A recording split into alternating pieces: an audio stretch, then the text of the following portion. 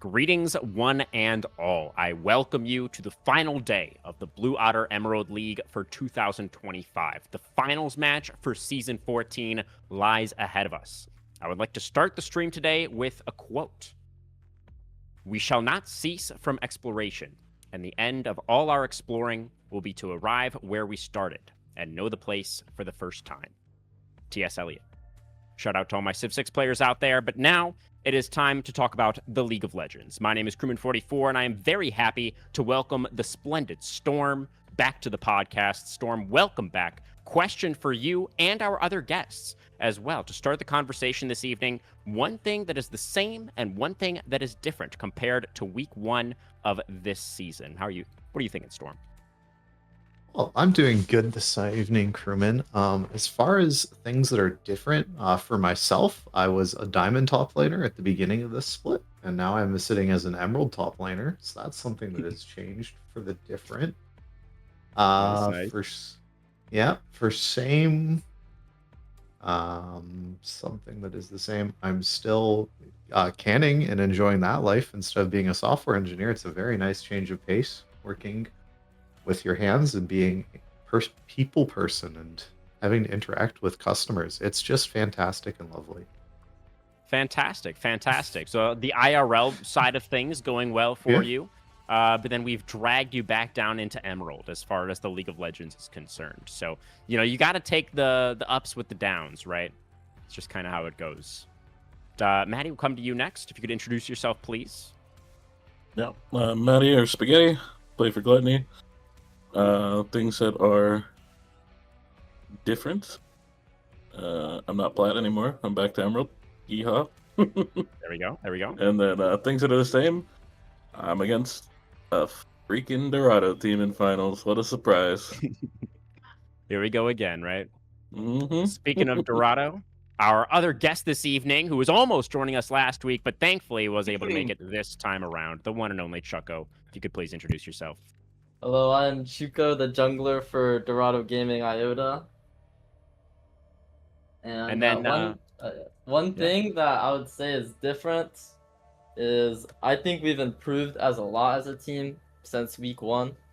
Just practicing a lot, better champ pulls and such. And the same thing is my confidence in us winning finals. I never doubted for a second we'd not be in finals. So I think we're gonna win. Amazing. And your name is actually pronounced Chuko and not Chucko. I don't know. I don't say my name. Well, I mean, you said Chuko, so I'm gonna go with Chuko. I apologize for getting it wrong before. No, okay. I'm glad to hear you don't mind too much. But I'm also very happy to hear that you have the confidence, as you're gonna need that confidence, I think, in tonight's matchup. Let's go ahead and transition over to the bracket, Mr. Producer, if we could take a look at what has transpired here in the playoffs. Storm, taking a look at the bracket here, how we ended up where we are now. Does anything really stand out to you? Any results that you feel like were surprising or anything that, you felt like was really noteworthy throughout this playoffs? I think the Monkey Business team definitely surprised me a little bit. I thought they were going to be, kind of towards that first round exit. Sin Squad Zero being one of our 3-0 teams and falling in the first round, I think was also pretty noticeable. But we had kind of called it out in week one, back when we watched these two teams first play on stream at Dorado and XSV Gluttony, that these two teams looked like the finalists. They seemed like the most stacked rosters going into the year. And I'm glad to see that both of them have gotten here. And hopefully we're going to have an incredible series between the two of them. Yeah, 100%. You're absolutely right there, Storm. Even from the beginning of the season, they did feel like probably the likely finalists. So nice to see both of those teams kind of meeting those expectations. And as you also said, hoping for a banger series tonight.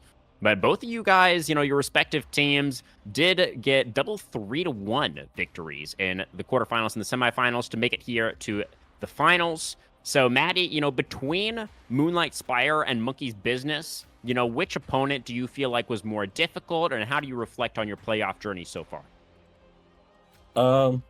I think my team is the most difficult opponent that we play against, honestly. But I guess out of those two, it's probably Spire. I think the Monkeys team was just Slayer and 4 wards, and it was incredibly Mickey, and they just got a free run. Yeah, I mean, they were able to get the one game off you at least. But, you know, I guess I'm hearing that that was mostly due to your own team's willingness to give up a game is kind of how that happened, or? That's how it feels every time we lose. It's like, hey guys, can we just play normally now, or are we done having fun? Interesting, interesting. Well, we'll see how much fun you guys end up deciding to have tonight. But Chuko, same question to you. You know, between XSV Envy there and then the Iceborne Kingdom in the semis, you know, how do you reflect on those opponents and your playoff journey overall so far? Honestly, both teams were pretty easy, but in Iceborne we already versed them in the Swiss stage, right? I think we 2-0'd them, so it's pretty confident going into that. And then Envy, we did lose to them in Aegis, like in the group stage. So I don't know how that was gonna go, but I don't know. I guess we kind of just rolled them after game 1, but. So able to get some revenge from the Aegis League. Are both rosters exactly the same as the ones playing in the Aegis League as well? Oh, dude, they switch their roster like every game. I don't even know. I don't remember. I don't think the Envy roster is the same from game to game at this point. No, like when they beat us, Volter was top lane, and then I think he went support. That's right. And I don't even know. Was he even playing? Okay. Well, regardless. I don't think so. Yeah, fair enough. Fair enough. Regardless, you know, both of you guys relatively easy pass through the playoffs to get to this point. And now, obviously, your true test for both sides is in front of you tonight. But let's go ahead and transition into go over to the prediction screen, I think, would be the logical place to go next. Now, we do have, you know, myself. I am predicting the 3-2 for Gluttony tonight. I do think it's going to be a very close series. Gluttony were able to come out on top at the beginning of the season in that first round of Swiss. But I definitely think that Dorado have the potential to make the upset happen tonight. I would definitely consider it an upset, though. It's Storm, you want to just run through your prediction really quickly? Yeah, I am fully biased towards any Kog'Maw pickers. So whichever team picks Kog'Maw, I'm going to throw my full weight behind and try and caster curse them in this entire series. In all seriousness, I am a little bit more on the side of Gluttony winning tonight. They were my favorites from the beginning of the season. While I do think Dorado stands a really good chance, and I think this series is going to go pretty late in 4 or 5, I think Gluttony's going to take it. Yeah. Let's give Chuko a chance to respond now. You know, you are giving over one game to XSV Gluttony at least, so not anticipating the 3-0 for your team tonight. How do you feel about, you know, us considering you the underdogs? Do you feel like that's a fair assessment? And what are your general thoughts going into tonight's match? Well, I wouldn't consider ourselves the underdogs, but Okay. I put 3-1 because who 3-0s? We've in all of our BO5s we've never 3-0. It's always a 3-1. You always have to have like one for fun game. But yeah, I mean, I can see why you think we're the underdogs based off of like match results and such, but I think we should win. So Yeah, fair enough. I mean, you've clearly been better than every other team that you've played against this season. So, and if you have improved a lot as a team, like you mentioned earlier, then absolutely, you know, you could end up taking this one. And maybe we are underestimating you, perhaps. But Maddie, obviously predicting your own squad to win and secure the 2-peat. What are your thoughts going up against Dorado tonight? You know, you were just mentioning a moment ago as well, Maddie, that XSV Gluttony, I think this might have been a little bit before we went live, but you were saying you guys took your first ever best-of-5 loss as a team recently, but not expecting that to happen again tonight, right? No, shout out Madge. That dude fucking messed me up last week, but no, it's just it was a one-off night. Okay, That's really all it came down to, in my opinion. Fair enough. Yeah, but similar to Chuko, you are calling the 3-1, so anticipating Dorado to be able to get at least one game. Anything in particular that you're worried about on Dorado's side going up against them? Nah, I mean, I think the only way they win games is if Chuko wakes up and decides he's a Masters player again. So. Okay. The pressure's on, Chuko. See if you can rise up to meet those expectations. Let's go ahead and do a little bit of a lane by lane, and maybe we could even start in the jungle while we're on the subject. Now, Chuko, you're going to be going up against Discrepancy tonight in the jungle. How do you feel about your jungle matchup? Thoughts on Discrepancy? I mean, I think it's pretty free. But he's a how do I say this? Support player, you know? Supports Okay, his yeah. A team. He doesn't supportive really jungler. try to get leads or carry in the jungle. And I think I can punish that very heavily if my lanes play accordingly. Yeah, fair enough. Fair enough. Maddie, thoughts on the jungle matchup? I could agree. Disc is a supportive style jungler, but you are relying on your lanes to play accordingly. I've heard that one 100 times, and that never works out. So It's been working out, so we'll see. we shall. Storm, what are your thoughts on this jungle matchup? Chuko versus Discrepancy. Yeah, I think this is Dorado's definitely best chance to win. I think Chuko's definitely had some major pop-off games, whether that's been on Kindred, even the farm that he's been able to get on Graves and things like that has had some even banger Udyr games. Just the power farming junglers, I think, have definitely been a strong side for him. Whereas Discrepancy has very much been playing, completely for his team, like we've mentioned, right? There's picks of Zac, there's tank junglers in there.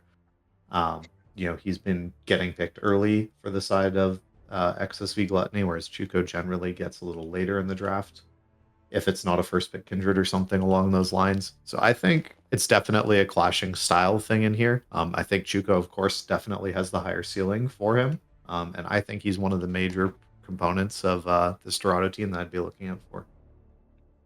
Makes a lot of sense. And I love what you were just hinting at there as well, Storm. How, we'll have to see if maybe Dorado is going to want to give those draft resources to Chuko to try to actually get a really favorable matchup in the jungle. It could be an interesting way to approach this series, but we'll see what they decide to go for. Pretty unusual, right? The later jungle picks, but we'll see.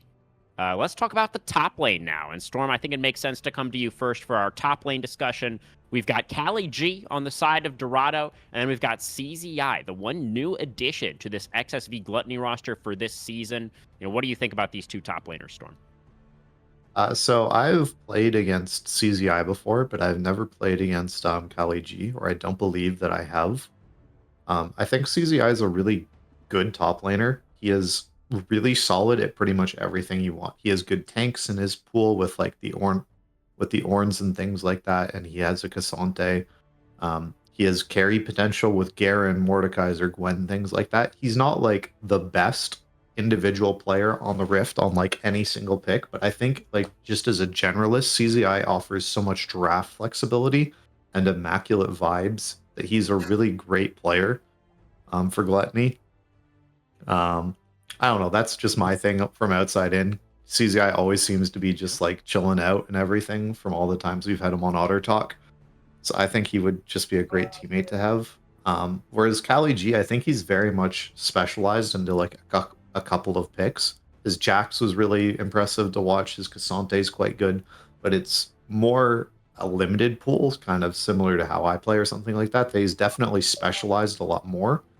I think that can definitely play to his favor if he gets these matchups that he really wants.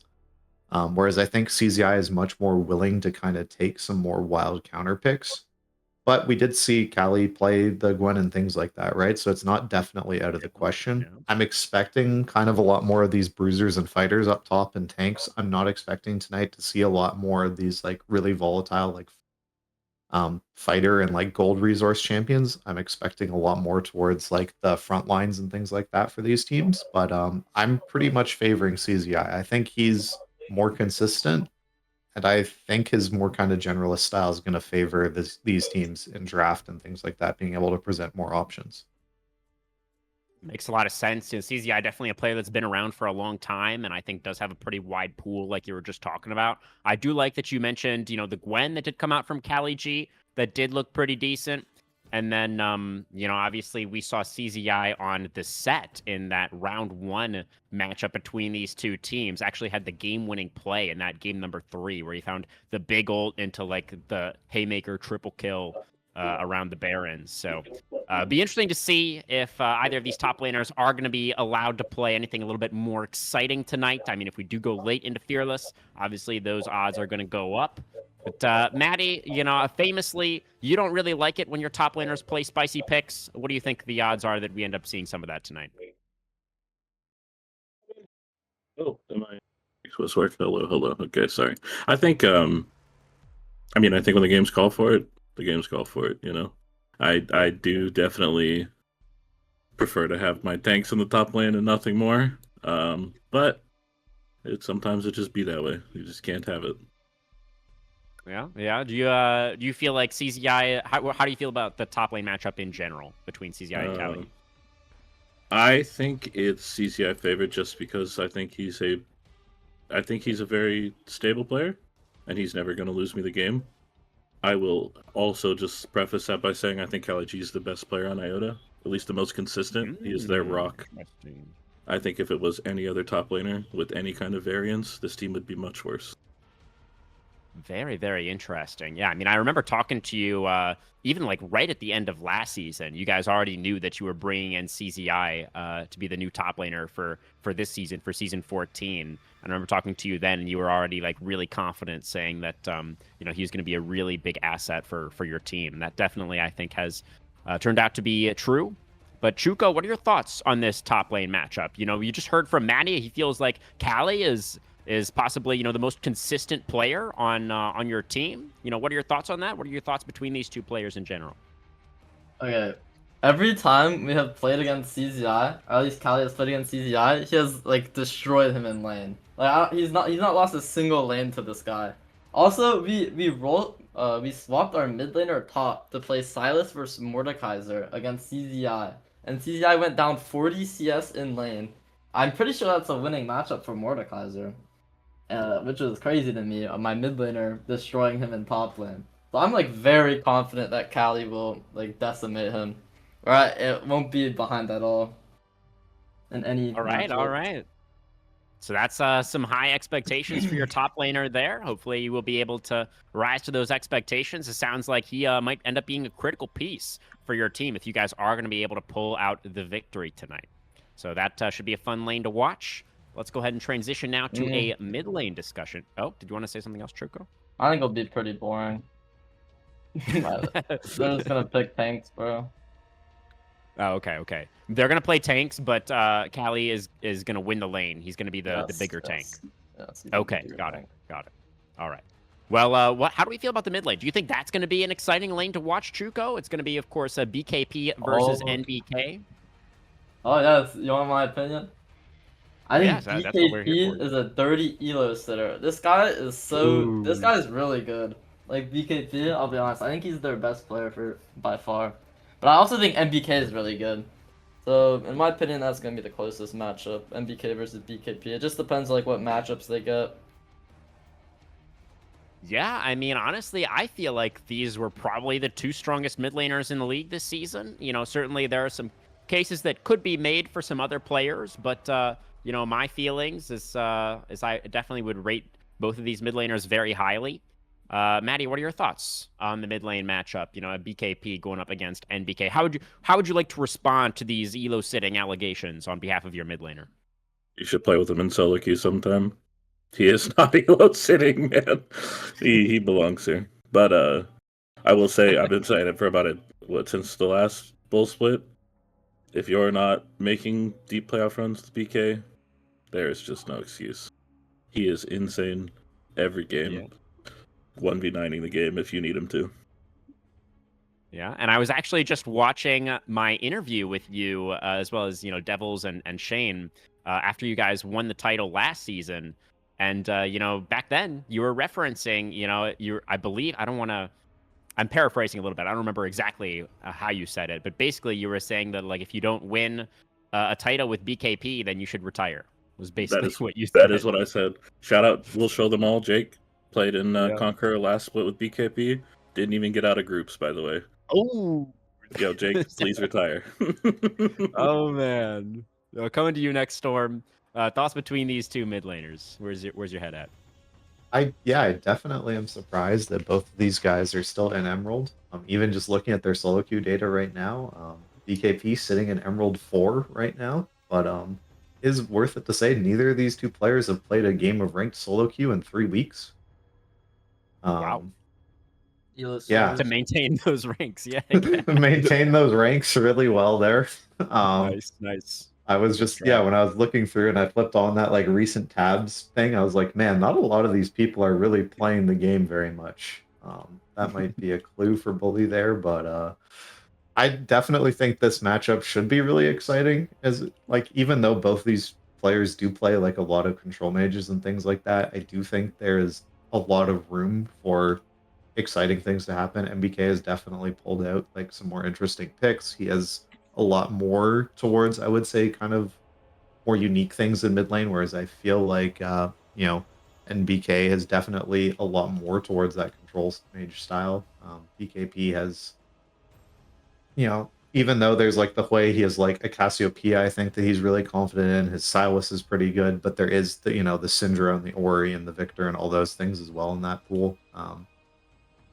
NBK, I think definitely can have like the edge when it comes to like individual outplays. His CS also is like absolutely insane in the league when I was looking at it. I'm not sure from when those stats had ended if they were like just like the first 3 weeks or whatever, but having like 8 and 9 CS a minute within his games is pretty crazy. And is something you definitely want to be seeing. So I think the mid lane matchup should be probably the most volatile and the most interesting of the ones tonight. Whereas it's kind of the clash of styles between the jungle mid lane. I think both these mid laners are going to be trying to test each other constantly, and I think that's where there's going to be the most solo kills tonight, is in the mid lane. Yeah, could see it. Could see it. Definitely for the most part, it was BKP getting the better of NBK. Excuse me. Last time they met in that round 1 matchup of Swiss, but I definitely do think, as you're saying, that NBK has the potential to rise up to meet the challenge tonight and potentially even get the better of BKP. So will be very fun to see how that mid lane matchup goes. But let us now talk about the AD carry. So Maddie, of course, we'll come to you to start off this AD carry conversation. Going up against Mustard tonight. How you feeling about this bot lane? I am such a Mustard hater. I think Gremlin's fine. Mustard. I've said it before. Put a plat AD carry and Mustard. Put domination in where Mustard is. They're a better team. Mustard is the most AFK player of any player I played against in this league. The most undeserving of a finals appearance. Oh, Whoa. what the hell? I am Jugo, just a your turn to complete Mustard respond. hater. I mean, from playing with him, I think he's pretty good. Like, he's pretty consistent. He's solid. He's a rock. I mean, he 1v9 some games. Sure, he's not like Turbo Giga Smurf, but I don't think he's like dog. He's not dog shit. He's good. He's like solid. I mean, sounds also AD like, carry useless role anyway. Who cares? Go next. True. You're just gonna play the AD carries in the jungle anyway, right? I mean, I will. Yeah. Probably. Well, it sounds like Mustard is going to have something to prove tonight. So we'll see if he's going to be able to get anything going against Maddie down there. Storm, you have any thoughts between the two AD carries? Yeah, I would definitely say Mustard definitely favors a lot more late game scaling, whereas I feel Spaghetti's a lot more versatile. I think Mustard definitely looks like most at home on Smolder and Jinx. I think by far those are his like best champions and the things that he's probably going to be looking to play, whereas I think Spaghetti has had success on other picks, like in other styles. Like I think he's had some good Ashe games and things like that, as well as the hyper carries. So I'm expecting a lot out of you, Spaghetti. I think you should win the bot lane matchup, but supports more or less dictate that, so I guess it's more on them. What a beautiful transition, Storm, into talking about our support matchup. Going to have Gremlin going up against Avi tonight. Gremlin on the side of Dorado, Avi, of course, for XSV Gluttony. So what are your thoughts between those supports, Storm? I think Avi is a really interesting support because they play like certain champions that you generally don't see a lot of other people playing. Like he is a big support Galio player. I think that's like his most played champion this season by far. And played it like in the past couple of seasons. He has a lot of like Vel'Koz games as well. Just things that you don't necessarily see that I think are really potent. He has a lot of games of Renata Glass, who I'm like secretly think is probably one of the better supports in the game, is absolutely terrible to play. Feels awful, but her kit is just so inherently strong. Has a lot of Seraphine, just things that offer tons and tons of utility, as well as the engage of like, the Nautilus and all those backups. So I think Avi has a really interesting champion pool, whereas Gremlin, I think, has definitely looked best towards engage, as well as his Senna, I think, is really, really good being a former ADC player. I think that's really helped him with his positioning on those picks that His like laning stats, I think, are really, really good in how he plays. Just like knowing when to go for trades and like knowing when AD carries are tunnel visioning on a cannon minion and know to go in on them and stuff like that. I think he has all of those things really down packed.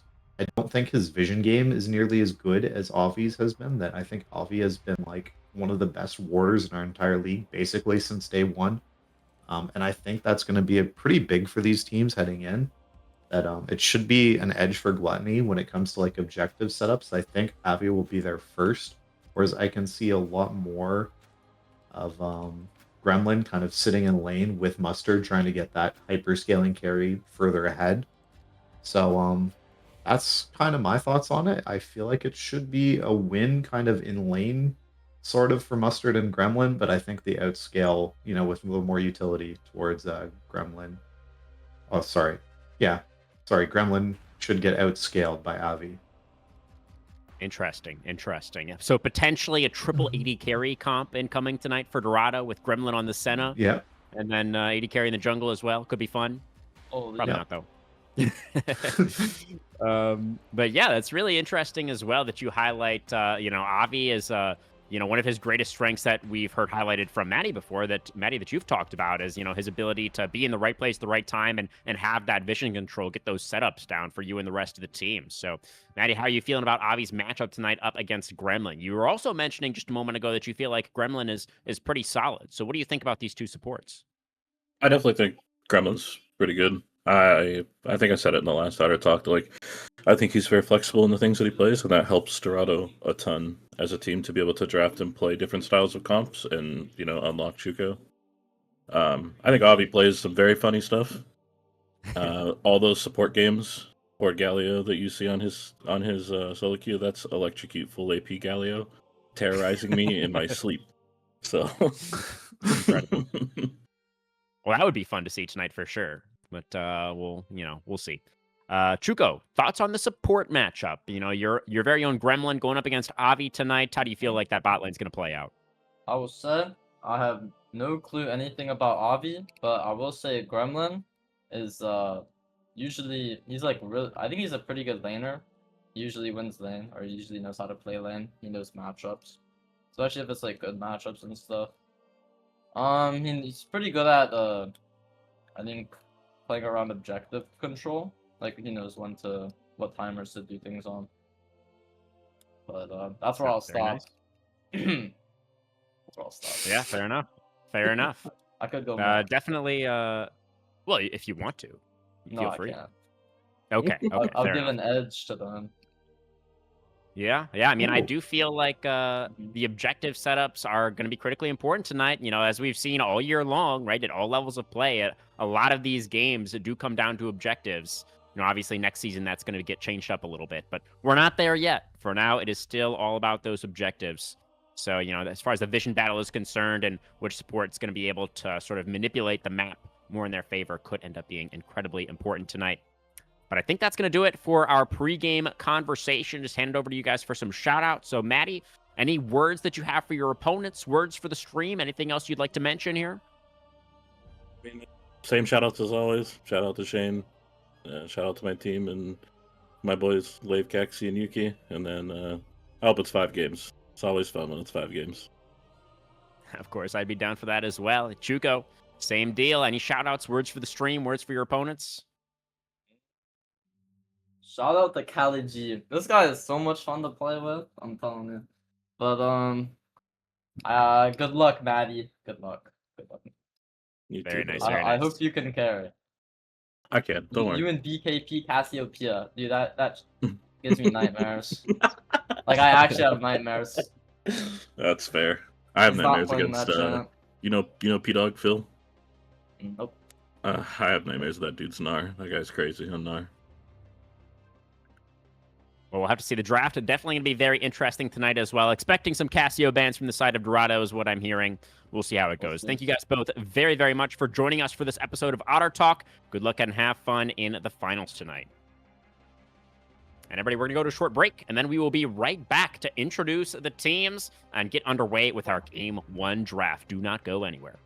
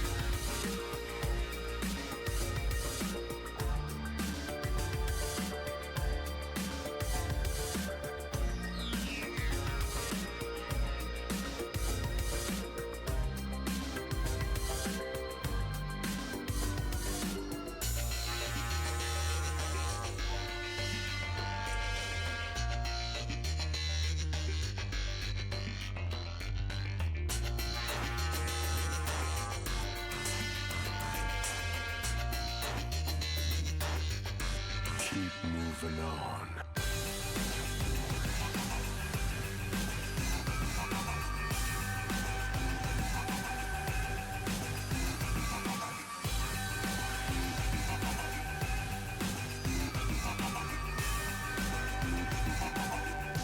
Keep moving on.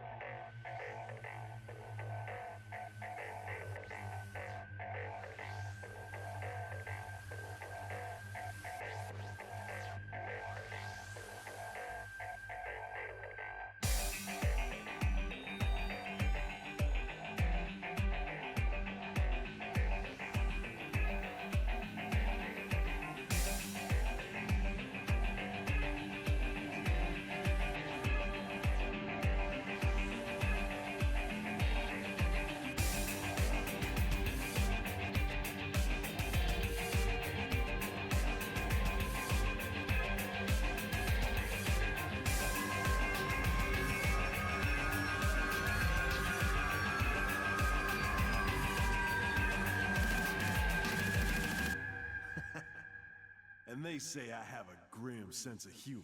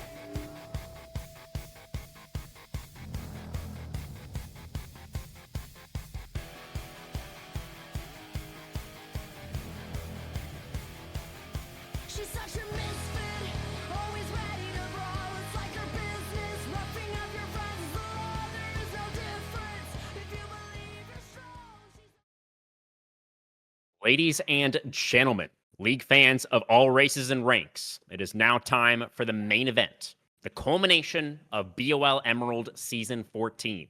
The two teams taking the Rift tonight have seemed destined to meet one another in this best of 5 from the very beginning of the season. They were nearly universally on top of the power rankings even before a single game was played, and both teams have been called out in previous episodes of the podcast as some of the strongest competition in the league. Without any further ado, let's introduce your finalists. First up, we have one of only 2 teams to advance 3-0 out of our first ever Blue Otter Swiss stage. This team has in fact only lost 1 match in the past 2 seasons of BOL Emerald, and they are undefeated in Season 14. This team is also on a 5-match win streak in the playoffs. They won the title in Season 13, but their appetite has not been sated. I give you your defending champions, XSV Gluttony. The only new addition to the team from last season. He's mostly been playing tanks on this roster, but there's always the chance that they let him off the leash. The top dog in the top lane, CZI. The team captain, roaming the jungle, who knows how to make a difference that his team needs. Discrepancy. The central pillar of this team in the mid lane. Some call him a sitter, some call him a fraud, but many call him father. BKP. At 80 carry, undoubtedly the strongest shit talker on the squad, but you might know him as the Season 13 Finals MVP, Spaghetti. Joining him in the bot lane at support, the team's wildcard, who knows how to put on a show, Avi. Give it up for the defending champs, XSV Gluttony. Now, on the other side of Summoner's Rift, we have a team representing a storied organization here in the amateur scene. An organization that failed to qualify for playoffs in Season 13, but that was an entirely different roster. This season, they are back with a vengeance, only dropping 1 series so far, and that was to the defending champs back in Week 1. After that first round, they won 6 straight games to secure a 3-1 advancement out of the Swiss stage, and they are a team that tends to be incredibly dominant in their victories. I give you your other finalist for Season 14, the last line of defense against the back-to-back Dorado Gaming Iota. Towering over the top lane, the formidable front line for Dorado, Cali G. A true carry jungler that must be respected, Chuko. In the mid lane, a renowned player in his own right, team captain and reigning champion of the Premier League, NBK. The 80 carry, who relishes the tears of his enemies, a player who often forces his opponents to catch up, Mustard. Joining him in the bot lane, the mischievous support, who's always causing issues for the other team, Gremlin. Put your hands together for Dorado Gaming Iota. It all comes down to this. Undoubtedly, the 2 strongest teams competing in this season of the Emerald League meeting once more in a best of 5 to determine who is going to be bringing home a trophy for the holidays.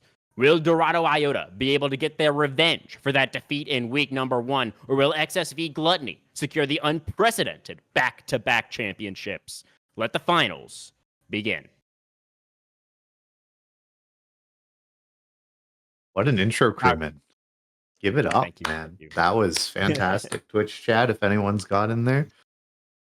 That was really, really good. I'm really, really excited for this series. I think this should be a huge banger. We've been talking about it kind of all night, that there's, these are the storied teams, right? We've had both of these teams on a really high pedestal, and they've delivered. They haven't lost very many games this season, Both teams have plenty of players that I think can be real difference makers in games. And I feel like right before we get to this game starting, we have some drafts to talk about. Maybe some picks that we think are going to be kind of contentious, things like that. What's the OPs of the patch for anyone who isn't following?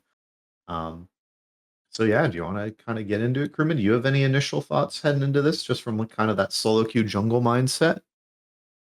Ooh, as far as jungler is concerned, I mean, I'm really excited to see what Chuko is going to bring out, obviously. He did play the Kindred in that previous meeting between these two teams. It was a 2-1 for XSV. But the one game that Dorado won was Chuko on the carry jungler on the Kindred. So I'm really excited to see what he's going to be able to bring out tonight. And that was a big part of our conversation during Outer Talk as well, right? It was the top side for Dorado. We feel like really needs to kind of step up and be the difference makers to try to make this a different story this time around.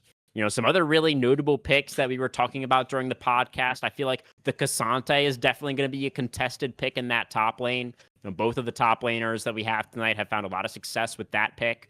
And then obviously the mid lane, there's a lot to consider as well. Last time these two teams met, BKP had a nasty performance on the Mel in that first game that I remember.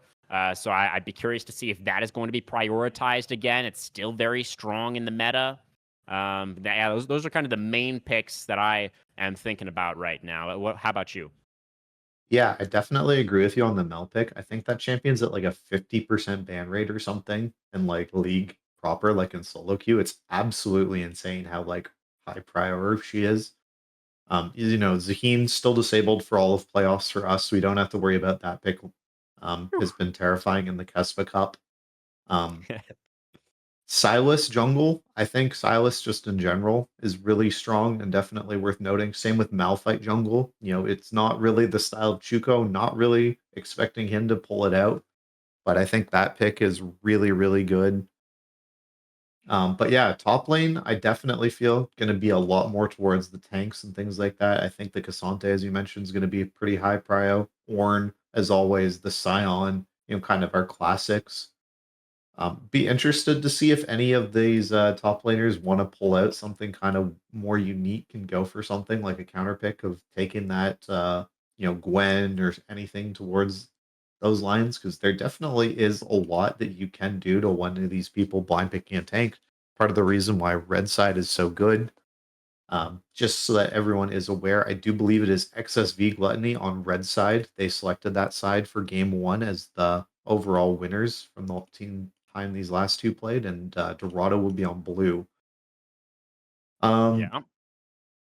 Yeah, We have seen a lot of our teams really prefer red side. That's, something that I wasn't really expecting at the start of the season. I always kind of have felt like blue side is got to be the go-to side in terms of side selection. But you obviously, as a top laner, have said many times that you do prefer the red side of things. So, CZI with the opportunity to potentially look towards an R5 pick in game number one, do you think that is going to be the game plan for Gluttony, or do you think they're going to give that counter pick maybe to BKP instead? What are you thinking is the thought process really behind this red side selection?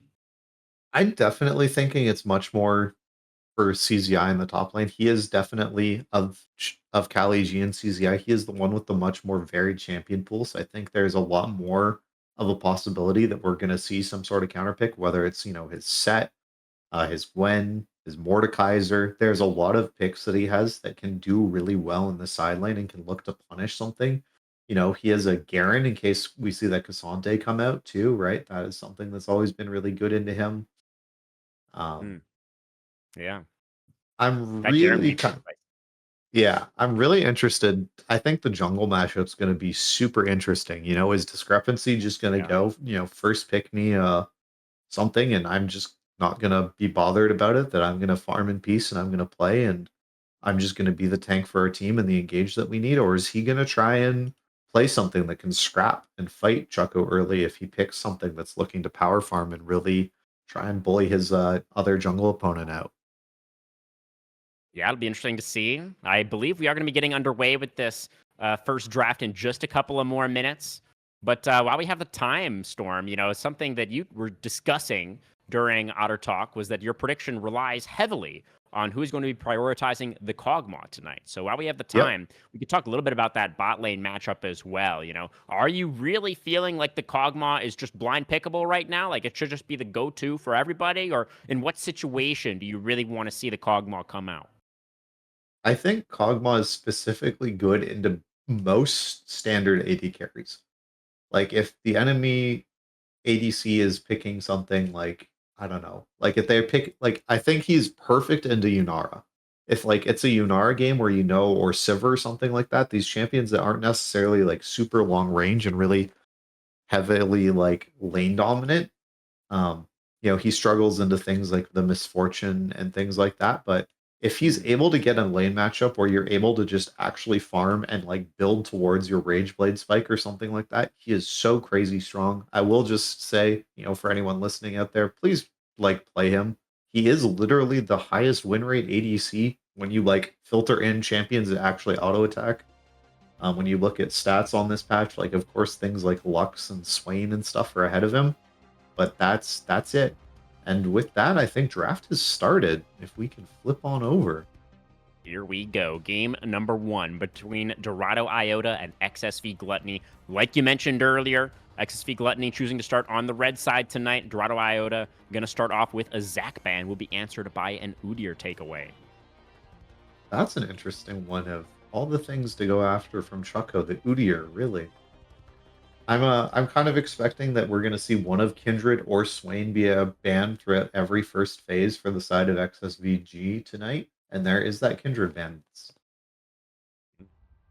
Chuko was talking a lot about how he's very fearful of BKP pulling out the Cassiopeia, but I guess they're not expecting that to come through in game number 1 here. He's going to round out their first ban phase with the Jarvan and the Malphite. And then the Kindred is going to get taken away from Chuko, and then the Gwen is going to get banned away from Kali G. And now we shall see what Dorado want to take with their B1 selection, the Syndra, for NBK in the mid lane. Yeah, I definitely think this is his most played champion by like far. If you just look at like at the mastery on it, I think he's like level 67 mastery on Syndra or something. And his next closest is like in the mid 20s, like the high 20s, low 30s. So it's definitely a huge comfort pick for him. I think Syndra is a really, really good mid laner. Just provides so much, pick potential for team has such high burst. But there's the Mel answer into it. This is something I think that is super, super strong into it. You always have that kind of reflect for the ult kind of thing there. Smolder also giving your team some incredible scaling, and a denial from Mustard. That XSV are just kind of saying, we know Mustard likes to play this late game and the scaling. We're going to take that away from him. We're going to force you to be the aggressors in this game. And I'm curious to see what the bot lane pick is going to be into it. Yeah, we have seen Maddie play the Smolder before as well, of course. I believe he was actually playing it in that previous meeting between these two teams, interestingly. I believe they won that game. Not 100% sure. But the Mel is going to come out again for BKP. I mentioned that earlier, and now we are going to see the Jinx over on the other side for Mustard. These are the two picks, Smolder and Jinx, right, that we were talking about earlier as being, Mustard's favorites to go towards. And they're both going to get taken off the table here in game number 1. So it feels like there's a lot of pressure on Mustard to be able to get the win with, his comfort pick here with the Jinx.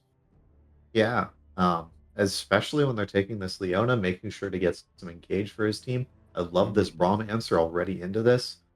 Throws off the round 4 top lane Ornn counter pick as well. That's no longer really good because Braum shield, being able to deny that free engage.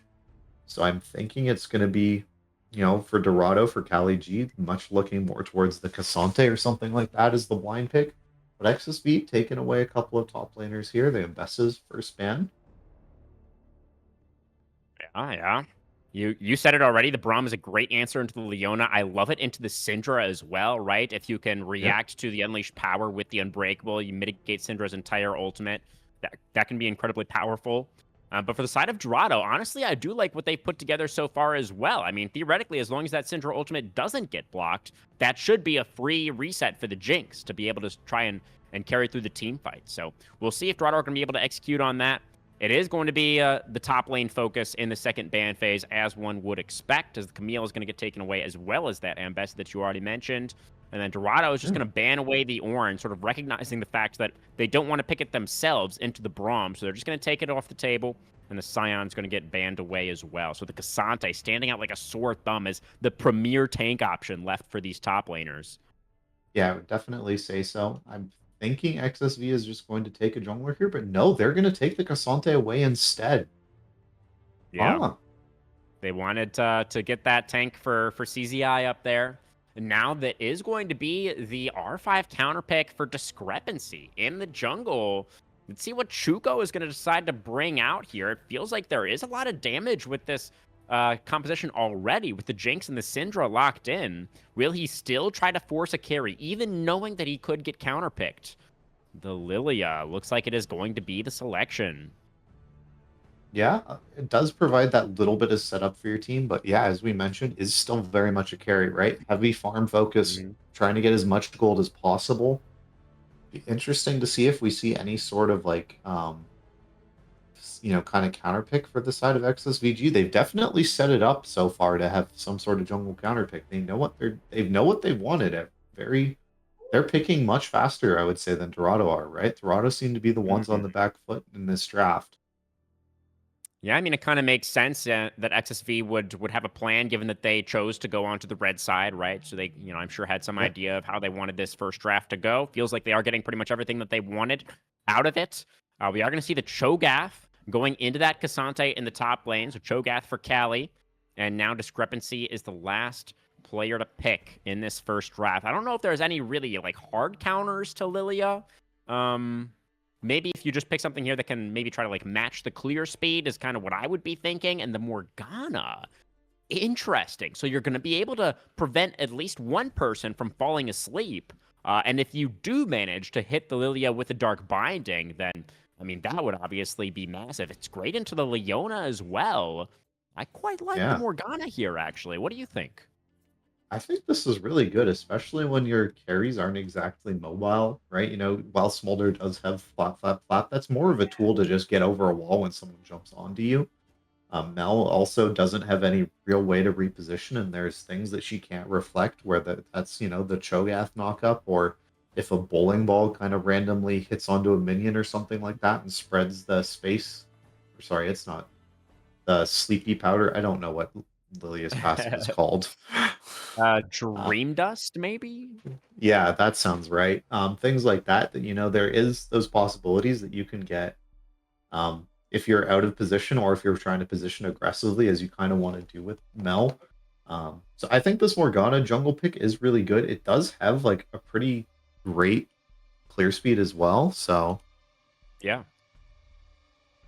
Yeah, I definitely. really I like it. like Yeah, it Yeah. feels great here. I like matching the clear speed of the Lilia, and for all the reasons that we've mentioned, it feels like the Morgana is gonna bring a lot of value to this XSV Gluttony composition.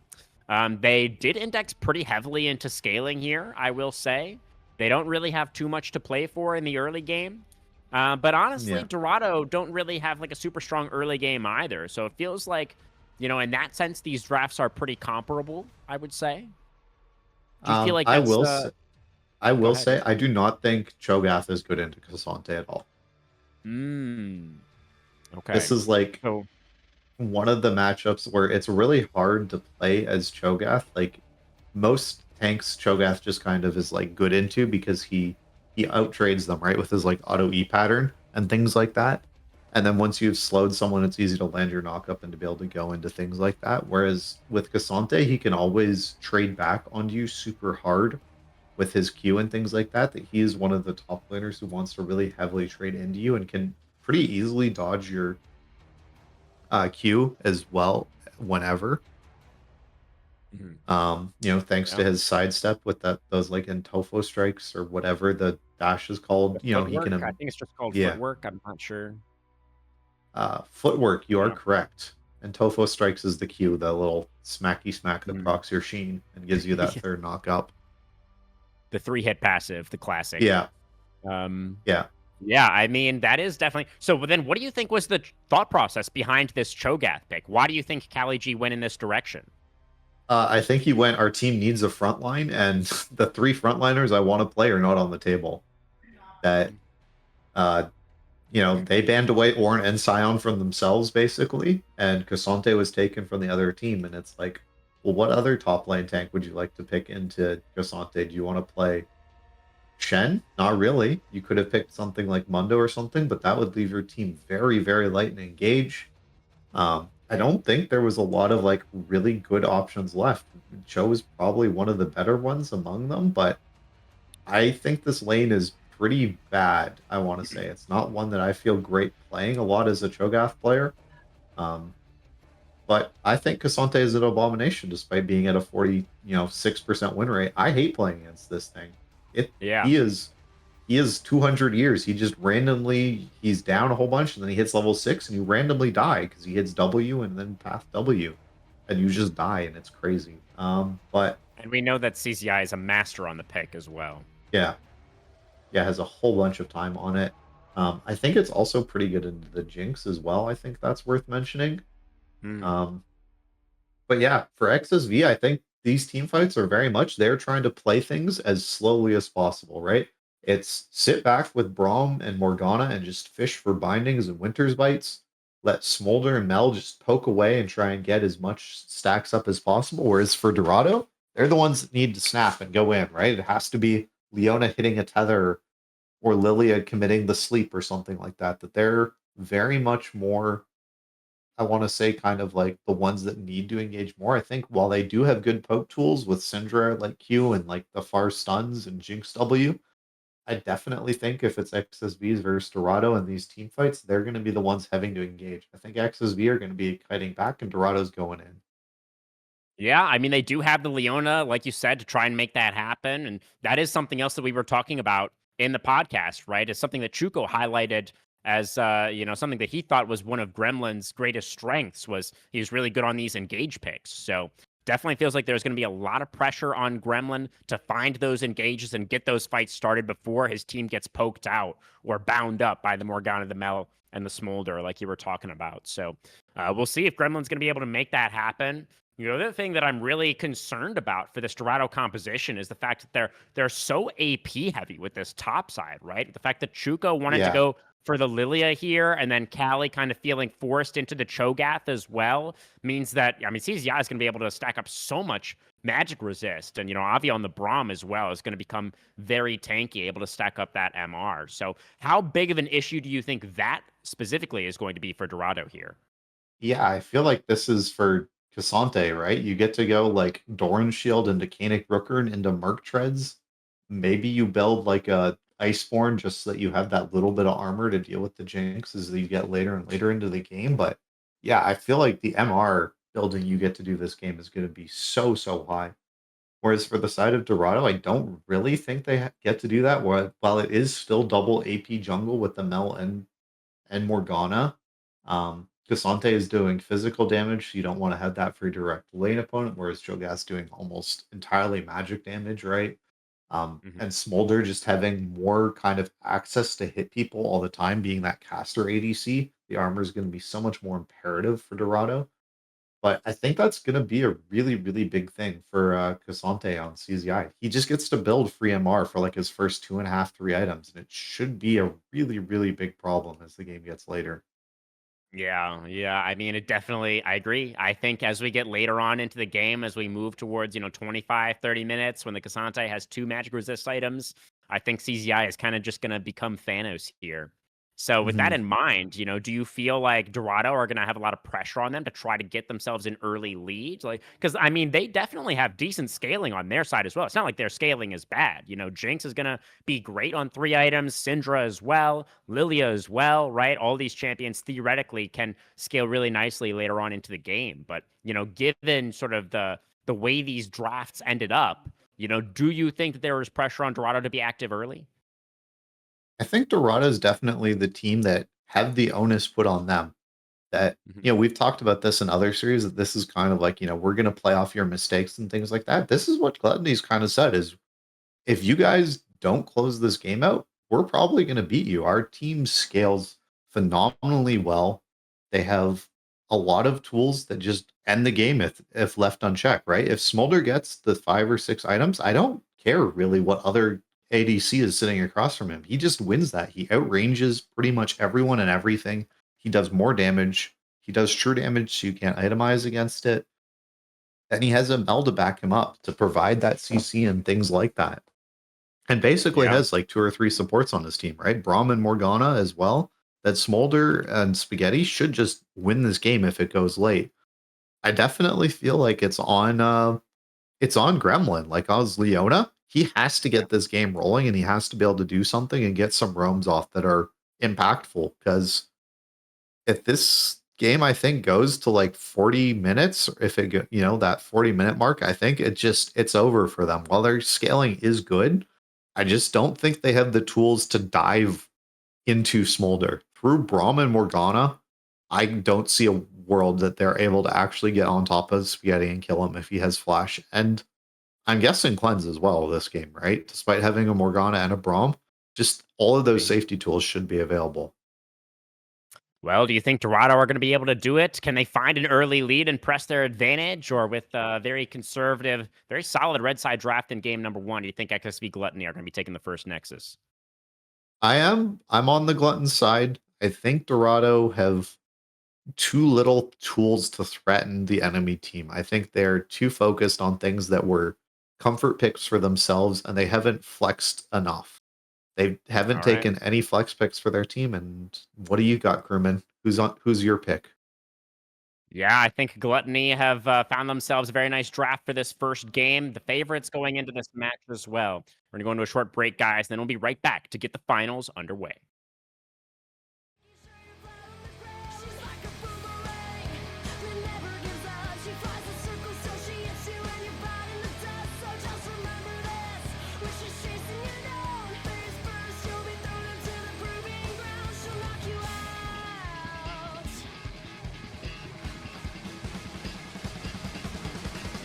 Have you ever really wanted to be a total rebel, flipping tables on the enemy?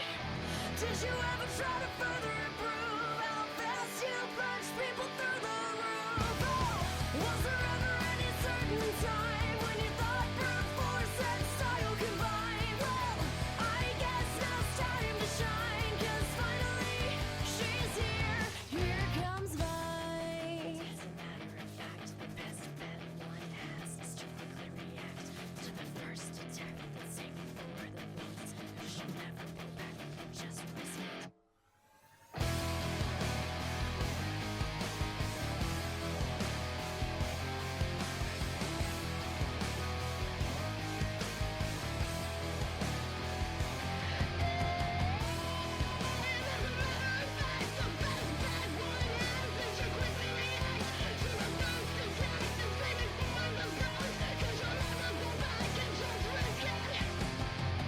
Have you ever really wanted to be a total rebel, flipping tables on the enemy? Did you ever try to further improve how fast you punch people through the roof? Oh, was there ever until minions spawn? Alrighty, folks, here we go. On to the Rift for the first time tonight. Dorado Gaming Iota on the blue side to start off this series. XSV Gluttony on red, their choice.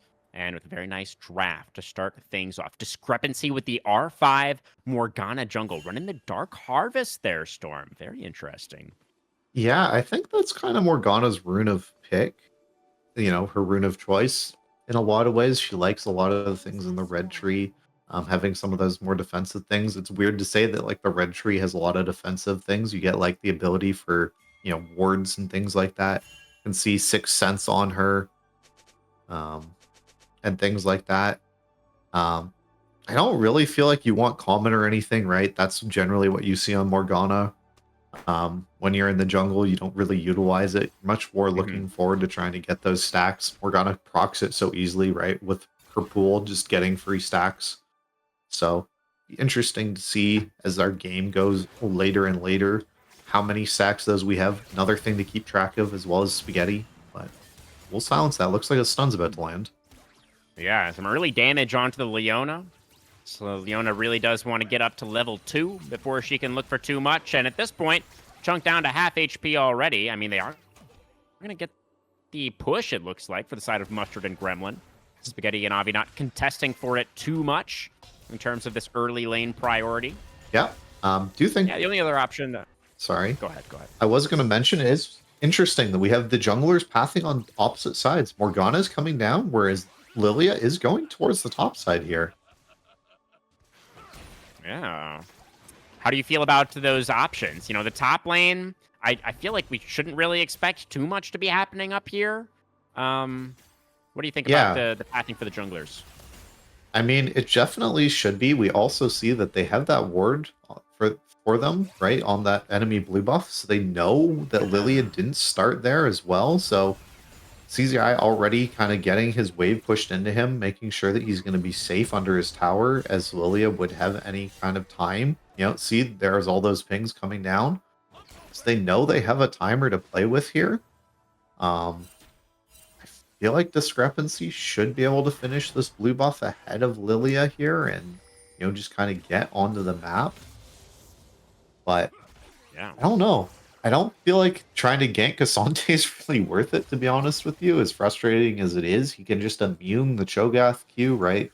Like, you can't really knock him up consistently or get any sort of stun setup. That's one of the good reasons to gank Cho'Gath if you are playing these kind of carry style junglers. I do generally like having my top laner or my jungler come up to support me in top when I'm playing these tanks, just because you provide the setup always that you're almost always able to like generate kills for them. But I don't think this is a point where you're getting a kill in the top lane. Not against Cassante. Yeah. CCI is just going to happily collect that minion wave. Chuko is going to finish his first full clear, collects the Northern Scuttle Crab, and drops a couple of wards in the enemy jungle there. Pretty shallow wards, but does get some vision of the Raptor respawn. But it looks like side of Gluttony are aware of that Raptor ward, and so they're not going to get caught off guard by that one. Nope. And both junglers just resetting, grabbing their Faded Ashes as you do on these champions. Do think it is a little interesting that NBK is running Phase Rush. Generally don't see that, but hold on a second. There is an engage happening in bot lane. A little bit of a jump forward for Gremlin there. It's Avi taking the damage. Braum down to a little bit under half HP. Still with the potion and a couple of biscuits in the inventory. CZI going to find a nice knockback here onto Callie. A little bit of a trade onto the Cho'Gath, but of course Callie's going to have some sustain to heal himself back up. As BKP does find a nice trade in the mid lane as well, but is running very low on mana. Yeah, and there's what I was talking about with, that footwork or whatever it is, I believe it was called. We had talked about that. You're just able to dodge Cho'Gath Q almost always. So it just feels really, really hard to play this lane out. But does have the push so far. We did see both junglers briefly swinging by the mid lane there, just saying hello. Nice scatter from MBK. He has level 6. BKP, does he have the Reflect available?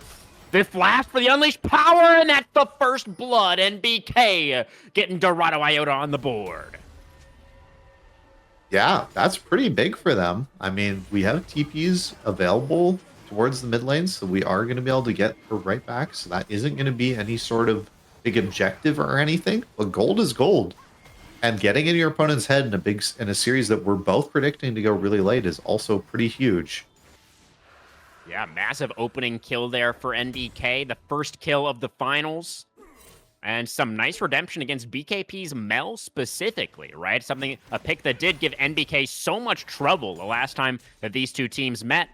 We did see, though, that Gluttony were able to secure themselves that first dragon, despite their mid laner getting solo killed there. So they're not going to be feeling too bad about the situation either. Yeah, and it's pretty huge for them that they got that first dragon. It buys time for your scaling composition of, if that's 5 minutes, you don't need to fight no matter what. Absolutely. Yeah, so they're not too worried about the situation. We did see also just now Callie getting that first feast stack off of a cannon minion. So nice to see the Cho'Gath getting those ult stacks up nice and early. Yep. As everyone knows, you can get 6 alt stacks just on minions and monsters and things like that. Ooh. Hold on, Gremlin coming in here. Did get tagged.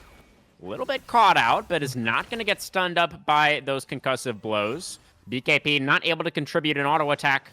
Just a little bit of harass with the Q. So Gremlin able to walk that one off as both supports hanging out in the mid lane at the moment. Still a minute out on Grubs.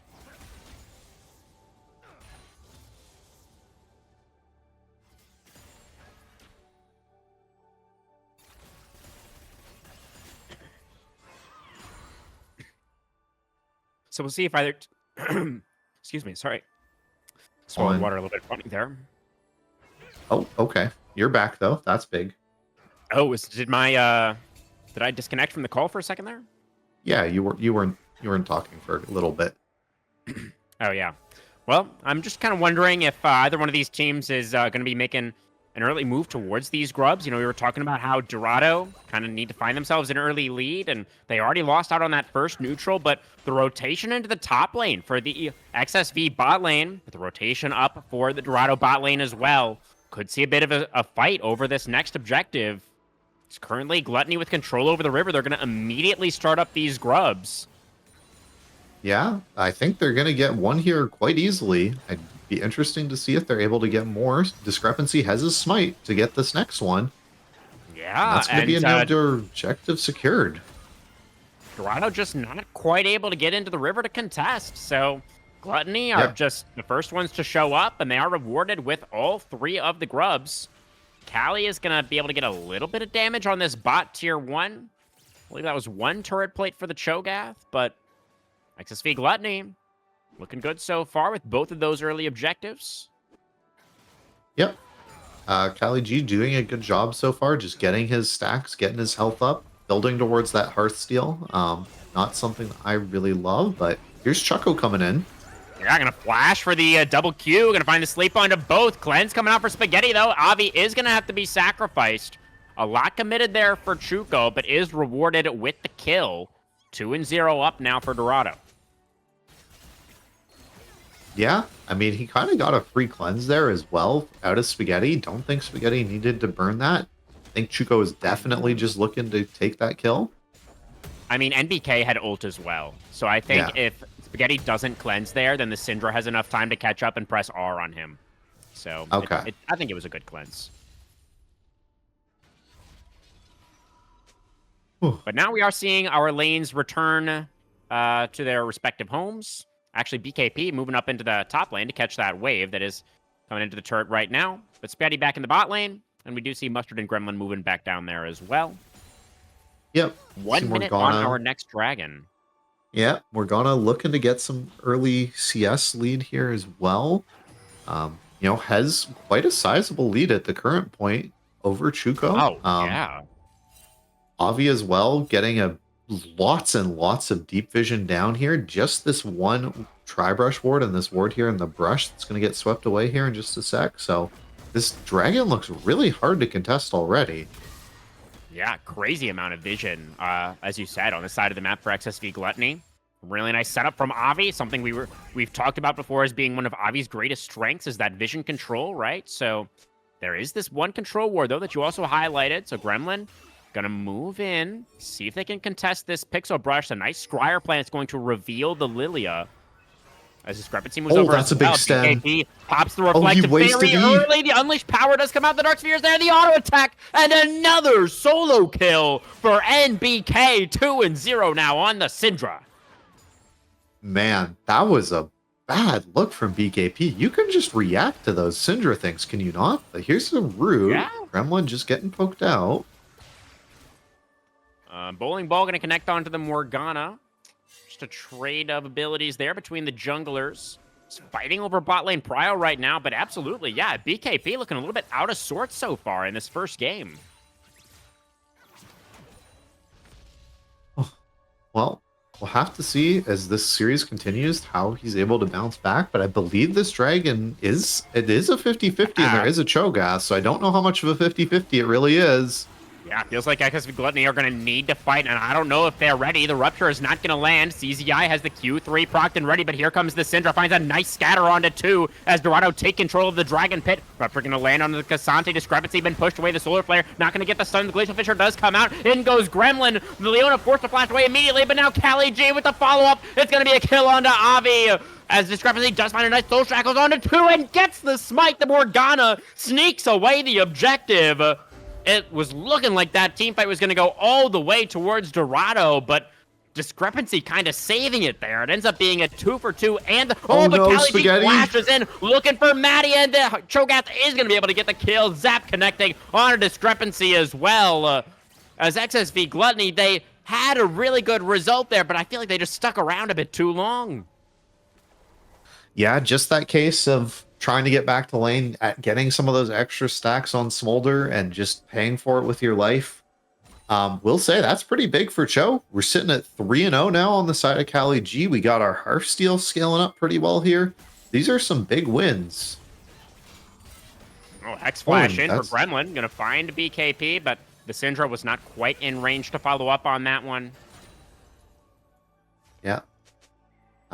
But this is a full boot advantage now for the mid lane here.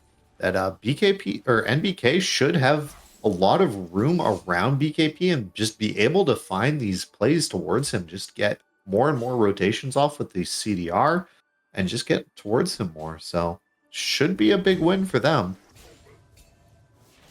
Now we do have our first items completed now for everybody except for the supports. Nice to see CZI going for that Kanik Rookern first. Makes a lot of sense. And, see the burn items for the junglers and mid laners, respectively. But yeah, I like that you highlighted the Cho'Gath, at the end of that last fight. Is Callie definitely been looking really good so far. Another nice scatter for NBK. BKP chunked low again. No sums right now on the melon. NBK has the ult available again. Gotta watch out for potentially another solo kills. NBK, both the solo winners for Dorado have been performing really well so far in this first game. I think it's definitely worth keeping track of to see if they're able to keep getting anything with this. Spaghetti here on the Smolder, currently sitting at 93 stacks. So not a lot so far in the game. Definitely kind of scales exponentially as you get more. It gets easier and easier to get them. But we'll have to kind of keep track as the third and fourth dragon's up. When he gets online and has that 225 mark.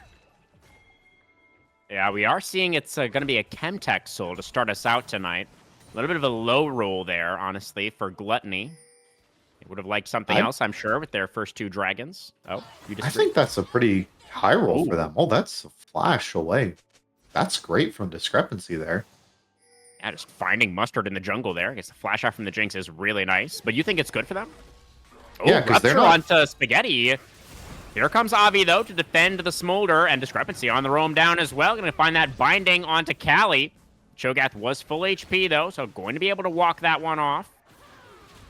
I would say it's a win for them because they don't really care about stacking Soul, right? They're just trying to buy time. Soul isn't like a big win condition for them. Sure, it would be nice to have, but I'm pretty sure they're not going to win this next fight being down, 5 kills and things like that. So they're able to just kind of play for the side and things like this. We see that this is, tier 1 tower going down for them, which is pretty big. That's another closer inspection to feats, I believe. I don't think they've been claimed yet.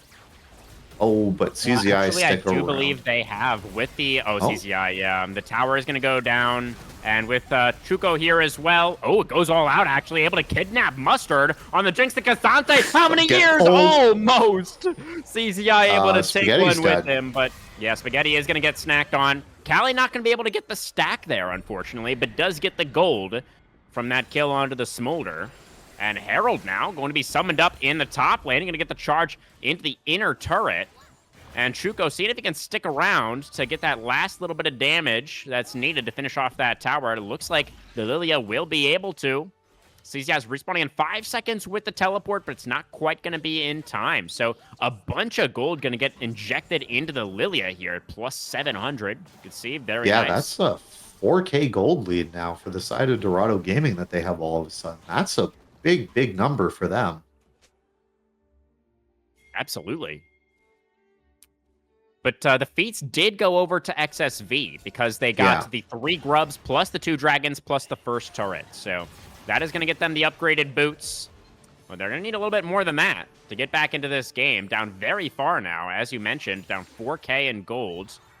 Next dragon is spawning now. And I completely agree with what you were saying before also. Like, Gluttony do not need to fight for this one at all. In fact, I think they should make the conscious choice not to. Would make the most sense to me. Yeah, I'm really hoping they don't. They don't appear to be at this point at all, right? They're fully backed out. BKP is kind of hovering around, looking to see just how much time they have. But they're not really playing on the other side of the map to get anything either. This is the part I don't like from them, right? We're giving solo farm to our Cassante. I guess we're getting like some counter jungling in as well from our Morgana, but like I don't feel like this was a really big win. I don't think CZI is going to be able to get this full turret here. It's only at half we see in top lane, even with grubs and things like that. Yeah, I can see Callie moving back over there now as well. So it looks like the Cho'Gath is going to be able to defend that top tier 1. And now BKP getting zoned off this wave in the bot lane. Chuko moving in. The Solar Snare is going to connect. Avi is here to defend. The flash away for Chuko. Worried about that Golden Eclipse coming out from BKP. Yeah, just didn't have any idea if anyone else was close by or around. But with that roam, that's going to give time in the mid lane here. And with this cannon minion, NBK should be able to get almost this entire tower down. Yeah, and that bot lane tier 1, it was enough pressure exerted from the jungle there to get Mustard and Gremlin that kill onto the bot lane outer turret. So the gold lead still in a very nice spot for the side of Dorado. Yeah, but crucially, this tower is alive for the side of XSV. Just giving them that kind of bastion of safety and the ability to stick out on the map to a certain point. Without that, I feel like it would be really, really dangerous for them. But have to see what we're able to get from Kali G. Does have quite a few stacks already on this Cho'Gath here, up to 7 stacks. Has used all of his stacks on, non-monsters, so doesn't have kind of any in the tank. Can just save them now for kills and objective secures. All right. Now I'm going to come down to clear out the minion wave. And she will be mostly successful, as they're going to be able to keep this tier 1 outer and mid lane standing just barely for now. Yeah. 150 stacks on Smolder right now. Getting in his reset here to get his Spear of Shojin, I believe, is his item. All these components here. Well, I guess doesn't have it quite yet. Yeah, sticking around for one more wave. Yeah, I believe you're right about that second item for the Smolder. Should be the Spear. As a little bit of a downtime now. And for the side of Dorado, I mean, we were talking about how we want to see them get an early lead and try to press that advantage. So how are we feeling about their current position in this game? It is definitely a significant lead, but it feels like XSV Gluttony aren't entirely out of this game just yet. So, taking stock of where we're at now, how do you like this position for Dorado? I think this is a pretty good position to be in if you're Dorado, right? You have such a big gold lead currently on the map. It's just when you get a reset, are you able to get Otacon? I feel like that is the current win condition on the map. I think the Dragon Soul is just way too far out that it would be, that towards that 35, 40-minute soul. So Otacon is the big thing I'm expecting to be played for and things like that. So this mid tower going down is your kind of first priority in terms of that. Ooh. A lot of damage on a Gremlin here as the binding did land. Leona pretty tanky though. Survives That's with a half TP. HP. TP coming out from NBK to make sure that the support was going to be all right. As you mentioned, the Otacon is currently available. Going to be a little bit of chip damage onto the Braum. They find some skill shots over the wall. Currently, there is a ward on that objective for the side of XSV. And Dorado not really making any moves towards the new guy just yet. Yeah, Gremlin again stepping up here. But isn't going to get punished. No Dark Binding coming out. And now we have just over a minute on the next Chemtech Dragon spawning. Yeah, so this is kind of the worry now, is you want to play for something on the cross map, but if you fully do that, the enemy team can just do Dragon into this, right? We're looking at right. Yeah, into new guy, right? Which is a disastrous for you, whereas you kind of feel like you're forced to fight this, but that can still just be the same thing if you're not going to win the fight. So it's this awkward position of how do you stick around and show that you're strong and willing to fight this without overcommitting for it, because I still don't think we're in a position where we want this fight. I think we still need time. Spaghetti, sitting only at 183 stacks, needs just that couple minutes more. That 2 or 3 minutes buys him that time to get to the 225 mark. Let's see what Dorado are going to want to do from here. Dragon spawning imminently now as Kali out in front. Is going to get stunned up by that Braum passive, but not going to matter too much. Just tanks the damage. As Discrepancy trying to retake some control over that banana brush, but that ward will stand for the side of Dorado. Avi tagged up by the Swirl Seed. Going to be forced to back away. It's NBK on the flank angle, coming up from the southern part of the river. Watch that position of the Syndra. Finds the scatter onto Avi. Braum forced the flash away, puts the door up in the wrong direction. Unbreakable does find the knock-up onto Chuko, who's forced to flash away. But that's going to be the Blast Cone. Gets Discrepancy back underneath the tower. The Morgana burning down to the dot. But I think Discrepancy will survive. definitely not going to be able to fight for this dragon. So the second Chemtech dragon, at the very least, is going over to Dorado. Are they going to look for the Otacon as well, is the question. I feel like they should, but they're not you know going that- to. That's crazy. You know, the discrepancy was super chunked, but maybe you're worried about the double TPs that are available for both BKP and CZI. I guess. I just feel like that's such a free take for you guys that you know the enemy team's on their back foot and on a big reset window here. Hmm. Yeah. I mean, they Okay. did also use several ultimates in that skirmish. Yeah. It was the Lilia ultimate, and the Syndra ultimate was also on cooldown there. So, yeah, I mean, I agree. I think there was an angle where they could have maybe tried to press that advantage a little bit harder, but they just took the more conservative line, just took the dragon, and they're going to continue scaling up into this game as well. There's 2 items done now on all the carries on both sides. Yeah. Morgana is going to have stopwatch available for this next fight as well. So we need to see how well Dorado is able to kind of track the use of that stopwatch and make sure that they're not overcommitting by, pressing Syndra R or something when Discrepancy is able to activate Zonias and immune that damage. Yeah, great note but there. I think MBK has been having a fantastic game, especially considering we were talking about how hard it should be Ooh. for him, but that's a Discrepancy's It's a dead late here, black isn't he? shield. Yeah, I think he's Yeah. just gone, or is going to go for the Zonias. Immunes the Death Rocket, but just going to get snacked on by Callie. So a nice pick for Dorado. The Cho'Gath is going to get stunned up now. Tanky enough to survive. That's going to be Oh, a but little here's a lullaby big onto sleep. 2. Cleanse does come out for Maddie. Trying to get out as much return damage as possible. Golden Eclipse doesn't get any kills. Chuko going down smolder extremely damage? low. The execute online for Spaghetti, and that's going to be his first kill of the game. They find the pick onto the jungler. Now CZI trying to get Gets the involved. slaw into MBK. No flash. But the Q3 knockback not available quite yet for the Cassante. NBK finding a nice scatter there onto 2. Minion wave is going to get cleared out. And now XSV could be the ones to look towards the objective. Their jungler is respawning sooner. Seeing a ping on towards the Otacon now, but Avi is pretty low on health. Could be a bit risky. Yeah, I don't think this is a good call. I wouldn't do this. MBK has teleport. Callie G is up on the map as well. But they're gonna start it. They are going to start a discrepancy. Is going to be here. And they have before no Chuko. idea. How fast Dorado has can no they take idea. it? Yeah, they're not moving in at all. The Otacon is just going to be taken. Dorado letting the vision slip on this critical objective, not expecting SXV to go for it. And that is a huge swing for the Gluttons. Yeah, that's like, I'm sure I've said it or I mentioned it. I know I did last series, but Uh-oh. Oh, that's Discrepancy a not going to be able to immune the rupture again late on the black shield, and the scatter to Oh. deny the blast cone. Really nice from NBK. Picks up his 3rd kill.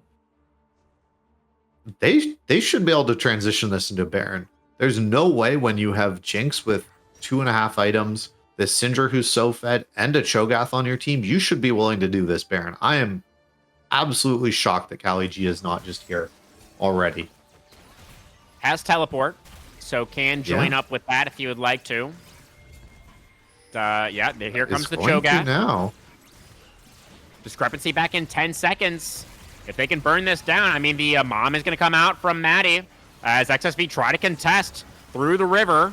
Callie G trying to stand guard. Gremlin is chunked down relatively low. Half HP on the Jinx as That's a well. That's big going to be knock-up. NBK forced to flash away from the Solar Snare, and they will be pushed off of the Baron. So the 4-man squad for Gluttony denies the Baron take, and now it's going to be some resets forced out for the side of Dorado.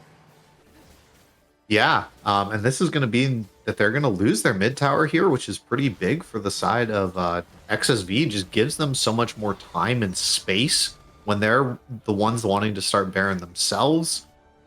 That's a pretty huge win for them. We can see Smolder is online with his stacks, is starting to deal that true damage burn to everyone. If Discrepancy can just make sure that they're using their Black Shield a little bit more liberally, I'm hoping they're starting to put some extra points into it instead of maxing Q from this point. I guess they're 14, so they have no real choice except putting points into E now. It's oh, they are maxing E last, so it was Yeah. Q and W. Oh, and we then got hit by a E next stun. last. Oh. Okay. The black shields need to be a little bit crispier for the Morgana, I think.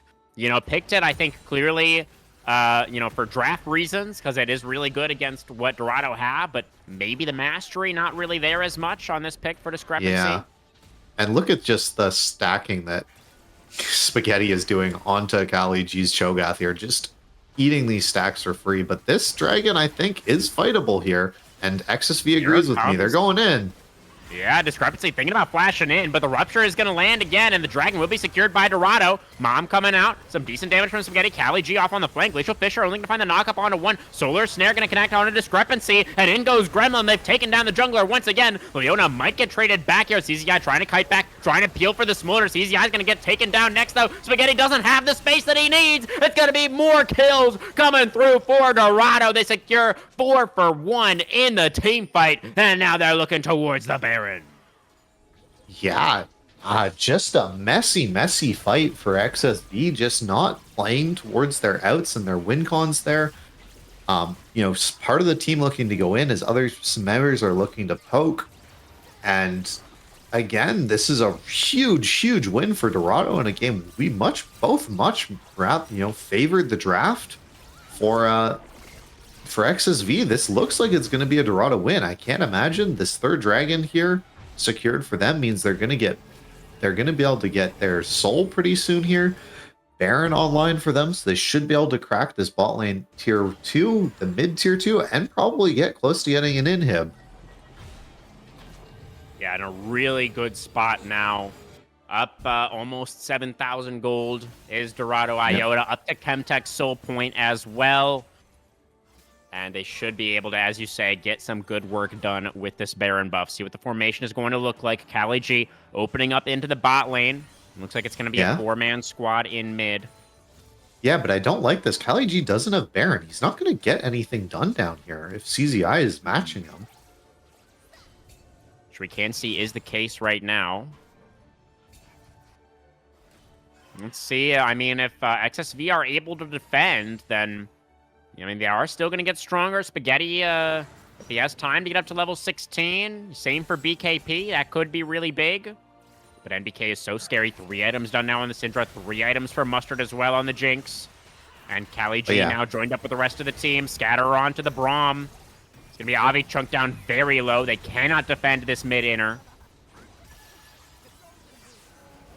That was a bit of a strange redemption there. Anyway, you know, that's the end hit going down. I want to see them rotate for this bot lane turret now. We do see that MBK is the one down there to push it. He does have Baron buff, I believe, on this Syndra, so we'll be able to transition down there with the rest of his team, but just a little slow on this. They're not quite going to be able to get towards an inhib here, I think, with this Baron anymore. They are going to take the bot inner at least. NBK does find another nice scatter there, but only onto a Cassante this time. And they could just play for the Chemtech Soul. I mean, they've got their first crack at that in a couple of minutes. It would have been really nice to break open the base here, and I think they probably could have, and, you know, as if they had been a little bit more diligent with their use of these minion waves, but getting a couple of inner turrets is not too bad. Now you're going to see Gremlin look for the engage. Chompers come down, though. The kite back is decent, but another discrepancy stun on the gets stunned. discrepancy. The black shield immediately going to fall off. The Super Mega Death Bracket not enough to secure the kill. Go Kali G going to be forced to block away the unleashed power. That was so much range on that for NBK. Is that the upgrade for their Syndra on the ultimate? You have more range with it? I forget. It executes. Well, either way, it was a nice find for the Syndra. Man in the mid lane again, coming up big for Dorado. Another pick onto discrepancy. In goes Gremlin once again onto Avi. Puts up the unbreakable, but just gets burst down through the door. Dorado kick it right in.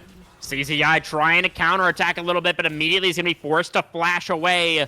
BKP off on the side, desperately trying to clear out these minion waves. The inhibitor now has been taking the Nexus turrets under fire. NBK continuing to put out so much pressure. The first Nexus turret goes down. And it's 5 seconds on discrepancy away here. But Maddie gonna find the kill onto NBK as the Syndra walked a little bit too far forward. Now it's Kali G chunked down very low on this Cho'Gath as well. It's gonna be Dorado forced to retreat. Discrepancy on the respawn, trying to chase him down, but forced to backstep away from the rupture. Dragon in only 30 seconds. I don't know if Dorado have time for a full reset here. Yeah, but we do see Spaghetti is forced to reset here. Did just get that big shutdown, so is probably going to be able to grab a second item here. Has that rapid fire cannon done now. But this is the full resets coming up for Dorado. This should be a rush down job. I think XSV is going to have time for this. Seems like Chuko is sticking around. It does have Flash, and I believe a Blast Cone to work with there as well. Could see some shenanigans come out from the Lilia player. Teleport back out Here's onto our the map second for TP. NDK as well. And Callie, yeah, also teleported back out for this one. Dragon down to half. Cho'Gath trying to get in range to snack on this Dragon. He's slowly getting burned down. A nice scatter onto 2. Avi immediately going to get taken down. Mom does come out. Discrepancy trying to come out with the soul shackles as well. Spaghetti's so safe on this backline as they've taken down the jungler and the Cho'Gath as well. Discrepancy is going to be able to secure the Dragon. So XSV Gluttony not out of this game just yet. They get up to 3 dragons. They get a couple of more kills. And now potentially a pick onto Gremlin. The Dark Binding is going to land. Spaghetti, oh, hit by the scatter. Forced to flash away. Yeah, and the Nexus turret did go down to the super minions there as well, which I think is worth mentioning. But we are in the land of 2025, and these Nexus towers do respawn. We can see in that base, the first one is, I think, it's pretty close to coming back. It's like 3/4 of the way there. It's only another minute or and a half or so for that first Nexus turret to come back. Yeah, the inhibitor in the bot lane is about halfway to respawning as well. Yeah. It's not going to be back quite in time for this Baron spawn. So Dorado now, it feels like these fights are not getting any easier. As Maddie gets stronger and stronger. BKP on the Mel also. CZI getting tankier on this Cassante. Are they just going to look for a force on this next Baron? Yeah, I mean, they have all of the tools to do it, right? They have the Cho'Gath. He has both of his movement speed items complete, so he can just kind of run and truck at people. There's Zonia's now completed for Chucko, has that Seeker's Arm Guard. Seeker's Arm Guard there as well for Syndra, so both of those are worth looking at and seeing in this upcoming fight. So we are seeing a post-game screen here, as I think the game is still happening. So I'm a little bit confused about what we're doing on the stream right now. Oh, apparently our producer's game crashed, tragically. But we will go ahead and cast the end of it for you guys. Very sorry that you're not able to see it. I imagine we're going to be running, and, things will be ending pretty shortly here. Yeah. We're not going to start up the Baron immediately for the side of Dorado, just posturing around it right now. And now they are going to start it up. BKP going to be forced to catch that super minion wave in the base. Discrepancy is in the area, does have flash, but they don't have vision in the pit right now. And the Baron's just going to getting down very low. It is going to be taken. Smite is good for Chuko. And now Dorado should be able to end with this Baron buff. Thankfully, at least it looks like the post-game screen is not revealing who won the game, so you guys are still in suspense for now, but it's looking very good for Dorado at the moment. Yeah, they're all grouping up towards top lane. They have Baron buff. They have all the items that they need on their members. While CZI and Smolder is super strong, I don't know if his front line is big enough right now. Brahms being so far behind at 0-5, and CZI in 1-3 on this Cassante. While he does still have 185 MR, he is only level 16, and that binding misses is pretty big. The Baron has started. We're wailing away on this top tower now. Yeah, Callie G getting mid-wave pushed in as well. Gonna be able to take that mid-inhibitor tower. Finds the rupture onto Spaghetti as well. Spaghetti's in trouble. Dead. No flash. That is gonna be it. Callie G finding the solo kill onto the enemy AD carry. And now it is only BKP who's hit by a scatter. And BK gonna force out the Zonians, but the Flame Chompers are down. There's nothing BKP can do. And Dorado with a very clean ending to game number 1. Both the solo laners stepping up massively in this first game. 22-7 on the scoreboard as Dorado looked to put the finishing touches on this game number 1. CZI trying to get on top of NBK, does manage to take down the Syndra right at the end here, but CZI will be the last to fall on the side of XSV. 38 minutes on the game clock. Dorado Gaming Iota take game number 1. Yeah, that's quite frankly an inexcusable mistake from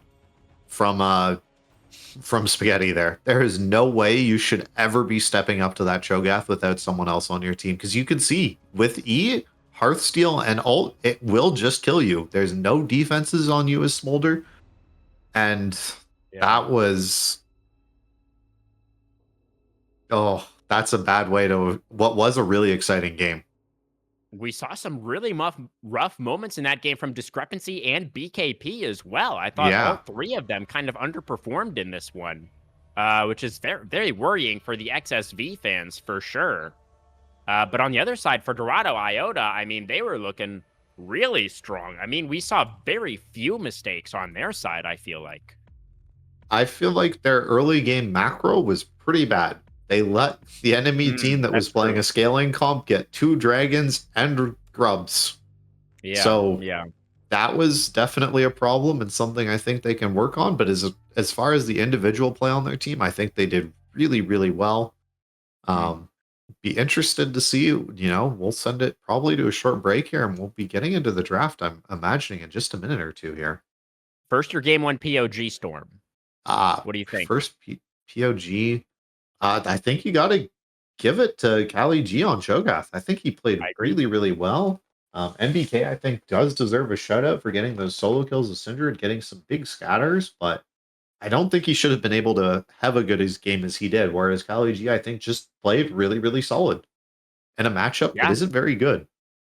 I would 100% agree, Storm. As you just mentioned again, you were really worried about the Cho'Gath into the Cassante. CZI's Cassante as well. But Cali G definitely had an amazing game on the Cho'Gath, including that pick right at the end to close things out onto Spaghetti. So very nicely done. And it's somewhat poetic as well, as the Cho'Gath making a meal out of Spaghetti to close out the first game.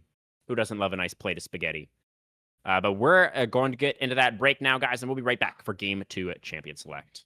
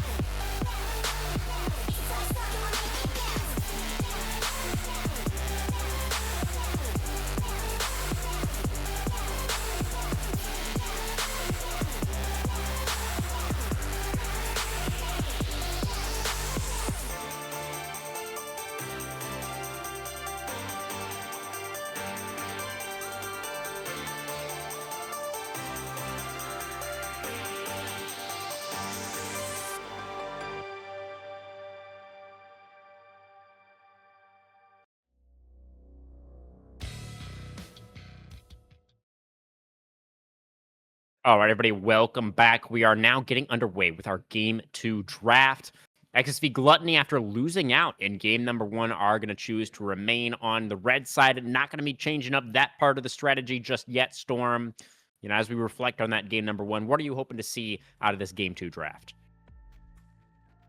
I'm hoping to see XSV now that both of the kind of premier late game Uber carries are out of the meta, that we see a bit more lane prio and things like that for them. Try and get a bot lane that has a bit more, ability to play forward and get some kills or something like that. That's what I'm hoping to see. Yeah, I mean, they were able to get those early neutrals last game, even with, lacking a lot of that prio in the bot lane. They were able to get the neutrals just, it felt like, out of pure, macro knowledge and, like, the earlier rotations, right? Yep. The Misfortune immediately going to get picked up for Mustard, and then we're going to see the Ashe Seraphine immediately come out in response. Whoa, all right. So your wish has been granted, Storm. Yeah. This is a bot lane combo that I don't really love, but it's kind of the new age kind of Ashe Zyra. I almost want to say that we never see Zyra as a support anymore. What little we do see of that champion means there in the jungle. And Misfortune is technically like a really good ADC this patch. Has a whole bunch of damage kind of front loaded into her kit. Did get some buffs. The lethality on her is super strong. Victor, Yeah. Gonna get taken again. Just blind pick mid. Just say that, I'm playing better than you are, and that was definitely true in game 1. So I'll be interested to see that. What is NBK gonna do for this? Because Syndra was one of their best champions as well. NBK really on this kind of control mage hype. You can go for something different. We don't have to pick a control mage. Ashe and Seraphine both offer a ton of utility, right? So if you want to pick some raw dog damage, you can just go for it. Instead, we're taking Ornn on pick 3. Yeah, very Don't- early tank lock in there for CZI. With the mid laner already revealed on the other side as well. Pretty surprising that they Yeah. would go for top lane here. I really hate this. I'll be honest with you. Yeah, I mean, would you have liked to just see a mid lane come in on R3 there, or maybe a jungle pick for discrepancy? What would you have liked to see? Yeah, I think honestly you should have been looking towards some sort of jungler there, and taking your mid laner next and giving top lane counter pick again. Because like, if it's just going to be this tank v tank thing, sure, I definitely agree that you should be picking your tank now. But I think if you're looking to play for any sort of like mid lane matchup, this is definitely an opportunity that you could have taken something and banned things away that would be impactful to you. Because so far their draft hasn't changed. These are the exact same first 4 bans that they did the first round, right? For the side of Dorado, they did ban away the Ornn as well as the Scion in that second ban phase. Yeah. So I guess I mean, if for XSV XSV, really just these are their Yeah. same bans as well. Like, That's they absolutely haven't true. changed anything. I guess if they really just wanted the Ornn specifically for the top lane this game, then it makes sense to pick it here. But yeah, definitely my top laner's heart is hurting a little bit. So you made Storm Yeah. sad, which I'm not very happy about. But we are going to see a jungle focus come out from Dorado in the second ban phase this time around. Obviously, no point banning top laners now. Although, what if it's the Ornn jungle flex? Pause, champ. That Orange Jungle is so bad. I know they like technically buffed it, but it's not real. I'm sorry to tell all you people, it's not good. It used to be good at one point, and it's no longer good. Well, that's unfortunate. They're going to take the way for BKP now. Going to be taking that into the Victor. So going to be able to match the range, or even outrange the Victor to some degree. Yeah. Here's the And the Scion Scion, lock-in. yeah, still available. Well, So they yeah, wanted to so- deny for the side of Gluttony. They wanted to deny the really hard counters, right, in the Camille and the Ambessa. So it's just going to be tank v tank up there.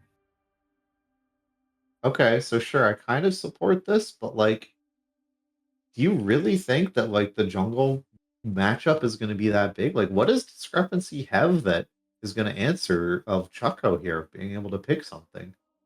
And Discrepancies our 5 pick of the Morgana last game. While we did really like it in the context of the draft, kind of left a bit to be desired in terms of the gameplay. So I'd be pretty Yeah. surprised to see Discrepancy go for another like unusual pick. I'm expecting something a little bit more standard Oh, here. that's Stick so with good. standard, yeah.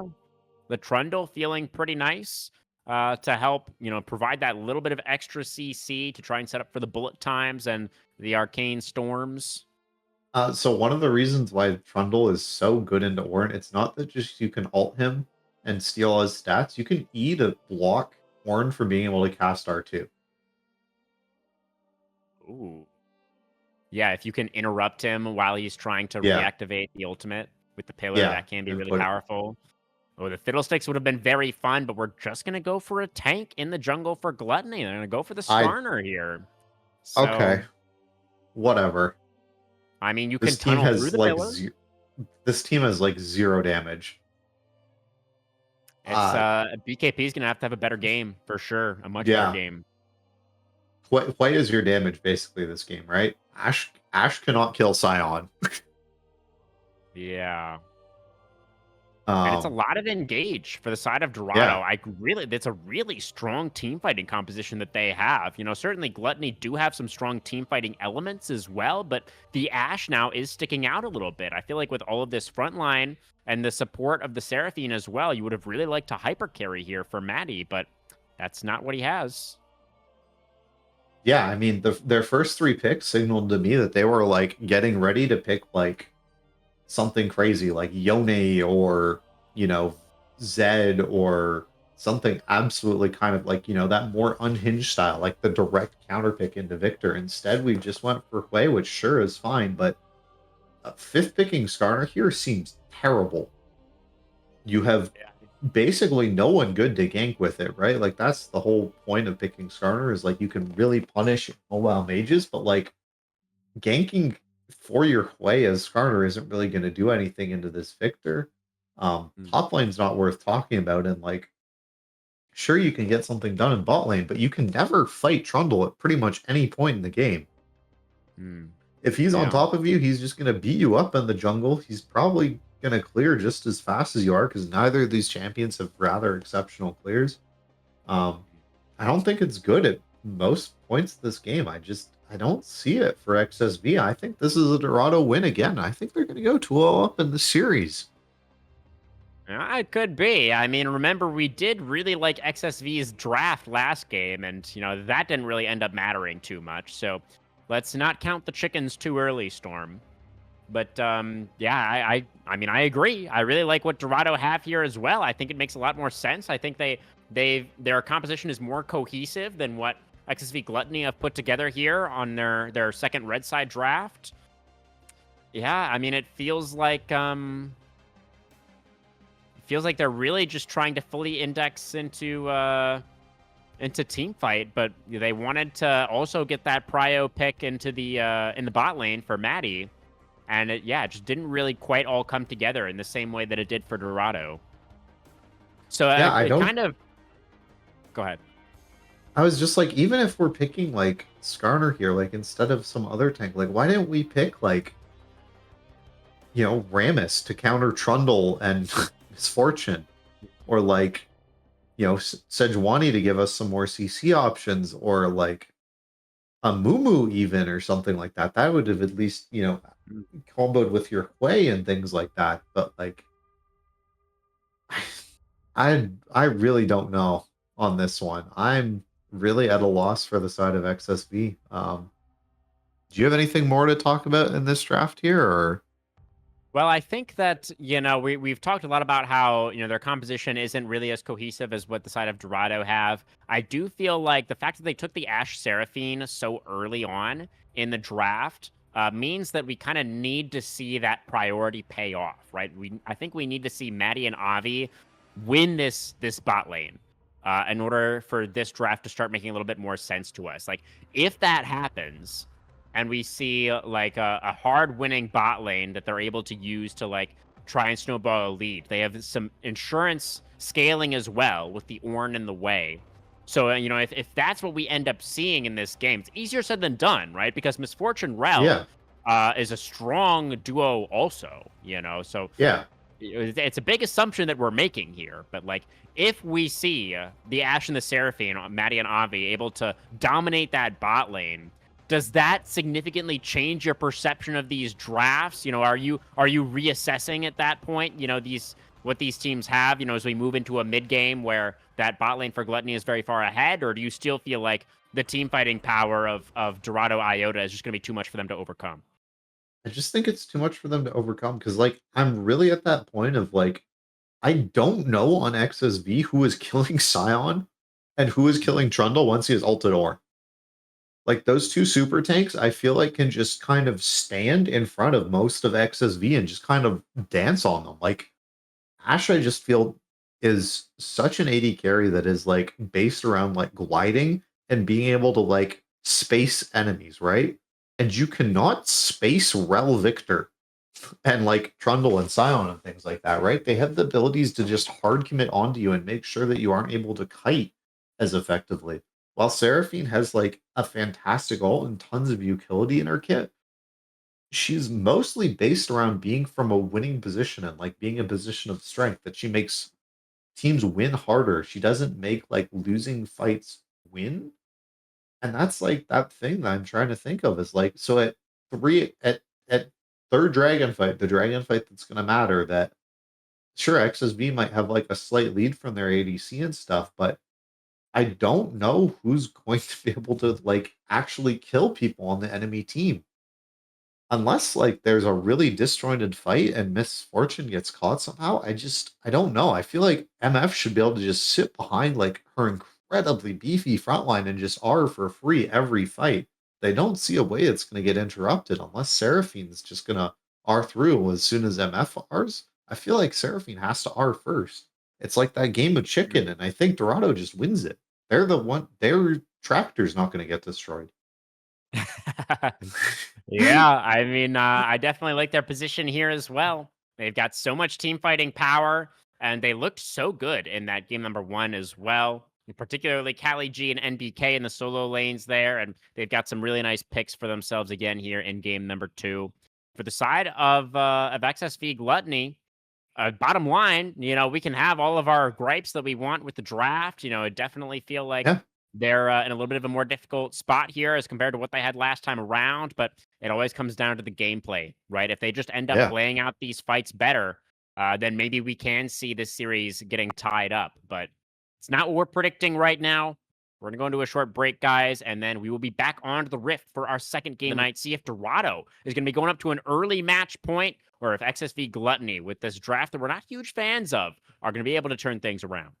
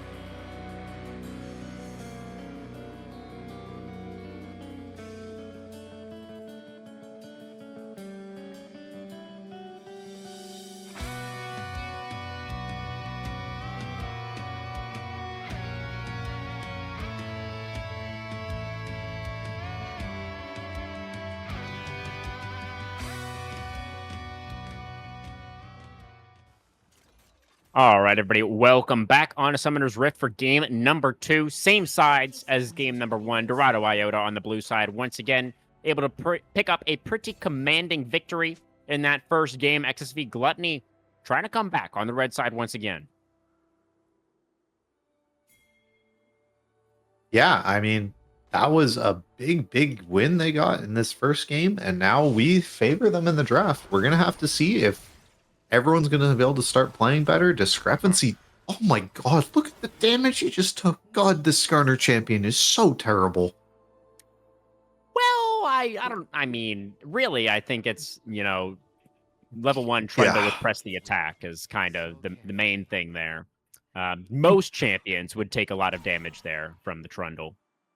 So, jury's still out, I think, on the Skarner. Yeah. We'll see how it goes. The Raptor Ward did go down for Chuko and the side of Dorado, so they will have that information about Discrepancy's pathing. And the same cannot be said for the side of XSV. They did not get any early information for themselves. Even this lane ward in the brush that they tried to place is going to get denied by Gremlin with the early sweeper. Oh, another one goes down. And the sweeper's back for it. Oh, man. I was about to say, Gremlin should have just taken that. He's Leona. You just auto-Q auto. Kali G also starting shield as level 1 as Scion, getting those sulfur in his stacks even higher. Even got the shield damage explosion, knowing his way around this matchup in the top lane. And so far, we're not seeing a big win from Spaghetti and Avi like we were hoping to after this big prioritization on this Ashe Seraphine. Yeah, level 2 going to come first for Mustard and Gremlin down there on the Realm Misfortune. So they are going to be able to get the earlier push. Junglers pathing towards opposite sides again here. Same pathing for both junglers as last game. Chuko starting on his red, pathing up towards this top side, and Discrepancy on the Skarner coming down towards the bot lane on his first clear. Yeah, it is a little bit faster for the Trundle. It feels more correct to be definitely pathing towards your Ashe Seraphine if you're Discrepancy. I like that out of him. Yeah. I don't really know for Chucko why you're pathing up here. Apparently it's just because your Kali G is just better than CZI when it comes to tank v tank matchups. That's what I'm seeing so far. This matchup is all about the Q and W interaction, and Kali G just kind of showed he's got that ping advantage or something because he timed that so well. Yeah, very, very nice for the Scion so far. The wave coming in towards CZI means he's probably not going to be too susceptible to any early Trundle ganks. So likely we're just going to see some full clears finished up into some crabs taken. As we did see that wave pushed out in the bot lane for Spaghetti and Avi as well.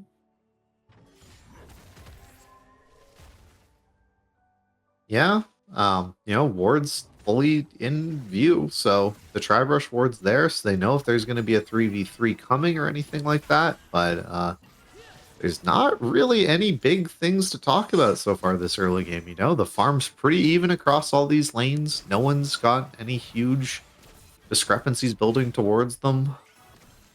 Just that kind of major health difference in the top here for lane. Chuko. But Discrepancy is there as well. Could be a 2v2 breaking out in the mid lane.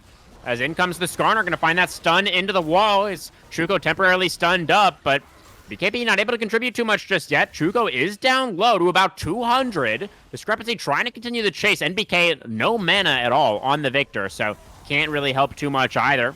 Sees Yai gonna find a nice knock-up with Searing Charge and trade back a little bit onto Kali's Scion. Both junglers now pretty delayed. Chuko did end up going for the recall, whereas Discrepancy is just gonna go right into another clear, it looks like, on this Skarner. Yeah, have to track if that's going to maintain any actual advantage when it comes to CS or things like that. Can't really say that I think it will be any sort of lead. We see that Skarner has finished his Krugs, whereas Chuko's just looking for a straight play down bot. I like being really active early game on the Trundle. As we've already mentioned, you do have a lot of early game power, so hasn't really found any success just yet with these early looks, but I like that he's looking. Yeah, be interested from me for Discrepancy to see what we're going to build as Skarner. We kind of classically always saw Heartsteel on this champion. And now that Sunfire has been buffed for tank junglers, I think that would be what I would go more towards. I think it's so much better. As specifically for Skarner, I feel like it's really hard to get like Hearthsteel stacks because you have no real like dash or way to get in and get close, other than kind of slamming someone into a wall. That's definitely fair. See, both junglers did go for the blue smite. Pretty interesting. I would have expected green on the Skarner for sure, but just valuing that extra move speed as you're moving throughout the jungle, I suppose, could be the thought process. Yeah. Dragon is going to get started up. Yeah. Hextech Drake getting taken for the first one means that the best Rift won't be out on the map anymore, which is kind of sad to see. I always love Hextech Dragon, just although portals, I think, give a lot of opportunity for some cool outplays. You know, the things like going over top of a Baron pit and smiting it as you're flying through and things like that. As long as we don't see another Chem Soul, I'm happy. Yeah. Cloud Dragon second. It's weird that they're breaking this freeze, is it not? Yeah, I wonder if maybe they just like really want a reset here. A Spaghetti is sitting on about 1,700 gold, so actually, yeah, yet to base at all is the Ash. So it is about time for Spaghetti to go home and buy. Yeah, some they're items, just going give the top F-Sword lane, there. right? Oh, for the grubs, yeah, just like we saw last Yeah. game. CZI fighting it out with Callie right now, but expecting the Ornn now to be channeling that recall as the bot lane is moving over. Discrepancy going to be up on this top side of the map as well, and it would be pretty concerning, honestly, if Dorado get outmaneuvered again in the exact same way in this early game. Yeah. I'm really kind of worried here that they are just taking this again. Oh, that was an ambitious bullet time, but it did push the wave very quickly. That's true. And so now some plates might be the reward. The grub spawning in 15 seconds, and Trundle is down here on this bottom side of the map as well. So looking like it's going to be a couple of free early neutrals for XSV again this game. There's one plate at least for Mustard and Gremlin. Yeah, they're probably going to get two here, which is... I don't know if that's fully worth it, considering you've already given up the first dragon as well, but this is the play. They made it. They are sticking with it. Yeah. I'm really curious if, like, Dorado did see this coming and just made the choice to be like, nah, we're going to get more value farming these turret plates in the bot lane, or if they really just didn't see the same play coming two games in a row. They're just poking CZI. They haven't gotten the second play yet. They're looking... Discrepancies, like, you know, Choco. Level advantage for the Skarner, but does bad not win the 1v1. Where's your team, Discrepancy? He's going to try to flash away. Does find an Impale on it, too. The Encore does come out, but it is not enough to save the jungler. He was way too deep there by himself. Now the flash in for Chuko. Avi is going to be a goner as well. And BK, though, does get hit by the Spiraling Despair. That's going to be a kill over to BKP. 2 for 1 in the fight so far, as Dorado do still win out. BKP finds a nice fear onto the Trundle, so should be able to get away. CZI now flashing forward in the bot lane, looking for the knock-up onto Mustard. The Misfortune, though, is going to be able to back away. Does have to burn both summoners in a 1v1 against an Ornn. Yeah, but Flash also used there by CZI and wasn't able to get the kill, so I guess that's a win. And here's kind of another thing. You could just put Sion in mid lane. He can match into Victor and just... into this way and just auto push into his face, and there's not a lot Play can do about it. So it's not like there's any real onus on them to swap back. Oh man, this is looking like it might be rough. I don't know, but we still do have some major objectives over on the side of XSV yet again. So they are playing better as a team. I think it's fair to say again, they have a little bit of a lead when it comes to the top lane in terms of CS, but being down that 7 or so CS towards bot lane. Misfortune, I think it is interesting to point out, is going for the more, not the lethality build. This is like Bloodthirster Rush MF. Yeah, interesting. I guess wanting to be able to deal with the front line, there's got to be the thought process there, right? Yep. pretty sure the lethality build didn't really get buffed very much. It was more just the crit damage scaling on her ult that got buffed, and that's why she started getting more popularity. So, do you kind of support that decision? I don't support this Hearthsteel coming through here for discrepancy. Right. Yeah. So we did mention that earlier. Looks like it is going to be the Heartsteel. It is now done for the Skarner, so at least it's going to be completed relatively early. Yeah. You see that Blackfire Torch done as well for both mid laners. Yep. Should be Trinity Force done pretty soon for the Trundle. Sunfire first item for both top lane tanks. And they're going to look for BKB here. Going to be the flash away for the way. And Shinkrithro going to connect onto the Rel. Gremlin going to be impaled as well. That should be a kill. Bullet time does come out. And the Rel actually manages to get away. So just a trade of several ultimates. And flash down now for BKB. In comes Discrepancy. Finds a stun onto the wall. Maybe a little bit too far. Yeah, but he's halted. He's so squishy now. Yeah, subjugated by the Trundle. And that's going to be the feat of Warfare secured for Dorado. We're going to continue the chase. Encore pretty nice on it too, but Mustard staying safe for the backline, but already used the ultimate. Doesn't have it. It's going to be a kill back onto Chuko. NBK teleporting in. Drops the Arcane Storm. But now the slow. Really nice grasping ball from BKB. Gets all three of them. Will be rewarded with a double kill for both carries on the side of XSV as Dorado just pushed a little bit too deep. I don't know if they could have extended more than that, overextended harder. Like, Jesus Christ. CZI's going to get some major plates down top lane. They're going to get this dragon, I guess, because Discrepancy, although he did die, he died really early, so he should be here for this. Avi, please don't die to the dragon. And yeah, what a win for XSV. Holy crap, that is so good for them. This is the type of lead that this Ashe needs to be able to be the carry for this game. It is Yuntal Ashe, so we are going full IE damage mode. We're building like we're a hyper carry for Spaghetti. That's okay. I mean, once you get a lead on the Ashe, then you do kind of get the best of both worlds, right? You get the early game prio. And then if you're ahead, then you're gonna spike really hard in the mid game as well, and for those team fights. So, see if Spaghetti is gonna be able to continue popping off in this one.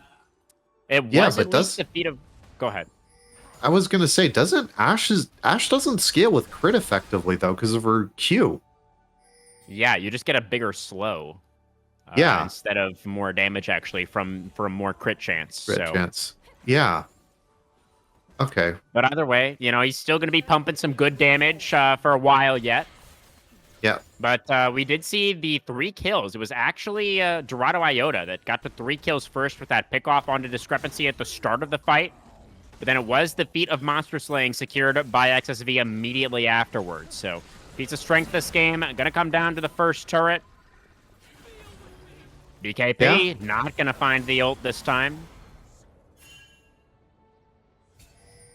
Yeah, and with those plates taken and grubs, top lane tower, I think, is the most likely to fall first, although this bot lane tower is quite low as well for the side of XSV. That might go down as well. Arrow onto Mustard, counter engaged from Gremlin.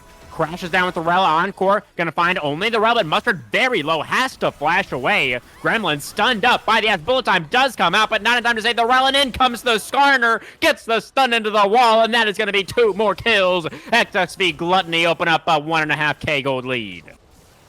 So, they're playing like they weren't playing like this game one, and I think if they were, they would have been winning.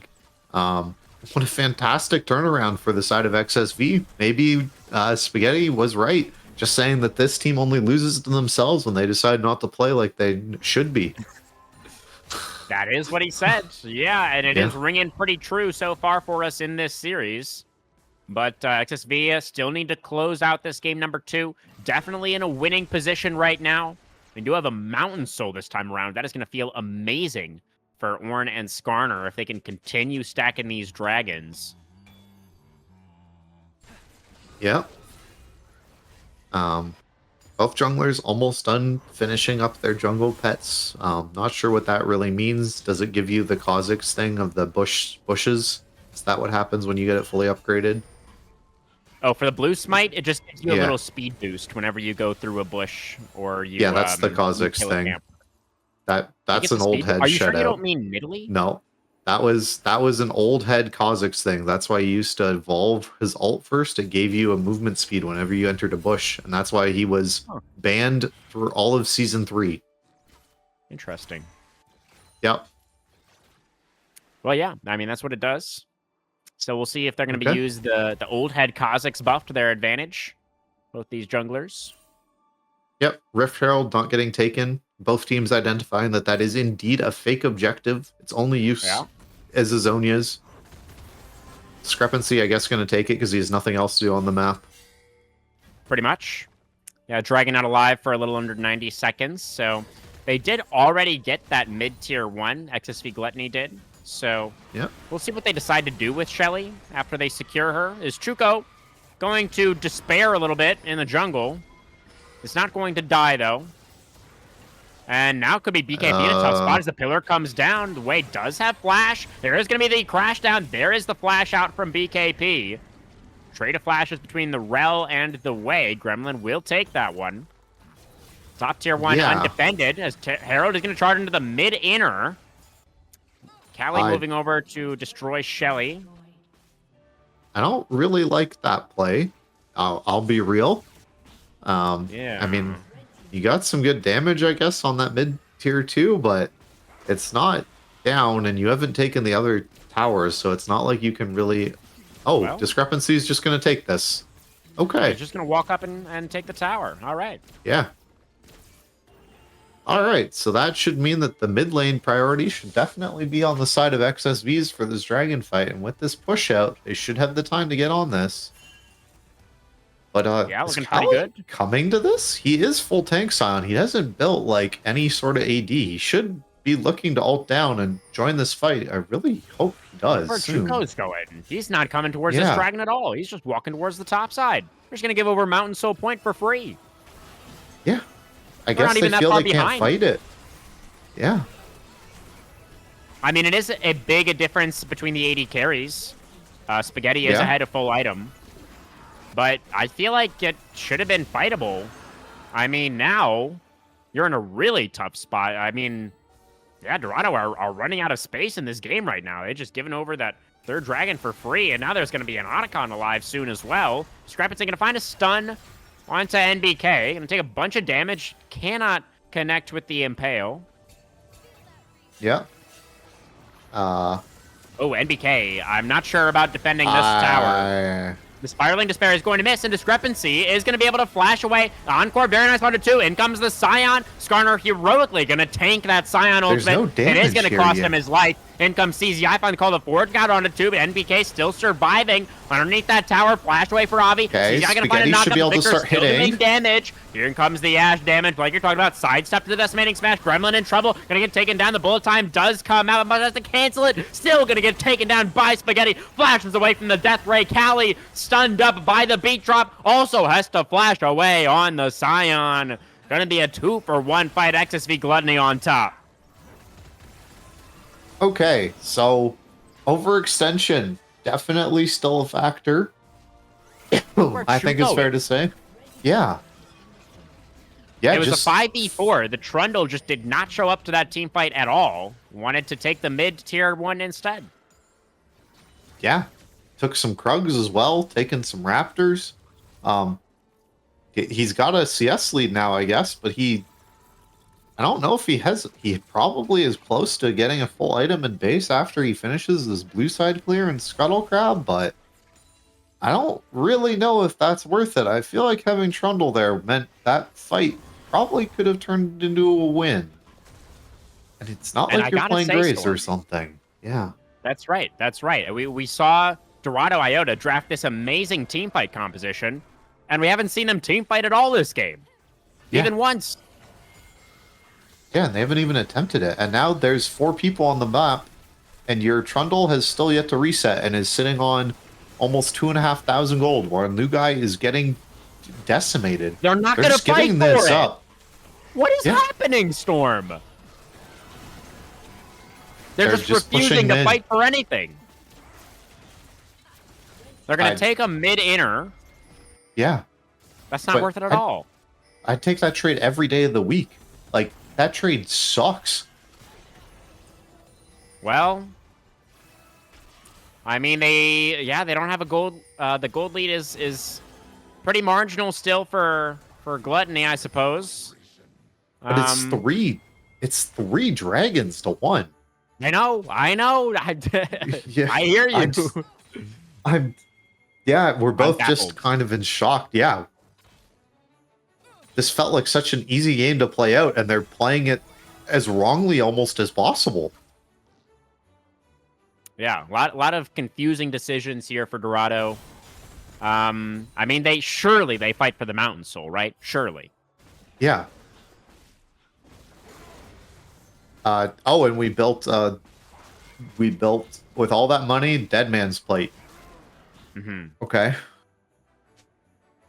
Yeah, I mean, could help getting on top of Spaghetti. That's got to be target numero uno.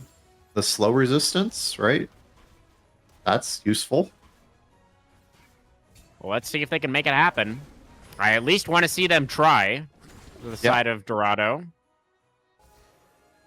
So Callie doesn't have the teleport available quite yet. I believe we'll have it for the dragon spawn.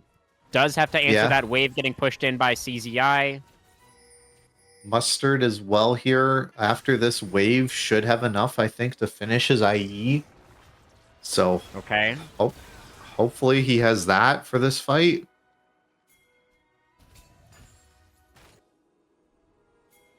Ooh, you need a BF sword. He does not have it. He's not going to have it. The misfortune is still going to be just on one item in pieces. He's trying to farm up those raptors, but Mustard's out of time. Okay. We see the tanks have rotated in. We know this fight's happening. Here comes the teleport from CZI. River control handily in favor of XSV at the moment. There's that one ward in the banana brush, giving a little bit of information to Dorado at least. Dragon spawning in 10 seconds. Mid control going to be taken by Dorado. I swear if they just push mid and get like one more tower instead of fighting for soul, I'm going to lose my mind. Okay. All right. Dragon spawned. Everybody's here. Yeah, we're fighting. Yeah, the misfortune was not able to get back to base to complete that Infinity Edge. That is really unfortunate for the side of Dorado, but they have to all be here. We're just flipping this, huh? Gremlin has to try to find the engage on this Rel. The Dragon is getting burned down. There goes the Seraphine ultimate does come in. It's so much damage already. NBK is going to go down. The smite is good from Discrepancy. And already the team fight is decided. XSV, they take the objective. They take the 5v5. And it is their turn to pick up a very one-sided victory here in game number 2. Yeah. Unfortunately, Baron doesn't spawn for another minute and a half, so we can't take that. So it's going to be a little while until they win this game and the Nexus explodes, but that was literally up to that point. They took yeah. 3 dragons, all 3 Void Grubs, the Rift Herald, and Otacon, and didn't have to fight for any of them. Yeah. Like, that was the first contest for an objective that we saw, and it was definitely a bit of a whimper, unfortunately, for Dorado. Yeah, I'm baffled by the decisions this team made. Well, all that's left now is to see how cleanly XSV can close things out from here. Still have to wait a little bit for the Baron, like you mentioned. Yep. Discrepancy overstaying a little bit on the map, trying to get this Scuttle Crab. He's going to be able to smite it away, forced to flash away from the Trundle. So that's a little bit silly, but he went Sterak second on the Skarner. Yeah, it scales off the bonus HP you have, Sterix, right? The anti-burst, so should be a huge amount of it. Gonna start building some armor and MR now to deal with, amplify that Mountain Soul even more. Yeah, so funny. I feel like only sitting on 270 armor currently. Pitiful amount. Only 270. Yeah, at 25 minutes. Yeah, just pathetic. I'm sure Callie G is going to be calling him a coward at some point for not having more armor. Yeah. Or maybe not. Maybe the Scion is just not going to say anything for the rest of this game. That's mostly what we've been seeing. Yeah. Chenquistero gonna connect onto the misfortune. They're not able to follow up on it. This is a bit of a strange choice. Yeah, I think they were looking for Chuko there. You know, if they pick off the Yeah. Trundle, then it's free Baron, right? But Trundle was able to sidestep it. Mustard does now have the Infinity Edge done, but Spaghetti has an upgraded one and also an LDR. Mm-hmm. And a Mountain Soul. True. Can't forget about that Mountain Soul. Yeah. Here comes NBK on the wraparound. Level down to BKP's way right now, but it's going to get a nice trade to open up this fight. Spiraling Despair going to come out in response. BKP has to flash away from the Arcane Storm. Still losing out heavily. The Death Ray going to be there. The Mountain Soul keeping the way alive for so long. I think he will burn down. No, still alive for now. It's going to be Mustard who walks over and finishes him off with an auto attack. And meanwhile, that's happening. Yep. So Baron taken. Sure, your plays dead and gave a shutdown over to the enemy ADC, but I don't think it matters. I really am not thrilled about Spaghetti pinging that Elder Dragon and spawning in 2 minutes and 46 seconds. That to me does not sound like we are marching down mid lane to end this game. Yeah, I think it should be a march down mid lane to end the game angle. I would agree, Yeah. Storm. NBK is hanging out in that bot lane with half a health bar, but I guess should be able to pick up that minion wave without too much trouble. And we do see an arrow connecting onto Chuko, and it does have a lot of tenacity, though, with the Merc Treads. Is it going to be enough? He is burning down very, very low, and Spaghetti is going to go godlike, picks up his 7th kill on the Ashe. And now it's going to be a Gluttony pressing their advantage, 4 men strong here in the top lane. Well, they did just use pretty much every single one of their alt buttons, so I don't know if they can brute force this next tower here. Well, But CCI still has his, and Discrepancy has his as well. BKP has wandered back into the bot lane and is going to slowly get that wave pushed out. Yep. Looks like we're playing this one by the book here. We're going for Elder Dragon to end the game. Man, this is painful right now. I wonder if part of the strategy for XSV is they're trying to inflict some extra mental damage before they actually end the game. Yeah, it certainly feels that way, because God, this just feels like false hope that they're giving this team that they can win a Baron, that they can win a Elder Dragon flip and try and win this game. I mean, there is also always the chance, right? If Dorado do somehow get a miracle objective steal coming out from Chuko, then Elder Dragon can change things. Yeah, I mean, Chuko technically should also fight it and be able to smite it better. Elder Dragon has that thing that all dragons do. The more of them that you have, the less damage you do to dragons. Ancient grudge, baby. Hashtag trivia. Throwback. Very nice. Yeah. We did see Dorado Iota just try to do a damage to CZI in the mid lane, and CZI said, no thank you. Yeah. And now Chuko is going to try to make a move. He's going to have to flash away, hit by the arrow, and there's the Forge God. Everything going to get plowed onto the Trundle. The bullet time is decent, as they do manage to take down Spaghetti, but BKP should have the damage that's necessary to finish off this team fight. Cali G, the only one left to fight. Dead. And BK is moving back in here on the Victor, but as soon as the carries, really nice focus here from XSV. As soon as the carries try to get involved once again, immediately XSV is looking to turn on to him. Cali G is not able to create that space, is going to get taken down by the Skarner. Mustard hit by the Severing Bolt. CZI charging forward, looking for the Q, gets the slow, and the Bellows Breath, the Blast Cone for Mustard, gets him away, will barely survive. Elder Dragon already started up by the Skarner. So, all in all, a 4-for-1. Just your ADC dying. 3-for-1. Who else died? What? Gremlin died. He respawned, didn't he not? Yeah. Gremlin died, Chuko died, and Cali died. But both the carries survived in the end. NBK may be about to die. Is going to flash away. Trying to go for the Chuko miracle did steal with the survive. Death Ray there. I respect it. I thought he Chuko died. Yeah, Chuko Chuko did died. die. Callie died. Gremlin died. Oh, Mustard lived. Sorry. Yes, you're right. He dipped Mustard with that barely stuff. lived, and Lived, NBK yeah. lived. Yeah. Yeah. My mistake. No So 3 for worries. 1. No worries. Yes, still a very one-sided fight for the Gluttons. They played it out very Okay. nicely. It was a decent bullet time from Mustard to get that kill onto Spaghetti, but in the end, just way too little, way too late. Yeah. And now we have our super buff, and we're gonna hit this tower, and we're gonna end the game, and then we can talk about the next game in the series. That's right. That was an Yeah. ult attempt, I guess. That Ash arrow almost hit me, but Yeah. I did manage to dodge it. Good try, Spaghetti. Yeah. They are going to finish off that bot lane inhibitor. They don't have Baron buff anymore. Is this game really going to drag on even further? What was the last game? 38 minutes? Yeah. Well, They've got Elder on for a while still.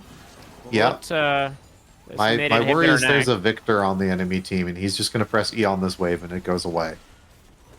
Yeah, but But surely there's another CZI wave. or Discrepancy can just, like, stand and tank this tower, like, forever, right? They sure can. I just don't know if they want to. I also feel like CZI can just press R, and these people are all going to die. And the maybe stun on now. Discrepancy. Subjugate gonna come out from the Trundle. Skarner forced to flash away. Call the 4 Dragon to find the knockup, but that's immediately the kill onto the Victor as the Elder Dragon is gonna start to do its work. Down goes Callie, Impale onto Mustard, and that is going to do it. Our fears of another 38-minute game were unfounded. It will be just past 32 minutes on the game clock, and XSV Gluttony will take a dominant victory in game number 2. Yeah. Hopefully both of these teams decide to show up for game 3. That would be nice. Because neither of them showed up in their first 2, you know?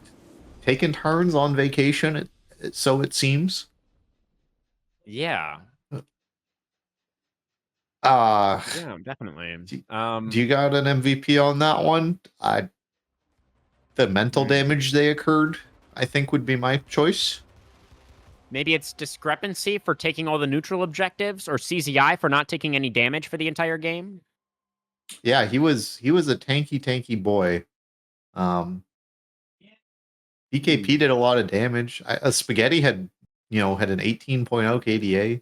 Avi's was the highest at 21. That must mean that they were the MVP. That's what I'm going with. Possibly. There were a lot of really nice Seraphine ultimates in that game. Yeah. We could give it to Avi. I'm fine with that. Sure. Yeah. Avi And, the support obviously has a big say in those objective setups as well. So I feel like the vision control for Avi probably played some kind of role in their objective dominance in this game. But, definitely a perplexing performance from Dorado, especially after seeing that really convincing game number 1. They just forgot to show up to the objectives this time around with their amazing teamfight composition. Bit of a shame, but hopefully we will be able to see them bounce back. They're probably going to the red side now that they have the selection, so we'll see what that ends up looking like. I think that's going to do it for game number 2, guys. A quick break, and then we'll be right back for game numero 3.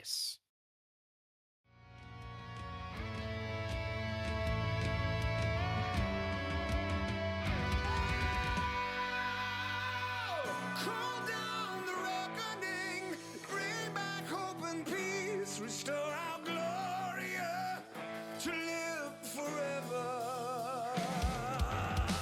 Call down the reckoning to bring back hope and peace, restore our glory to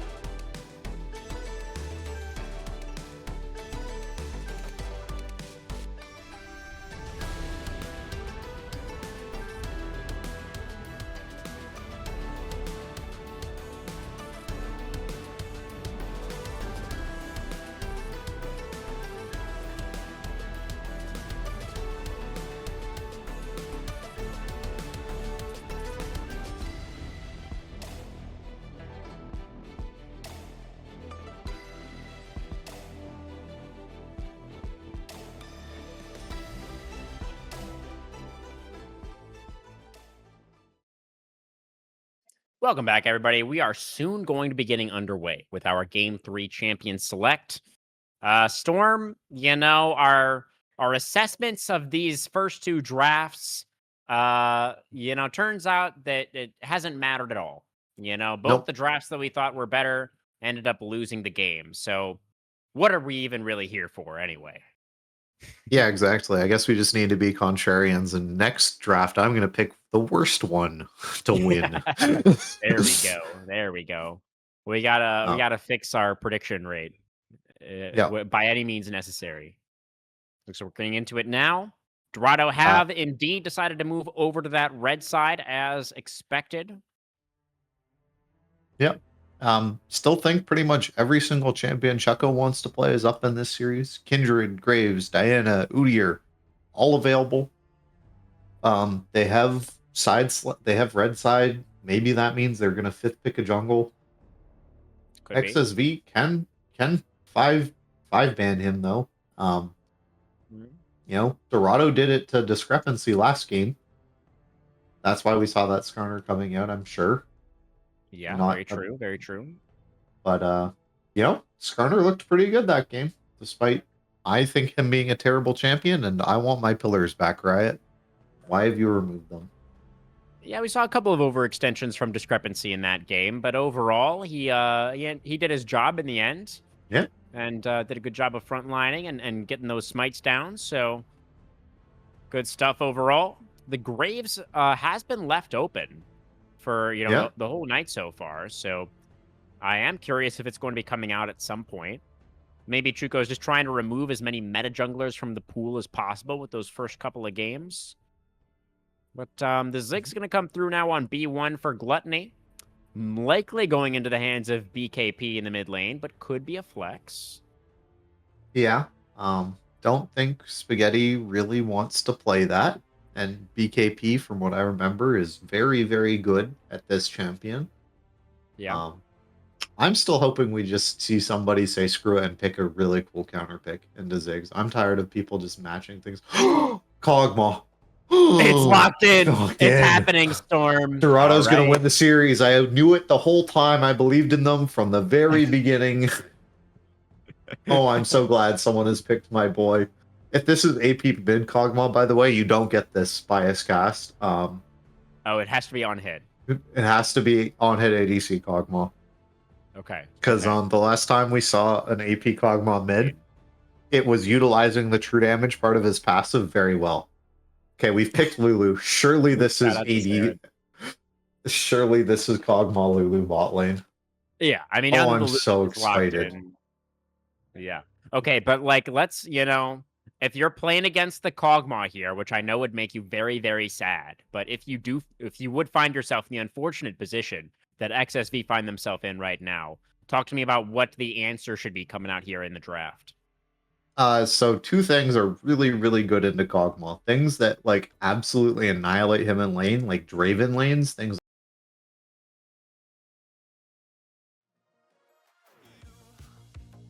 You've been knocked down and got up again. In a corner, you're surrounded, no defenders. You've hid your fury and kept it in. But it's time now, you ignite and turn to embers. Like a phoenix, you burst in a fire burn. A thirst and desire, you transform right up in a flash. You spread your wings to rise from the ashes. Phoenix, you burst in a fire burn. A thirst and desire, you transform right up in a flash. You spread your wings to rise from the ashes.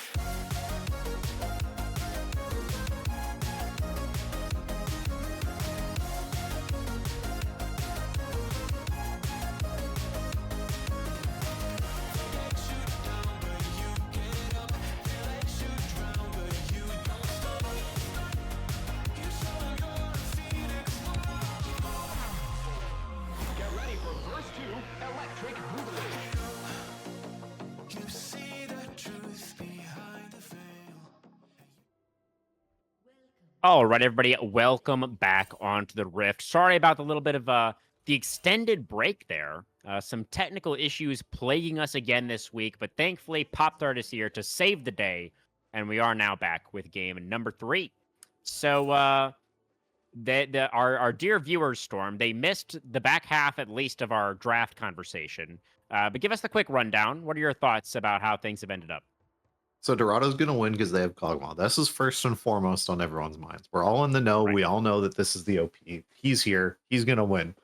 But all seriousness, Vayne, very, very good into Kog'Maw because Vayne is very, very good at killing AD carries. She is exceptional at dealing damage. Her early game is literally non-existent. I think she loses lane to literally every champion in the game who goes bot lane. Including Kog'Maw, but basically how Vayne works is you hit level 13 and you have 2 items and you beat everyone. Don't think this matchup is going to go any differently than any other ones. Vayne also going to be able to kill Ambessa. Will say a little worried that, yeah. I don't think she would want to kill Sorry. Ambessa because Ambessa's on her team, Storm. Sorry, that's fair. Vayne can kill Mundo. That's more what I was thinking. I was looking at the top laners as they were getting in.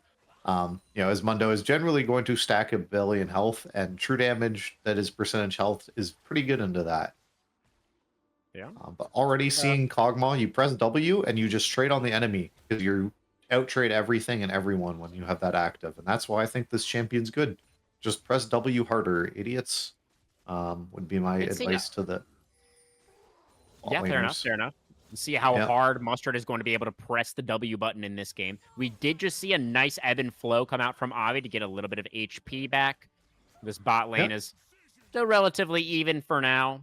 Meanwhile, in the top lane, Callie is going to get this wave pushed out. Our junglers, for the first time tonight, are going to be matching each other on the clear, both pathing down towards this bot lane. This looks pretty rough right now for Callie. Does have his W now, so can get a big trade back and get a big chunk of health, but nice heals there from Avi, getting that shield out for the Kog'Maw auto in the air. That was pretty big. Yeah, Spaghetti trying to move forward aggressively there, but not able to get the Silver Bolts proc onto Mustard. Yeah. Okay, but yeah, both junglers being down here kind of makes sense. This lane matchup seems really volatile for both. Both have a lot of damage and utility and things like that. You have CC set up from Lulu as well as, the supports as well. Nami also having the bubble and things like that. So liking this from both. I think there's a lot of potential for mid lane ganks here as well. Ziggs and Xerath, both very, very susceptible to ganks. So wouldn't be that surprised to see that happening, but instead, scuttle fight. Yeah. Junglers meeting each other now in the river. It's going to be Chucko, of course, the stronger early skirmisher. As Discrepancy trying to move over towards the Kog'Maw to get away. But the flash in for Chuko, the condemned. He autoed the wrong person. Alive. The flash back in for the Jin Zhao. Wind does become lightning. He finds the knockup on the Spaghetti. The flash away into death for the Vayne. And it's going to be Chuko's Jin Zhao with 2 early kills. Yeah, and that's both Sum's flash ghost used by Spaghetti.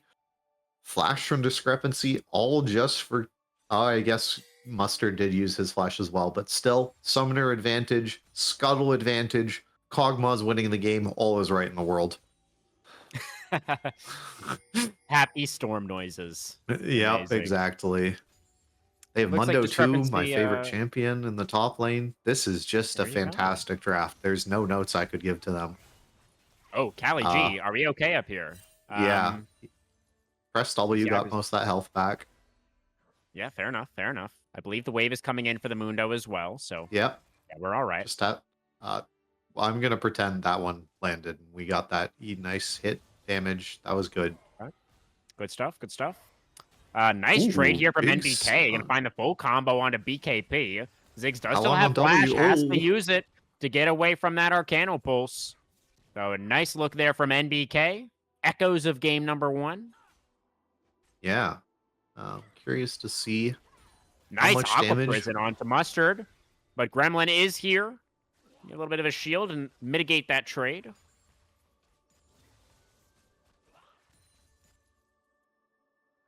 Okay. as far as like runes or anything that's kind of weird or different this game, worth noting, CZI is Grasp on their Ambessa, meaning they have a lot better like potential towards these actual like fights and just like trading patterns and things like that. And the cost is that they don't have Conquer, so that means Mundo eventually is going to kill them as the game gets later, and you're able to just like Hearthsteel and Warmogs and wear CZI down. But very close to getting a solo kill early, as Mundo's early game is really bad. Does now have the maximum dosage, though, does Callie, if Yeah. he needs it. Is going out so low, is going to have to use it. That was too close. Yep. I want to take a moment as we do see Truco looking for this early dragon, I believe. But Discrepancy moving in as well. The flash for the bubble, and it's Oh. just short for Avi. I think Not he, going to find the stun there that he was looking for. yeah, he flashed first. He Q flashed, I think, by Discrepancy. mistake. It's a nice condemn from Spaghetti. The right of the arcane does get Discrepancy down extremely low, but the Amumu will survive. Yeah, we see both kind of global ults there getting used. Zig's ult as well coming in there to get some damage down onto Chucko to dissuade him from going forward onto Discrepancy. But this is going to be first dragon down for Dorado. This is the first time, right? Red side has gotten dragon now every single game for the first time. So are we going to be able to see and match this? Are they hopefully going to also be able to get these Rift Herald and these grubs and everything as well, like that utter dominance we saw last game? Hopefully, because they have Kog'Maw, so I am rooting for them. Callie Oh, forced a CZI. recall here. There's the ward. There's the public execution. Callie G in so much trouble here. He just popped the ghost, but CZI just needs one more dash. He's out of dashes. And Bessa can actually run out of dashes. Let it be known.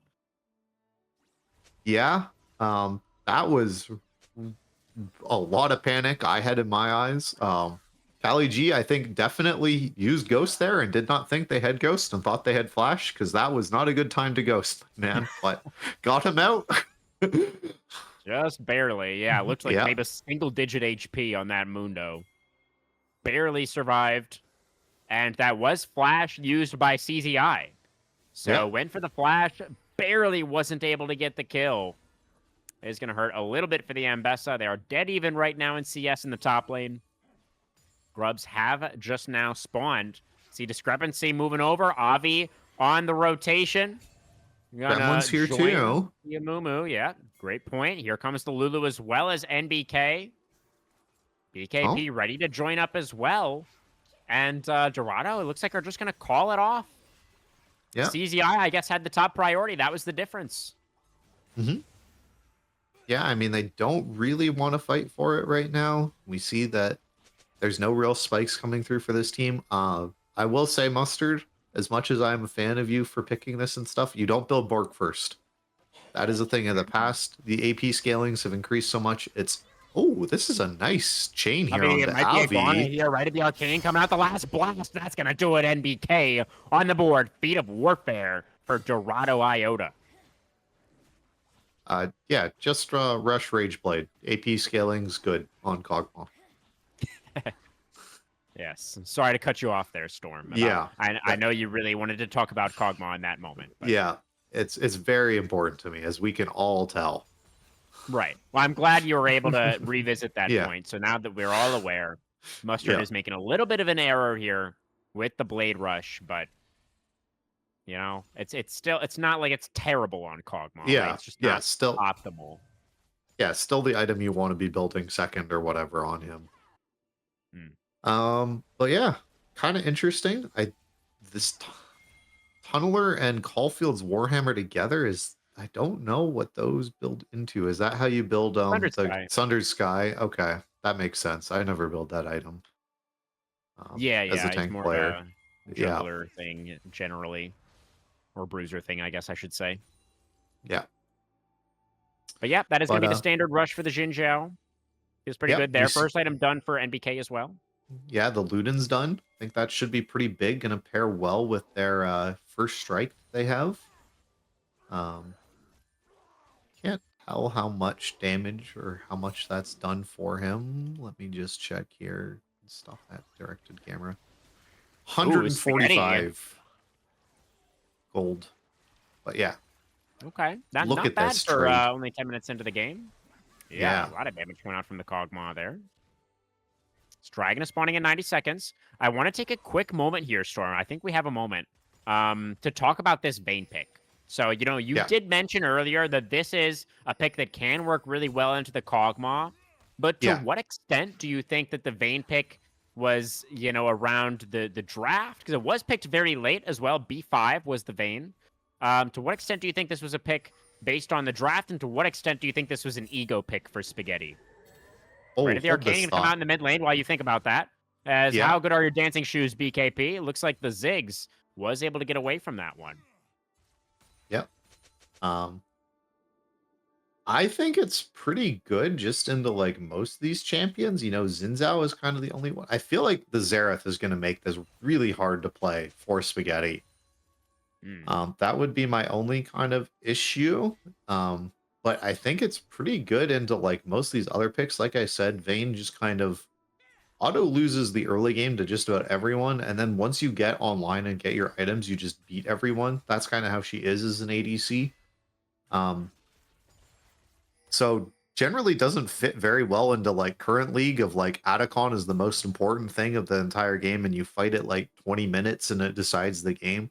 That's generally not how Vayne wants to play the game. I don't think that's going to be how this game's going to go. So I don't know. hopefully we're able to get a bit later for Spaghetti to be able to show us kind of the strength of this pick that we don't see a ton of. Can already see in the top lane, these trades aren't going that fantastically for CZI. Kali G on this Mundo, able to kind of just weather the storm so far. There's none of that synergy, whatever, eclipse. There we go. I always get that one screwed up. But yeah, the eclipse not finished yet. Now it's done. So now Getting burned down. Shuko going to go for the turn. Finds the knockup on a discrepancy. And Mumu forced to flash back over the wall to stay alive. Avik finds a nice hideaway onto 2. The re-engage for the Amumu finds the yield onto 2. The Kog'Maw barely surviving. No, it's going to be Spaghetti getting in there with the final hour. Takes down the enemy AD carry. It's going to kill on a Chuko as well. And in goes CZI. Very deep in the public execution. Kali G barely staying alive with the ultimate. Spaghetti now forced to retreat away from NBK, who did also have to flash in that fight. And discrepancy did go down, so a 2-for-1 in favor of XSV, and the Dragon still on the table. CZI going to be able to dash away from that Arcano pulse. BKP getting out some good damage off on the side. A nice satchel from the Ziggs. Gets Gremlin in a tough spot. The Lulu flashes away right to the Arcane out from the Xerath. Can he find the blast? Finds one onto Spaghetti, but then runs out of charges. And it looks like both sides will disengage. Very close fight there in the river. The Dragon still available. Yeah, and Mustard is here. Has Gremlin on backup, and Chucko is just running straight for this. They're running through a ward, so this might be a round 2 situation. I don't know. Instead, we see discrepancy not coming over. just going to top side. That's 2 dragons for the side with the Kog'Maw on it. That's pretty good. Hex Tech Now we get to Soul see as well. Oh, yes. The best soul.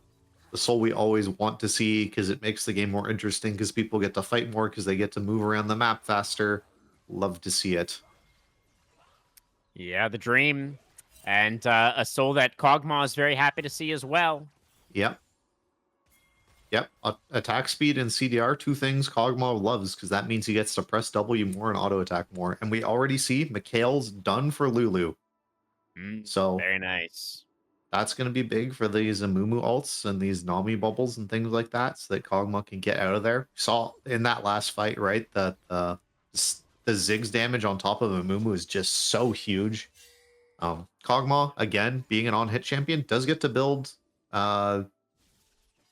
Wit's End, right? So can get some of that MR into his kit. So hopefully we see that coming out of Mustard at some point this game. Yeah, but hoping to see the Rage Blade next, right? Yeah, Rage Blade next 100% of the time, for sure. Likely going to be the option for Spaghetti here on the Vayne as well, I would imagine. Yeah, generally you see that. Terminus also quite good on Vayne. You sometimes see that second item on her. But generally most most on-hit champions just build Rage Blade second item. Just kind of provides so much utility for you. It's your Infinity Edge, quote-unquote, equivalent, converting all your auto attacks, giving you those double autos as well.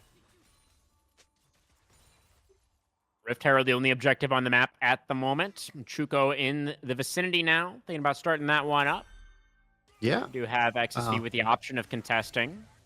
Yeah, BKP did have some free time in this bot lane tower. Instead is roaming up here. Herald down to half. Chuko with ult and flash available. Discrepancy not going to find an engagement. CZI will. A nice crescent guard to try to disengage from the Ambessa. The Xerath ultimate in over the top. Kali G barely staying alive with the maximum dosage. The Yamumu is going to get taken down. But it could be... No, Chuko was forced away from the pit. The Herald will be taken by XSV despite losing their jungler. Mustard getting caught in that fight as well. Ends up being just a 1-for-1. The objective going over to XSV means the feat of monster slaying still on the table. Yeah, feats have not been claimed so far. Don't know. That wasn't a successful cleanse out of Gremlin there. Wasn't able to use it to get anything there. So unsure if maybe it just wasn't available or something like that, or Kog'Maw was outside their range. But Lulu just needs to make sure that they can stick on top of Kog'Maw as much as they can. But Spaghetti here just getting chunked here by NBK, who's up to 325 damage dealt from first strikes. They've made 240 gold. Very nice, very nice. No. Yeah, the Xerath sitting on 1,200 gold in pocket right now as well, so closing in on that second item. Not there quite yet. CZI going pretty low in this top lane, but going to be able to dash back under the tier 1. Uh-oh, Gremlin. Yeah, Gremlin going to face check the Ziggs there. Going to take a little bit of punishment. Kali G, no ult. Has to be a little bit careful as the public execution is about to be back for the Ambessa. CZI going to take this opportunity to recall. Can teleport back to the lane. A little over a minute on possibly Hextech's sole point for the side of Dorado. That would be massive for them if they can get this next dragon. Yeah. That's the Warmogs plus belt increment is here now for Mundo, so he has his Warmogs online, which I think is pretty big for him in the top lane. He's just going straight back up there, looking to use that demolish and break that first tower down. And it is still 2 minutes onto Atacon, so that isn't going to be an objective for quite a while here. Yeah, and while Dorado would love to get this next dragon, they don't need it necessarily. If they feel like they can get more in the side lane, that is an option available to them. Yeah, I'm not sure they really want to be fighting for it right now. They don't have like any really big spike finish for them, whereas, you know, some of the spikes have come through. There is that Abyssal Mask done on the Samumu just to reduce the MR of people even more, and there hasn't been any MR coming out for their key carries yet, so... CCI going to be defending the turret for now. Both top laners holding on to their teleports. River control currently for Dorado on that bottom side of the map as the Demolish proc not quite enough for Kali to finish off the structure, but very, very close now is the Mundo to getting that down. Dragon immediately started up for Dorado. Discrepancy looking for a way in. TP's coming in from both top laners. This is going to be a full 5v5. All right, NBK off on the flank angle, trying to get this poke damage down. Dragon still relatively healthy. Public execution not going to land for CZI. Chuko goes in with the crushing guard. They're trying to burst down Discrepancy. The Jinja has to flash away. Will survive for now. Kali on the front line is now getting shredded by this Bane. The satchel is amazing from BKP, and Kali G going to get taken down now. Chuko condemned into the wall. The Mega Inferno Bomb over the top. Spaghetti gets off the last auto attack, takes down Chuko, and now it should be a dragon over to XSV. They take the team fight. They take the objective. And they will be able to tie up this game dead even right now in gold. Yeah, and they even got the feats because the mid lane tier 1 tower went down there as well from their minions. A big, big win for them. Could even look for a little bit more here.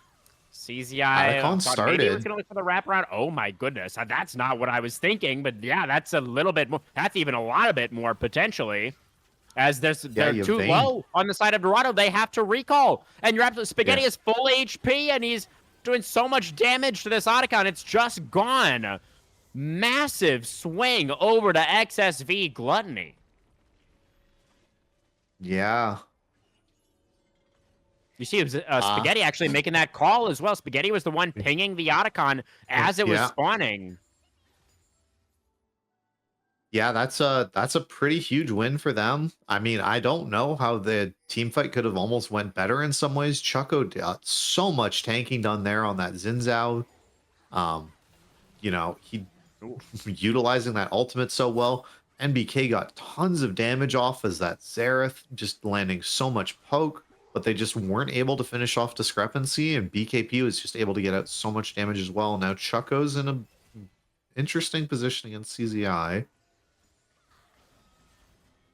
I mean, it looked really good from Chuko and NBK in particular at the start of that fight, but I feel like Spaghetti just spaced him really well. You know, it was the Vayne that was the one to get that last auto attack onto the Xin Zhao to finish him off.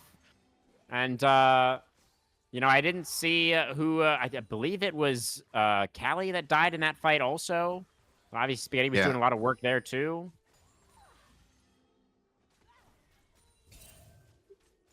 So now the Gluttons in a pretty good spot. They did get the feats of strength, as you mentioned earlier. Got themselves the Dragon and the Otacon. So the gold lead is not really accurate at the moment. It's definitely an advantage spot, I would say, for XSV Gluttony at this point. But there's still the possibility of going up to 3 dragons for Dorado at this next fight. But if they lose the next dragon as well, then I think they're in a very dire spot. Yeah, and here's the issue of, can Mundo actually get anything? Because Ziggs is just always going to be able to kill the minions. So it's just this thing of, can you as Kali G just run BKP down and just kill him with the aid of someone like Chucko or somebody? Because you're never going to get anything. Top lane right now. This NBK could be in trouble under this tier 1 tower. He's going to have a little bit more time to work with. Yeah, he's just going to have to leave. Nice sidestep on the Aqua Prison. Good call for NBK. Not going to be able to defend that turret.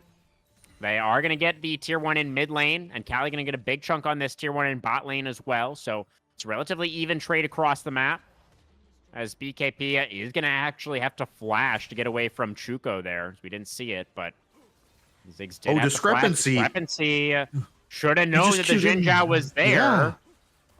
Is tanky enough to walk that one off, so it's all right. Okay.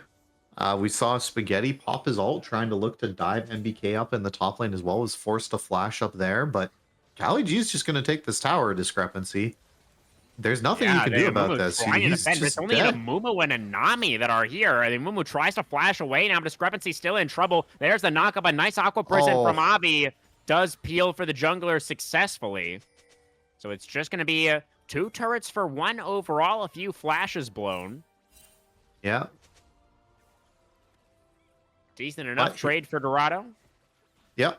Rageblade is now done on both AD carries, so both AD carries are in parity. But this is kind of the point of when Vayne starts to outscale most champions. We're going to have to be able to catch in these fights how much time Mustard is actually able to spend autoing.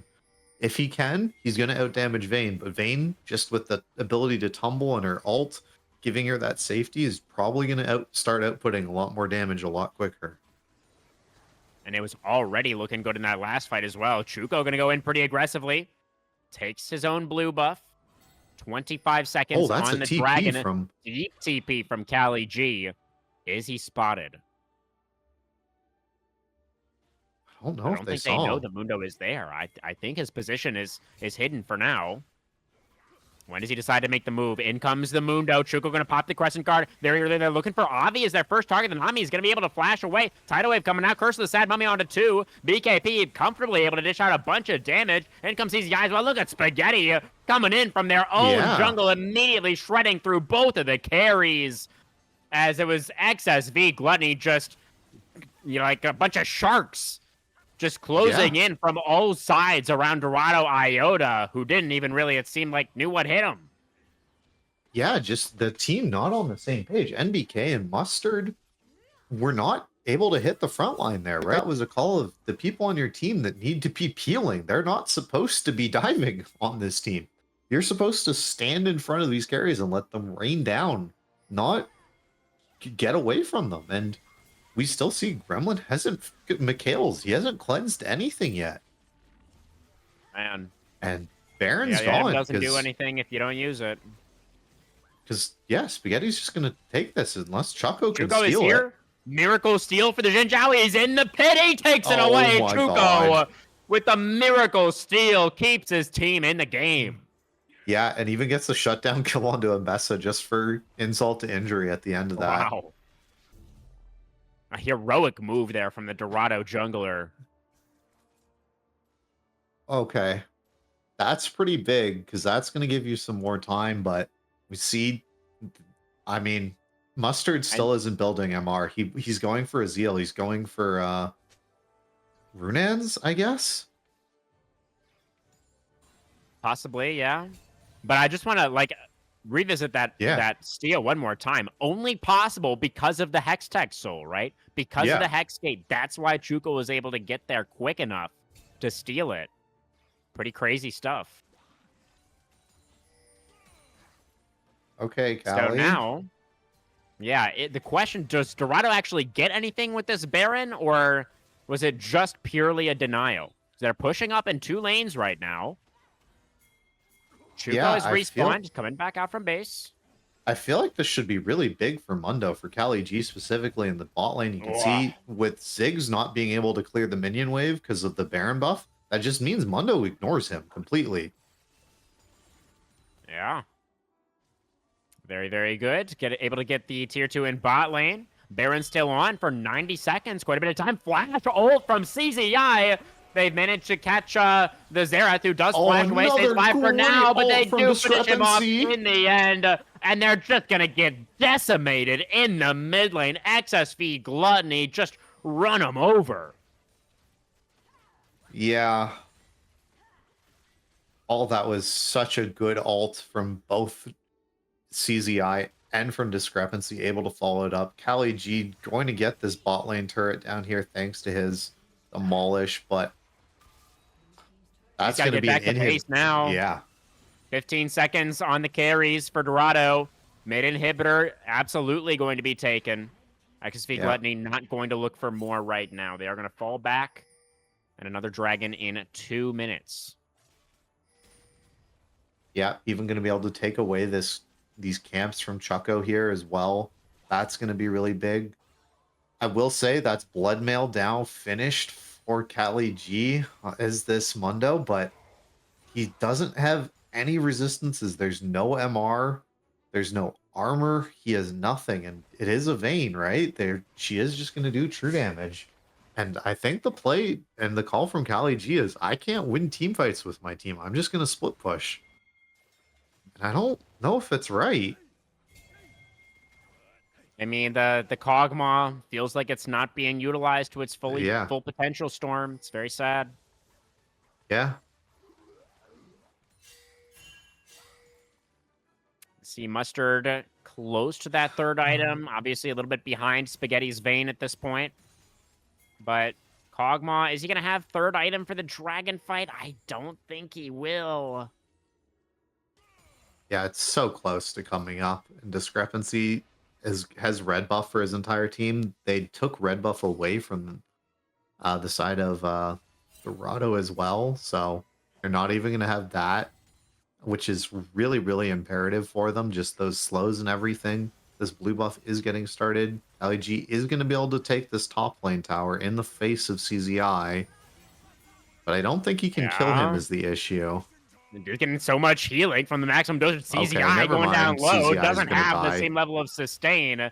And yeah, the Mundo has scaled and is going to be able to get that solo kill in the side lane. Discrepancy trying to force the fight in mid. Looks for the flash Q. Not able to find it this time. Tidal Wave sidestepped as well by Dorado. They're defending in the mid lane, and Callie G is currently unanswered. Callie's going to end the top game. lane.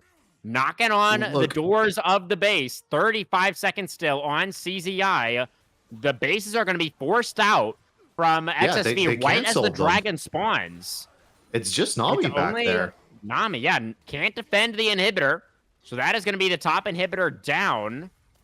Callie's dead, but they should get Dragon off this, right? This is a great trade, and he got the inhib down. This is awesome. What a job by Kali G getting that solo kill. Yeah, massive from the Mundo player. Just basically single-handedly doing so much on the map there to give his Yeah. team another shot at another lease on life, it feels like, in this game. If they were forced to team fight there, they almost certainly would have lost. Yeah. That's Runan's done for Kog'Maw. I really don't like this. I really think it should have been either Terminus or this Wit's End. You're just getting absolutely exploded before your Lulu even has the chance to use any of her peel on you. Okay. Well, At they least it have is 3 top. items done now for both the carries for the side of Dorado, Yeah. and you saw Chuko complete his 3rd item as well on this Jin Zhao, so also going to be pretty strong. Gonna have to see what they're able to get done with this top lane. I'm assuming we're gonna see Kali G's just start sprinting towards this bot lane and just looking to take that inhib that's free there. I don't even know if he needs the minion wave. I think it might just be worth it to Hexgate Gaming and go into over this dragon wall and over towards there, but we'll see. It's like he is looking for it the Baron? old-fashioned way, has the teleport, but it could just be another steal attempt from Chuko here. So I think Kali is Yeah. probably going to want to stay in that side lane. We'll see. Baron has getting burned down flash. very rapidly. Can Chuko find another miracle? The tidal wave is really nice. He flashes in, but he can't get the steal this time around. Discrepancy finds the smite. Spaghetti is legendary, and Kali teleported in as well, but it was too late to make any kind of an impact. Yeah. And you see the immediate pings towards top lane just to get that wave pushed in, get some of that freestanding gold. I feel like this is the end of the game here. They're going to force a 5v5, and I don't think there's any way that this Dorado team can win it. Yeah, it's looking really dire now. If they can somehow survive this Baron push, then they have the chance at Hextech Soul still, but yeah, it's easier said than done. You see Kali moving back towards that bot lane inhibitor. Yeah, just going to go take it, but he doesn't have TP now, and there's no like enhanced recall or anything. They see it, and they just immediately ping. They should just go in, to be honest with you. Yeah, the Mundo, he doesn't have the minion wave to pressure the Nexus towers right now. Oh, Spaghetti is actually going for the recalls. They're going to look to kill Kali again. Should be able to. Yeah, the Mundo is just doesn't have enough movement speed to get away from the Vayne. Yeah. So, I mean, Kali, he did get the inhibitor. He brought Spaghetti back to base. Yeah, Baron he Buff's stopped kinda the getting game from wasted ending. here. Yeah. Wow. That's crazy. It's a pretty Chucko's long looking. timer. He is looking. Knows that Spaghetti is in here. Gonna jump onto the Amumu. Gets the knockup. Ready the Arcane coming out there. Looking for BKB on the Ziggs. BKB. Uses the satchel to try and get away. The Ziggs able to get away for the most part. Chuko forced to disengage from the tidal wave. Mustard's Gremlin so now forced to low, flash too. away from the Aqua Prison. Mega Inferno Bomb doing a lot of damage onto the Lulu. Chuko getting jumped on now. Flash in for CZI. Finds the ult on the Mustard. And that is going to be the carries annihilated by XSV once again. Kali G going to respawn to find the entire rest of his team in the death chamber. And the game will end with this Baron buff, I think, after all. Yeah, the 4v5 win. You didn't even need your Vayne there. That's crazy work from the side of XSV being able to win that one there. Kali G gonna get a Kali G. kill just Oh, because he jeez. can. Yeah, it's 4-item Vayne. Just shredded through that Mundo like he was paper. Yeah. And that is going to do it. Just under 35 minutes. It's going to be XSV Gluttony, the defending champs, first to match point. Yeah, GG's. I'm sad to see that Kog'Maw indeed did not get to play the game, was not able to auto attack basically at all in those fights. Pretty sure he built that MR, that Negatron cloak, after he died as well. But I really want to shout out Kali G, despite not having the greatest scoreline or damage numbers or anything like that. Played fantastically. Chucko as well, getting that Baron steal was huge for his team. MBK did a crazy amount of damage as Xerath. I think that a little bit more, and they could have had it, I guess, Oh, that feels bad to lose that one. Definitely, definitely. There were for sure some very close fights in that game. You know, Yeah, thankfully we didn't see the same thing from Dorado that we saw in game number 2, where they just like forgot to fight for the objectives. The Otacon take, I think, was really, really big for Gluttony in this game.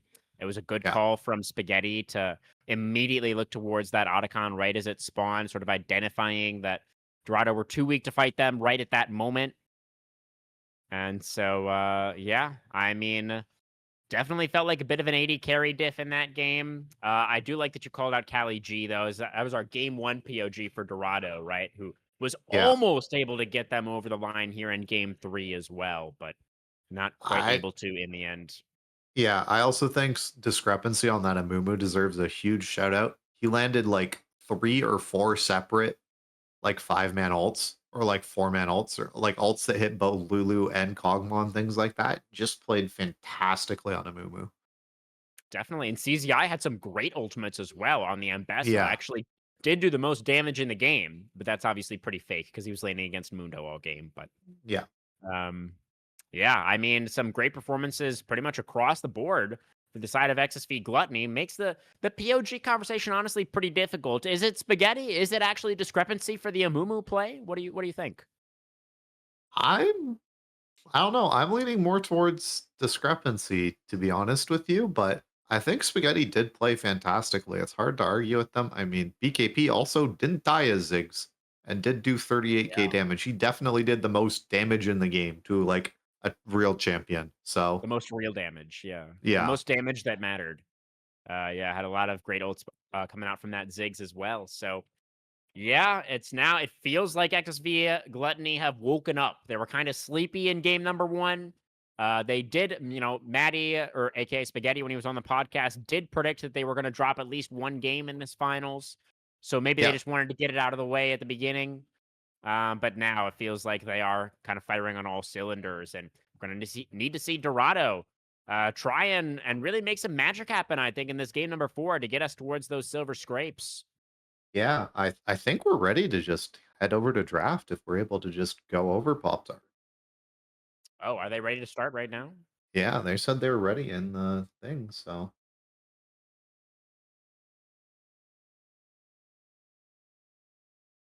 oh,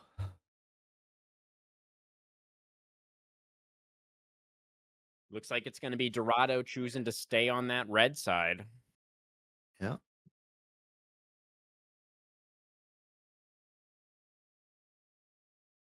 We could go to a quick break, maybe. Like, We'll be back in just a minute or two, or whatever you want to do. Pop Tart is fine with us. yeah, Okay, you hit him with the Prod R, and I am.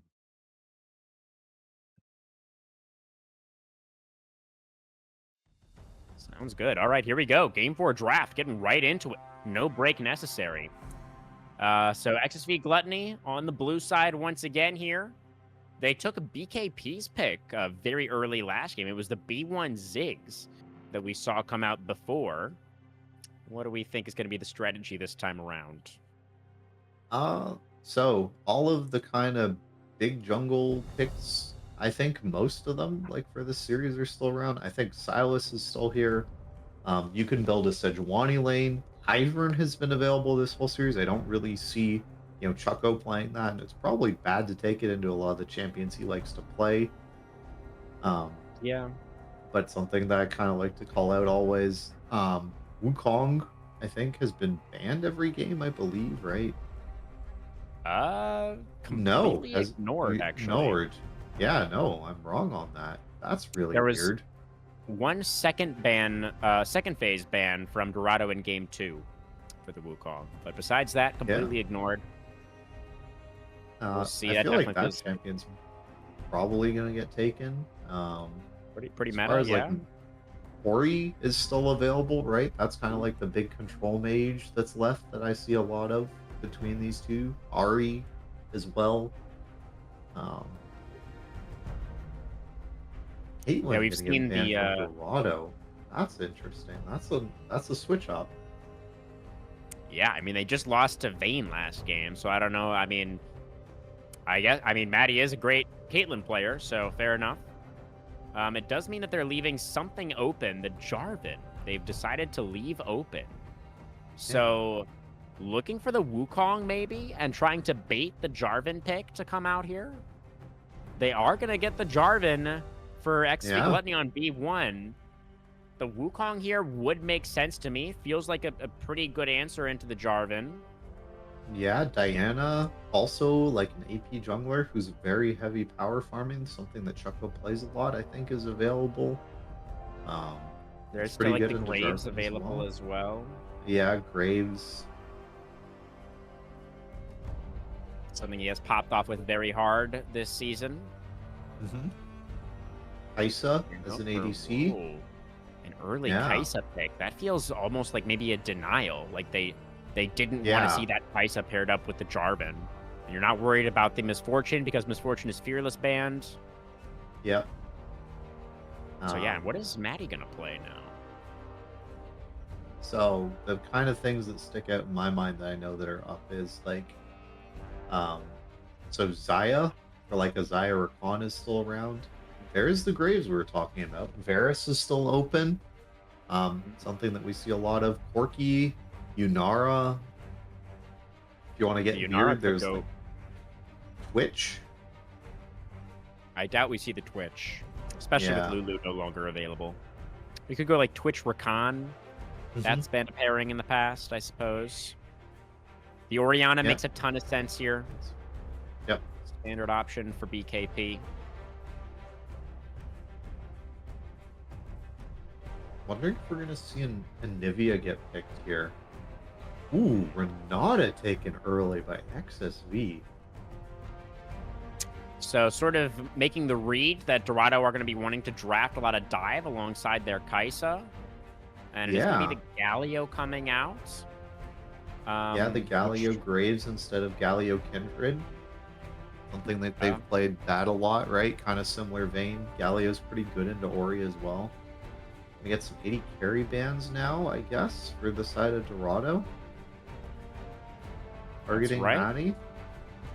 Try to limit Maddie's pool a little bit more. We're going to get rid of the Xayah in case Maddie wanted that additional safety. And Camille going to get taken away by the Gluttons. Trying to pinch Callie's pool a little bit. Feels like Callie has been the strongest performer for Dorado tonight, I want to say. NBK has been playing well also. Yeah, I can, his Jax, I think, has been left open, right? A lot.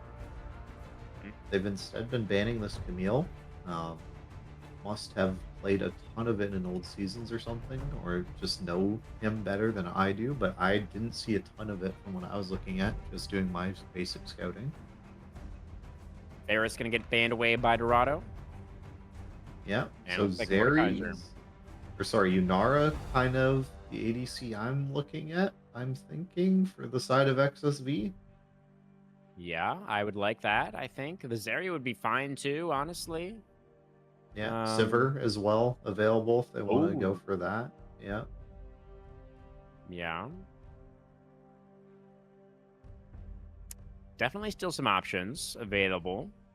Nautilus, a classic pairing with the Kaisa. Yeah. Doesn't feel great into the Renata, though. No, I don't think it does. Pretty much, I don't know what you wanted to pick into Renata there. I think Bard was probably really, really good here. Yeah, would have liked a Bard angle. Would make them pretty light on frontline, but they do have the Galio at least, right? Yeah. Galio ends up building full tank, then that could have been fine, I think. And Bard builds like Dead Man's Plate and stuff. He's not exactly squishy. Poppy. Okay. Poppy so for CCI in the top lane. Yeah. Yeah, I mean, it feels really strong here. Honestly, everybody on Dorado have dashes already, so yeah, the Poppy value I think is very nice here. Yeah, it feels like XSV are getting a really nice draft. Any kind of AD carry here is fine. Callista for some lane dominance. Callista Renata, yeah, I mean that's strong. That's really strong. Is Callista playable right now? I don't think, like, stat wise, I don't think she is. I'm pretty sure, like, if you go on to like na.gg, like like na.gg, it says don't pick this champion.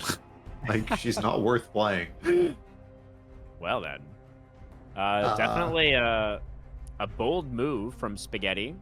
And there's the Jax. It's gonna come Okay. out for Callie on the R5 for Dorado into the Poppy. I mean, definitely not an amazing matchup for the Jax, but we'll see. Yeah, I'm kind of worried again for Dorado. I don't think they have the setup tools necessary for this fight, and I don't think they have they have zero wave clear to let Jackson, Kali G win condition in the side lane happen. This game's going to be team fighting yet again, right? And it's how does your team survive Ori Jarvan combo when you can't full dive in because the enemy team has Renata Poppy? This one seems like a mystery to me to try and figure out how they're going to win. Yeah, it's a tough one to draw up, I think, for Dorado. I think you do Yeah. have to play towards this Jackson sides because you have the Galio global ultimate to Yeah. follow up in the side lane, and the Kaisa can join up there pretty easily as well if you want to just try to overload sides, but it's definitely the more difficult way to play the game. But I mean, they almost used that strategy to win in that game number 3 that we just saw, right? With Callie putting on so much Yeah. pressure in that side lane. So maybe that really is their best option to try to equalize this series.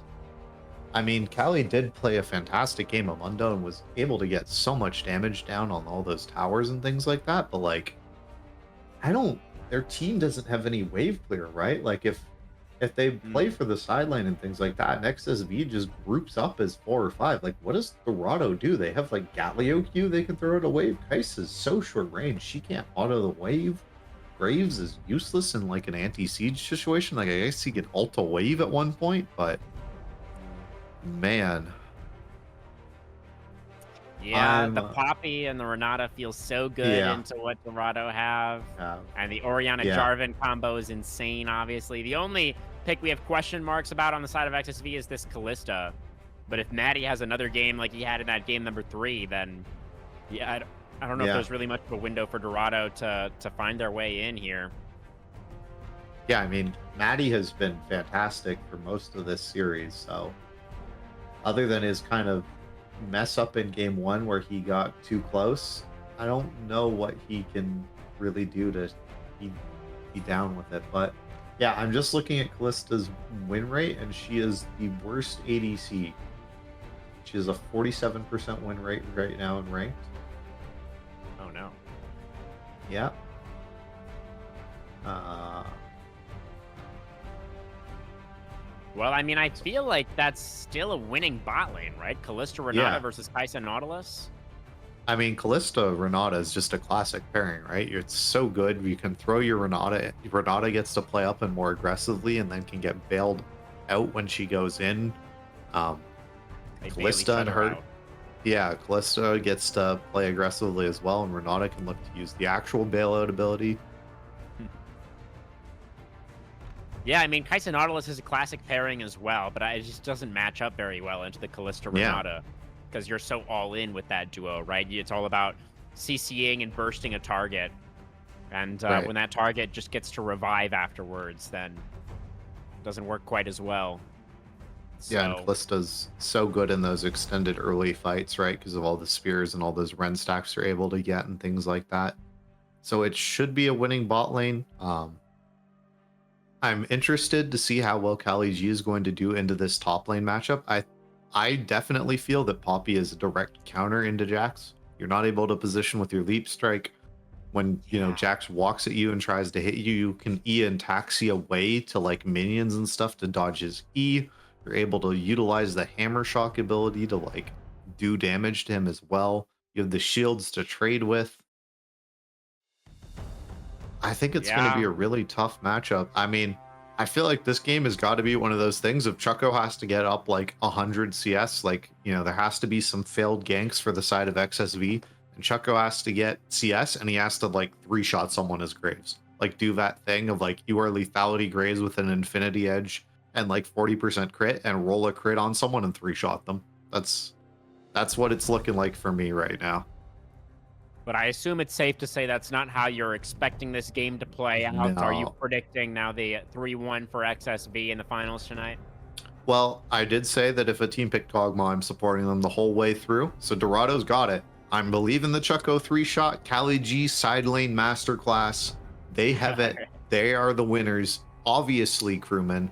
I'm just sorry, I voicing my doubts. They're gonna prove them wrong, and we're gonna see this. Kog'Maw for the win. Yeah, I mean, honestly, to go back to our conversation earlier, the drafts that we favored tonight have not done so well, Yeah. in this particular match. So we'll see if maybe our analysis is completely meaningless and Dorado are actually going to be able to give us the mythical 5 gamer tonight. Would be very, very cool if that did end up happening. We'll go to another quick break, guys, and then we'll be back for game number 4 of the Emerald League Finals. This time I'ma keep it going, stay fucked up, feel so good. High on my, the sky underneath my feet, it never looked so good. Oh my, that's right. I'ma keep it up, stay fucked up, that's my mood. Oh my euphoria,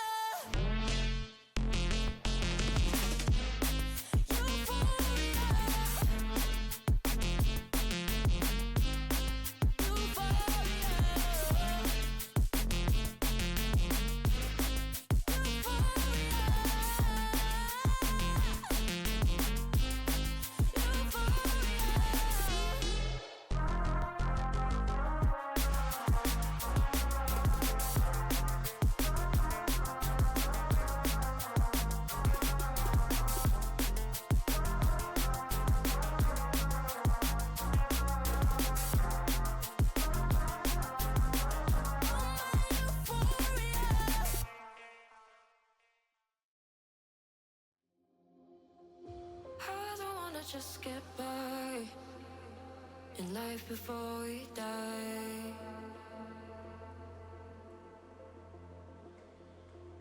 I want it every single time. No chances to revive.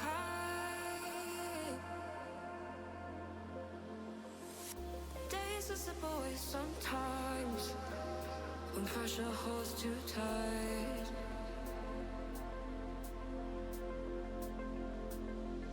Only I can make up my mind and override the fight. I've been patient, waiting for an answer, contemplating. Didn't get me any closer to the reason why I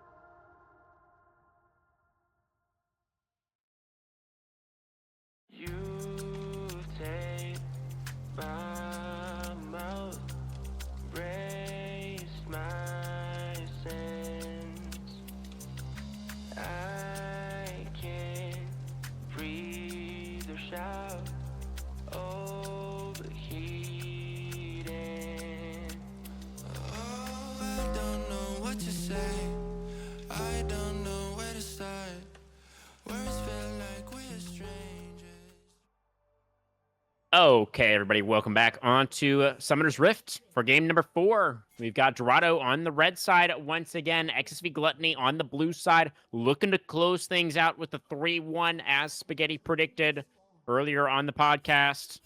But that game number 3, Storm, feels like it was the first, honestly competitive one of the series, which was really nice to see. Yeah, we had asked if both teams were going to wake up and show up, and they did. That was nice to see. Will mention already something weird is happening. BKP has bought a cull in the mid lane as Orianna. Fascinating. Yeah. That's weird. That's really weird. Yeah, I guess that just indicates that he doesn't really expect anything to happen in the mid lane for a while. Yeah. But yeah, It is we'll have to Galio see after all, so what's going to happen early game. Is Granada Callista, the lane of old that we have seen dominate pro play for so long, be able to be the lane in this game? Haven't really seen it even in pro play recently, right? right. I haven't noticed it been banned at Worlds or the Caspa Cup or anything that's been going on, so Yeah, feels like in pro play, ever since it went like 0-12 at MSI or whatever it was, that the pros just Yeah. kind of gave up on the pick. And I mean, you were highlighting earlier for us the abysmal solo queue win rate, but this Yeah. is not solo queue, so Mhm. we'll see how it goes. Both junglers Yeah. starting on the top side again this game. Yeah, and BKP, despite building a cull, still out trading NBK currently, getting those autos in, Heavily. getting that healing up. Yeah, I mean, you get the little bit of extra AD there from the Cole. Make those autos Yep. hurt a little bit more. There's going to be a taunt from NBK. It comes out to counterattack. But yeah, the Galio suffering in the first couple of levels here. Yeah, I mean, just not a lot really happening so far right now. Dredgeline going to there's the land hook onto in. Abi. And good damage going to come down onto the Renata. But Mustard and Gremlin, you can see, really hesitant to actually walk up to that minion wave. Mhm. Is worth mentioning that BKP is also running Summon Airy here in the mid lane, so is going to be able to get a whole bunch of extra damage from that. They are still running Scorch, which I think is kind of weird if you're playing Cull. That doesn't seem to me like things that you should be having on the same champion, but it's working for them in the early game. They're still dominating despite taking this. Truco very fast on the initial clear. NBK going to go in with the Justice Punch. Finds the taunt to set up for the Graves, who flashes in. The flash away for the Orianna. Gets the shield. Trying to trade it back. The auto attack in the air. The airy proc is enough for BKP to make it a 1-for-1. That's really big, I think, just to get that kill back. I was thinking maybe if MBK had Triumph or something like that, would have lived. Instead, gonna be that damage going through, but that's crazy to me. We're still not buying a Doran's item. We're buying a tier boots and a glowing moat. We bought a glowing moat. Really, man? Crazy. Hey, I don't question him. He got the 1-for-1. Yeah. He clearly knows what he's doing. Yeah. So, back out onto the Rift, saving the teleport, actually. NBK did burn the teleport to get back to lane. Is going to find another Yeah, little engage here onto the Orianna. That was a pretty nice big trade there. We do see Jarvan kind of hovering topside here, looking to see if he can find Chucko. Chucko was able to get that top scuttle crab, so probably had some sort of idea. Jarvan also going to walk over this ward as he's going to his Gromp. And the cycle continues as both junglers full clear the whole game, trying to not interact. And one of them has picked Jarvan, so I like this a lot less. The Jarvan side, yeah. Yeah. Definitely. NBK, oh dear. Oh man, the Orianna is looking scary already for BKP. We know Yeah. what he can do with this pick. Here comes Chucko once again. But NBK is too low on health. The dredge line is going to hit for Gremlin, though. A beautiful roam from the Nautilus. And you know what? You deserve that kill credit. That's going to be 2 on the board for Dorado. Yeah, really tried his hardest not to take that. I think his aftershock proc killed BKP there. I think you're right, yeah. Yeah. But regardless, an amazing roam from the Nautilus player. Mhm. Perfect timing to cut off that escape route for BKP. But Yep. XSV Gluttony, undeterred, are immediately onto their first neutral objective. And it looks like they will be able to get this dragon uncontested. Yeah, big win for them. Mountain Drake early, giving you those really early game resistances that are so vital. You know, those early points of armor and MR are so huge. So this should be pretty nice, I think, for all of them. Just going to let them trade harder. Poppy, of course, also has that built in, like, you know, extra armor and MR that she gets from her W passes. So going to be extra nice for CZI. But been really quiet down here in bot lane. I thought there'd be a lot more action towards Spaghetti and Avi, but they're just kind of content to just chill. Just get this farm going. I think Mustard and Gremlin have been doing a pretty good Yeah. job of playing respectfully. Right as I said, we're going to hook in onto the Renata. Handshake is good, but a lot of damage did go down onto Avi. Spaghetti now tanking the minion wave to try to trade back onto Mustard. Yeah. And not a Here lot comes happening Choco anywhere once again. else. Justice Punch going to land. Taunt is taunt. there for NBK.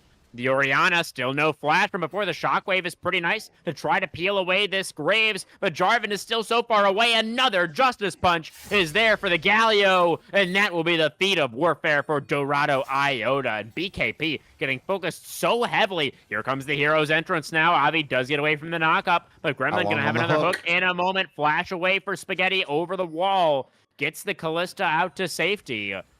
But Dorado Iota finding some nice moves here in the early game. Yeah, proving that draft doesn't matter if you're just going to play better, and they are playing better so far this game.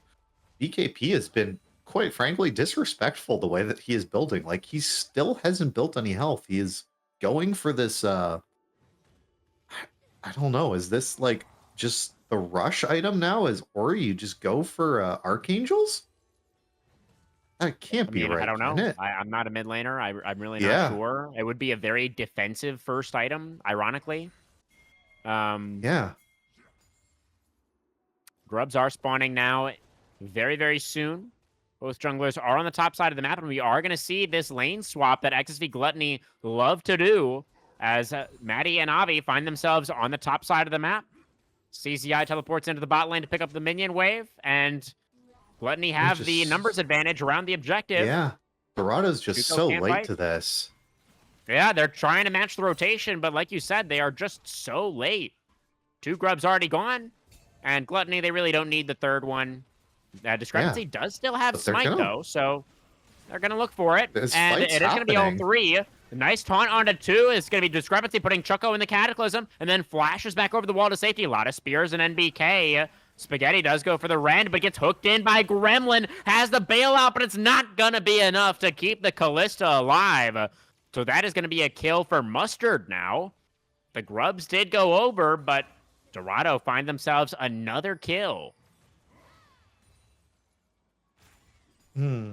Yeah, I mean, that was really perplexing for me why Spaghetti and Avi wanted to go back in there and take that fight. They should have known that they'd see Kali G was fighting down there with CZI in the bot lane. They had to know that this bot lane was going to be there to match them. So, have to see if Spaghetti's able to output the damage and be a useful AD carry. I had kind of questioned as we were coming into this, is Callista a real champion? Like, I never see this pick anymore. The only time I've seen them in solo queue was then they buffed her AP ratios, and everyone in my games was trolling by picking her and building AP. Oh, God. Yeah, that does sound about right. Well, thankfully, Spaghetti is not building AP, but it remains to be seen whether the AD build for the Callista, as you say, is going to be significantly better. We know it's at least a little bit better. I think the idea with this buffs is when you rushed Rage Blade, you had better AP ratios, and people take it to meant that you should build Nashor's Tooth. But I Very digress. silly. Yeah, CZI now matched up here against MBK in the top lane. CZI going for this Sundered Sky rush here. Sundered Sky was the first option for Graves. That's not something I That see a is lot of. unusual, I think, yeah. So, I mean, Graves did get the buffs on his E, where he's a little bit tankier now, having the magic Yeah. resistance from the E passive as well. So, having a little bit of extra health on the Graves does feel really nice. But yeah, the Sundered Sky is a very unorthodox choice for sure. It makes you auto crit, right? Your first autos against champions are technically a crit. Maybe Yeah, this is that's just true. the guaranteed Infinity Edge crit 10,000 Oh. IQ build. Maybe. We'll see what he decides to go next. It could also just be the Cleaver second if he wants to go full Bruiser Yeah. Graves.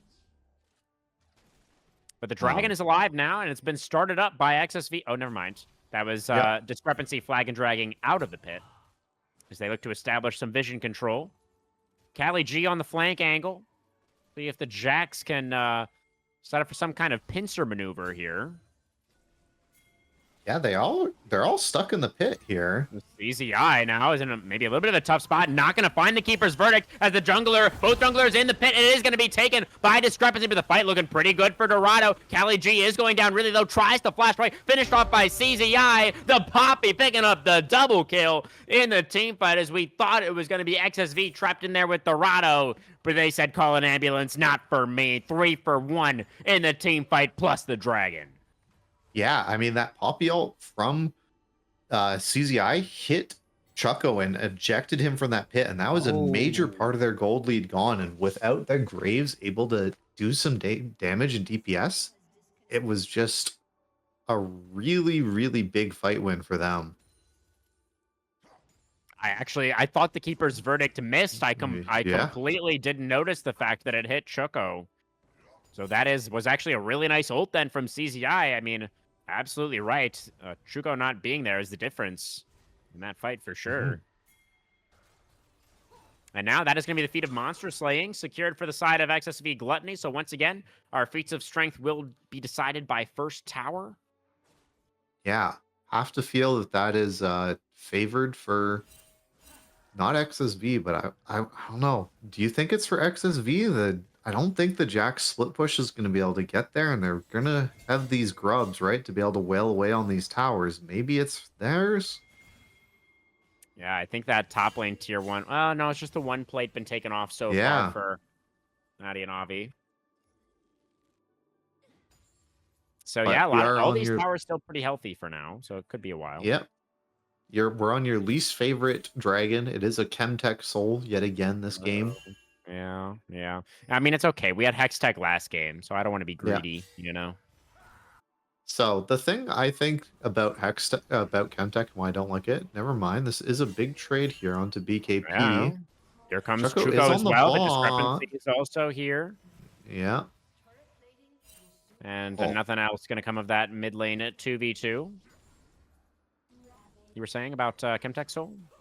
Chemtech Soul is that it makes it almost impossible to stick vision on the map if you're the losing team because of the scryers I'm and going to things go for like the that. depth charge onto Spaghetti. Chuko is here. Killer Instinct over the top for Mustard. The hostile takeover not going to land onto the Kaisa, but the flash away for Spaghetti is going to get himself live. Now the Callisto ultimate is going to come out. Finds the knock up onto Gremlin. So Nautilus Here's could now be the one in trouble. CZI. CZI on the teleport in. Finds the charge into the wall. And it's going to be 2 kills over to XSV Gluttony, the top laner. Making the difference. Yeah, and we see that Callie G had TP'd towards top lane to use that, and didn't have it for this bot lane play. Chuko in trouble. Discrepancy not going to find the flag What and a drag flash flash. combo. There was the flash away for the Graves. Yeah, and now the teleport in for NBK. Going to be able to turn that Okay. around onto Discrepancy. Chuko already used the ultimate. The auto attacks might be enough. The hero charge doesn't get the Graves into the wall. The reset is there for Maddie. NBK desperately needs a little bit more. Will be able to take down the Callista. But CZI, oh, never mind. The Galio He able to lives too. sneak away. Gremlin? Gremlin looking for the flash hook onto the Poppy to try to stop CZI from getting away. Ignite committed as well. Dredge line going to come back off, cool down, and that is going to be a kill over to Mustard, number 2 for the Kaisa. And the extended Yeah. play ends up being pretty even. That was also a full tower going down to Callie G here on this Jax. Able to get some damage down. Is even going to be able to proc his Demolish onto this tower here as well. I think that's 1,000 gold now on this Jax. Had some time to farm as well. So now has a 30 CS lead. That was a pretty big win for the top lane of XSV. of Dorado. Absolutely, yeah. The Jax is going to be pretty accelerated. And, Yeah. we were talking with our draft conversation about how for Dorado, that feels like the way that makes the most sense to play out this composition, right? Is to play heavily towards sides. So maybe Cali G is going to be able to start lubricating things for the team in those side lanes. Yeah. Really curious to see how Mustard is going to be able to get involved into this game. Currently has their Kraken Slayer done. MBK looking again. And BKP is going to Oh, get the taunted taunt up. Cali G landed. there on the flank angle. Gets the counter-strike stun onto the Orianna. BKP nowhere to go. Nice setup there for Dorado. Just in Yeah. time for the Dragon spawn as well. Look at that. Yeah, great play by them. Didn't even really commit any ults there, right? Just Cali G's. Oh, discrepancy. Oh. Does get away from the flag and drag, or with the flag and drag from the counter-strike. Yeah. Line brush being held. Mid-prio being taken by Gluttony. NBK should be able to answer this wave, and now it looks like it could be a trade as XSV move towards the Rift Heralds. Yeah, I got a Constellation Rift Herald here for the Dragon. That is a bot lane tower that could go down as well, but it's more looking like they want to fight here. Dragon has been taken. I think the Herald is going to get burned down. Shuko cannot get here in time. The Herald is taken. NBK finds a taunt onto two. Hostile takeover comes out in response to Cataclysm. Really nice from Discrepancy. The Shockwave combo is amazing, but the Jarvan has been taken down. Depth charge connecting onto Spaghetti, preventing the Quicksilver from getting involved. CZI charging forward. Shuko going to get taken down. Gremlin pulled back in by the Renata. It's going to be XSV Gluttony 3 for 1 in the team fight, looking for the mid-outer. Yeah, they still have Herald with them as well, right? Oh no, Jarvan did pick that up, so there is no Herald play to go for an extra tower after this. But CZI with that Keeper's Verdict there got a 3-man knockup onto Chuko, Mustard, and Gremlin in that towards that fight. Again, just playing super, super well right now. I'm really glad you're catching all of these great plays from CZI because I am somehow missing all of them. So good looks there, Storm. Glad you're able to call that out for us. Our resident top laner, not allowing the top laner's heroics to go unrecognized. Appreciate you. Yeah. Cali G here now has his Caulfield's Warhammer, looking to go for that Sundered Sky, I guess, as well themselves. Poppy is building it, does have a lot of really incredible AD ratios in her kit. Be interested to see. I'm guessing this is this really weird item cooldown reduction thing that you do as CZI. Did take Scorch and Mana Flow Ban instead of the less cooldown on your items thing that I generally see with Poppies doing this playstyle. Kind of interesting to see this build changing in a different ways, but not a lot of other really big item components I want to talk about. We do see that Orianna here, BKP is one of the first people in the game to hit their second item, has the Seraph's Embrace and the Blackfire Torch completed. All thanks to that call, baby. Yep.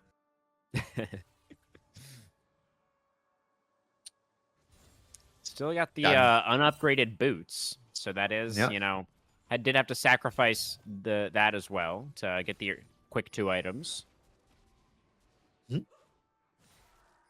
But right now they're kind of Cali G not being able to push effectively, just getting trapped in the side lane versus the Renata and the Callista, I think is really good for the side of XSV, because it means that they're not losing anything. I think Cali G has to be one of the big points of strength right now for this team.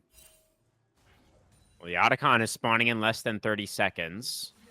We see a lot of members gathered around this bottom side of the map right now, including both junglers. And you were right, Chucko is going down towards that Bruiser build. This is Sundered Sky into the Black Cleaver. Yeah. Doesn't have it quite yet, though. No. Oh, and there's right. recalls coming out. Yeah, as long as they're not spotted on these recalls, it could still be all right. But they do have to be really careful. We have seen Dorado caught sleeping already tonight and losing out on this Otacon. So, as long as they keep some vision down on Yeah. that objective, then it's all right. You can go for these They resets. saw the Yeah, they saw the resets come out from XSV, so they know that they can take them themselves. Everyone gonna get back up on that rift, and hopefully we're gonna see a big fight. That was Rageblade finish now for the side of XSV onto Maddie or Spaghetti. Redemption has been finished for the side of on the support, whereas Locket is done for Nautilus, has his Blood Song. Just a reminder to all you supports out there, you can sell your support items and buy new ones for 100 gold if you don't think you need it anymore. I don't think Blood Song is that important for the burst damage right now, but maybe that's just how Gremlin thinks they need to play. They need to get a pick. Tuco did now finish the Black Cleaver as well. Dragon is also going to be spawning in about 30 seconds, so a lot to play for on this bottom side of the map. Yeah, Outer turret going to be taken by Spaghetti. BKP under pressure once again, but not going to Riftball be is angled over summoned to... in the bot lane. Oh, it's a distraction so that they can take this. Oh, no, again! Oh, the Callista takes it so fast, it's just gone! Dorado caught sleeping again. Choco not able to get over there in time. The Blitz ultimate does Broke save it. The entrance Renata, is it's a so massive knockup from CZI again. The Cataclysm is very nice from the Jarvan as well. Immediately, Callie and Gremlin going to be taken down, and Spaghetti hopping forward on the Callista, and BK barely surviving, and in comes the Jarvan to close the door on him. A double kill for Spaghetti. Soul point for XSV, and they are poised and ready to secure the 2P. Yeah, this looks like it's getting real close to being all over. There's just one or two fights that this team has left in them for Dorado. I don't know what their win condition is at this point and what's going to come in time for them. Obviously, Jax is incredibly scaling, same with the Callista, but they're so far behind their counterparts here that I don't know how they're going to be able to get to their items quick enough. Yeah, it's feeling really tough now. Baron is a couple of minutes away still. But yeah, I mean, with those two really big objectives going over, it just feels like Dorado, they're going to start running out of options very soon. Down 4,500 gold at the moment. That's just such a tragic way, I feel like, for the series to potentially end, is just the back-to-back, like, basically Otacon sneaks coming out from XSV Gluttony. Yeah, and Callie G, you can see right now, doesn't want to be fighting Poppy. Like, CZI is so tanky right now. He has Thornmail, and that's like it, right? That's his only armor item, but he has 235 armor. Like, how on earth is Jack supposed to kill this guy? Yeah, I mean, it's tough. It's not even 2 items done yet for Callie. I mean, he's close, but just doesn't feel like he's going to be able to be that threat that his team needs him to be in that side lane. BKP is going to face check a Nautilus. Gremlin is going to be able to find the depth charge into the taunt, into the stun, into the knockup. They have all the CC, but none of the damage. BKP with the shockwave peels him back away. Callie going to get rended as he tries to jump away, and the Orianna is somehow going to survive. Oh, it just keeps getting worse for Dorado. Yeah, that's a tragedy play. They're going to lose 2 towers in this top lane for 1, maybe. Oh, CZI is even able to stop this mid lane tower for going down. Mustard, you just got to be able to get this. Okay. But now their tier 2 is going to be coming under fire. Oh, I'm not sure on this one. I mean, you got something on the cross map. That's a good play, but I'm still sitting here trying to wonder how they're going to be able to kill people. Like, how are we going to get through this combination of the CZI and discrepancy front line? It's got to be Mustard, right? Yeah. I mean, you kind of need the fight to extend a little bit. I mean, that's so dangerous into the Callista, but like, you need to buy time for the Graves, I think, to get some value out of the Cleaver and start to shred the armor.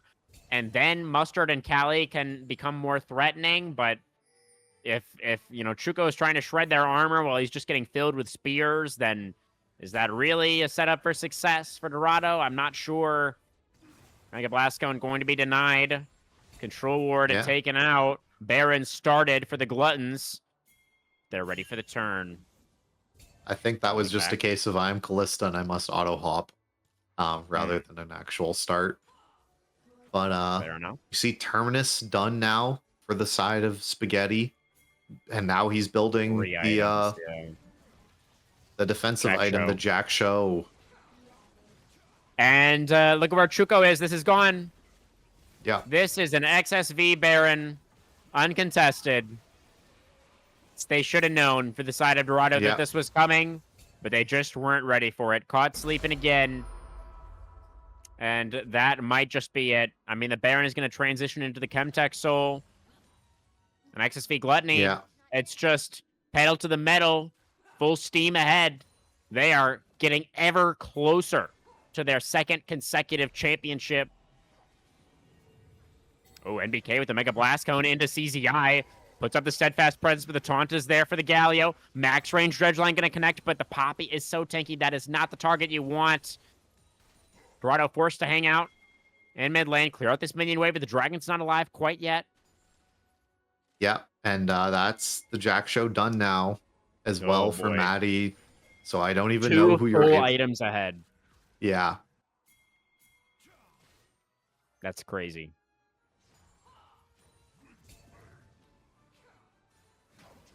Yeah. 5K ahead. Discrepancy flag and drag. NBK on the front line. CZI. Okay, here's an extended His fight name. that's happening. Choco's getting All some right. damage down. That you the teleport in. That's NBK a on the great- wrap around. Finds the taunt on it too, but where's the follow-up? Choco trying to stand in front, trying to use that Black Labor, but the Shockwave gets Callie as well as the Kaisa. Mustard destroyed. It is going to be Spaghetti. Needs the bailout, and he gets it. And that is going to do it. Triple kill for the Gluttony 80 carry. 4-0 in the fight, and they will push down mid to end. Yeah, it was so close there. Just 1 or 2 autos more would have gotten Spaghetti down, and this game would have been able to keep going. But instead, it is going to be the march down mid.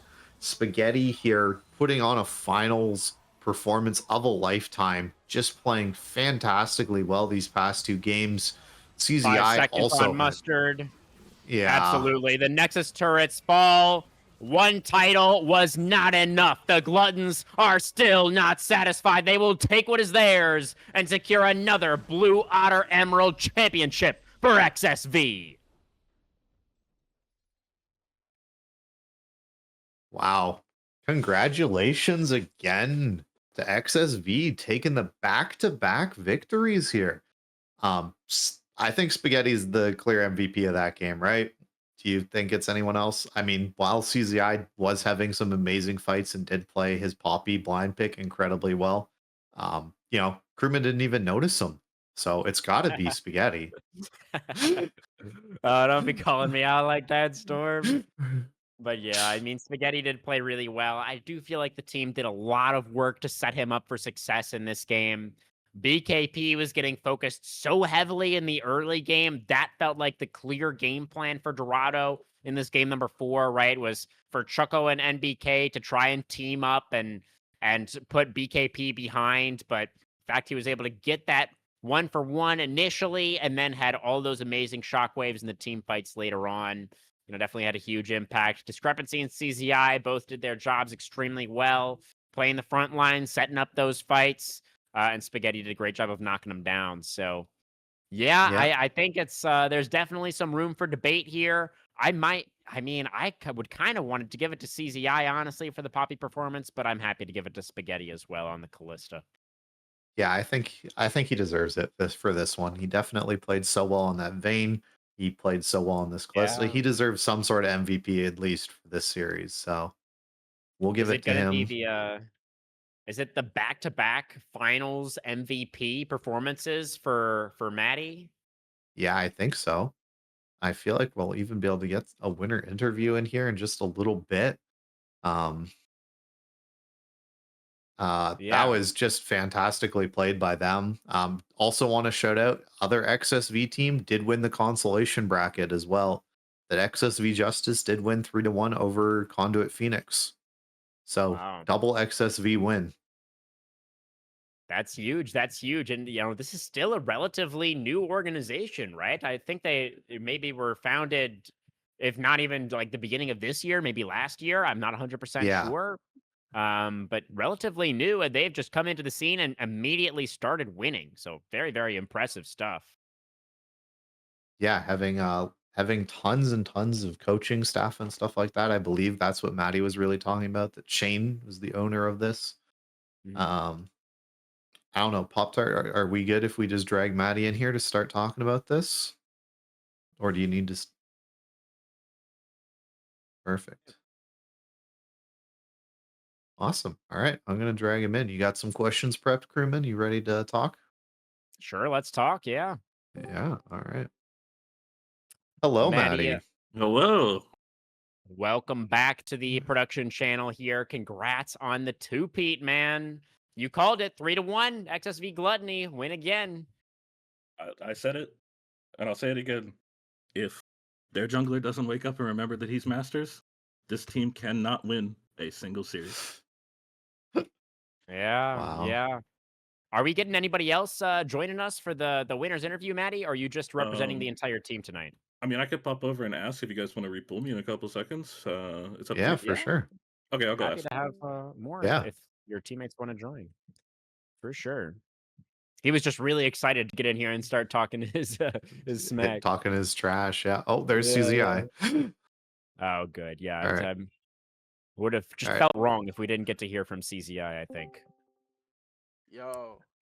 CZI, Yo. congratulations. Welcome back to the streaming channel here, the Blue Otter staff channel. Congrats on the win. First question I'll give to Maddie since he was here first. Maddie, you already mentioned that you were really looking at Chuko as possibly being the key to victory tonight for Dorado. Was there any point in the series tonight where you felt like you were able to identify that he was not playing like the Masters jungler that he could potentially be? I would say genuinely game one where we're down, but still somehow fighting in a game that I don't think we should have been winning.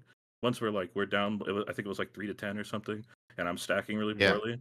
He's not solo carrying fights. He's getting caught for no reason. He's making the fights hard for his team. The second that happens, there was not a single calm after game one. We lost. We said, "All right, guys, shake it off. Doesn't matter. We're better. We win the next two." And that's all we did. That's what happened. That's for sure. Storm?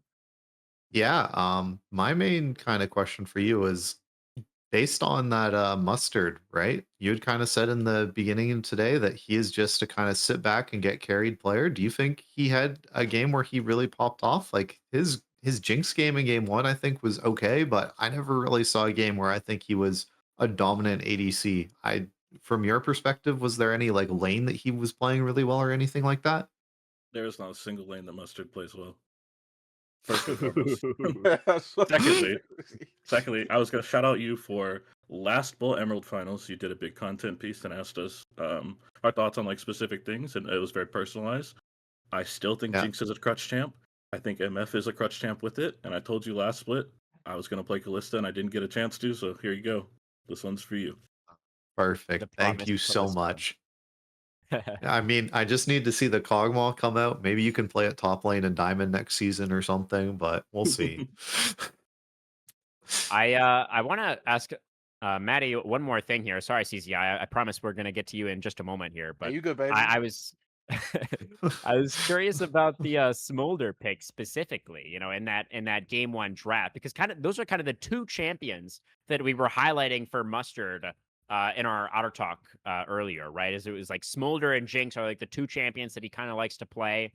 So was that, and you picked the Smolder very early in the draft as well. So was the thought process there, you were really trying to take that option away from Mustard? Because I know you've played Smolder, earlier this season as well, Maddie. So what was kind of the thought process behind that pick?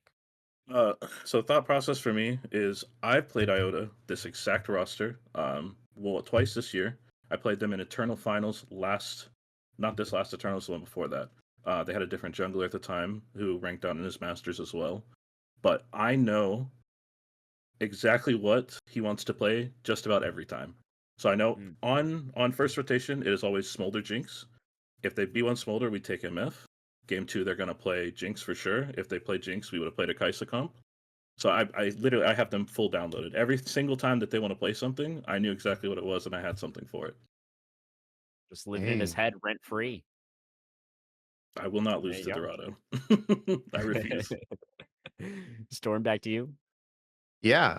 So CZI, gotta talk to you. So the Cali G, I think, played pretty decently that series. I mean, his Mundo game, I think, was pretty good.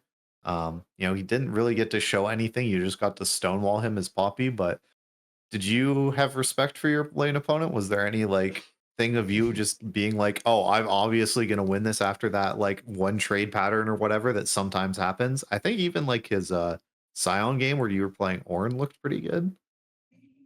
I mean, in terms of like looking good, like I mean, he did the winter game. All he did was split push. In the Yeah. Cyan game, he didn't really do anything either. But that's besides the point. I respect Callie a lot. I think he's super cool. Me and him are chill.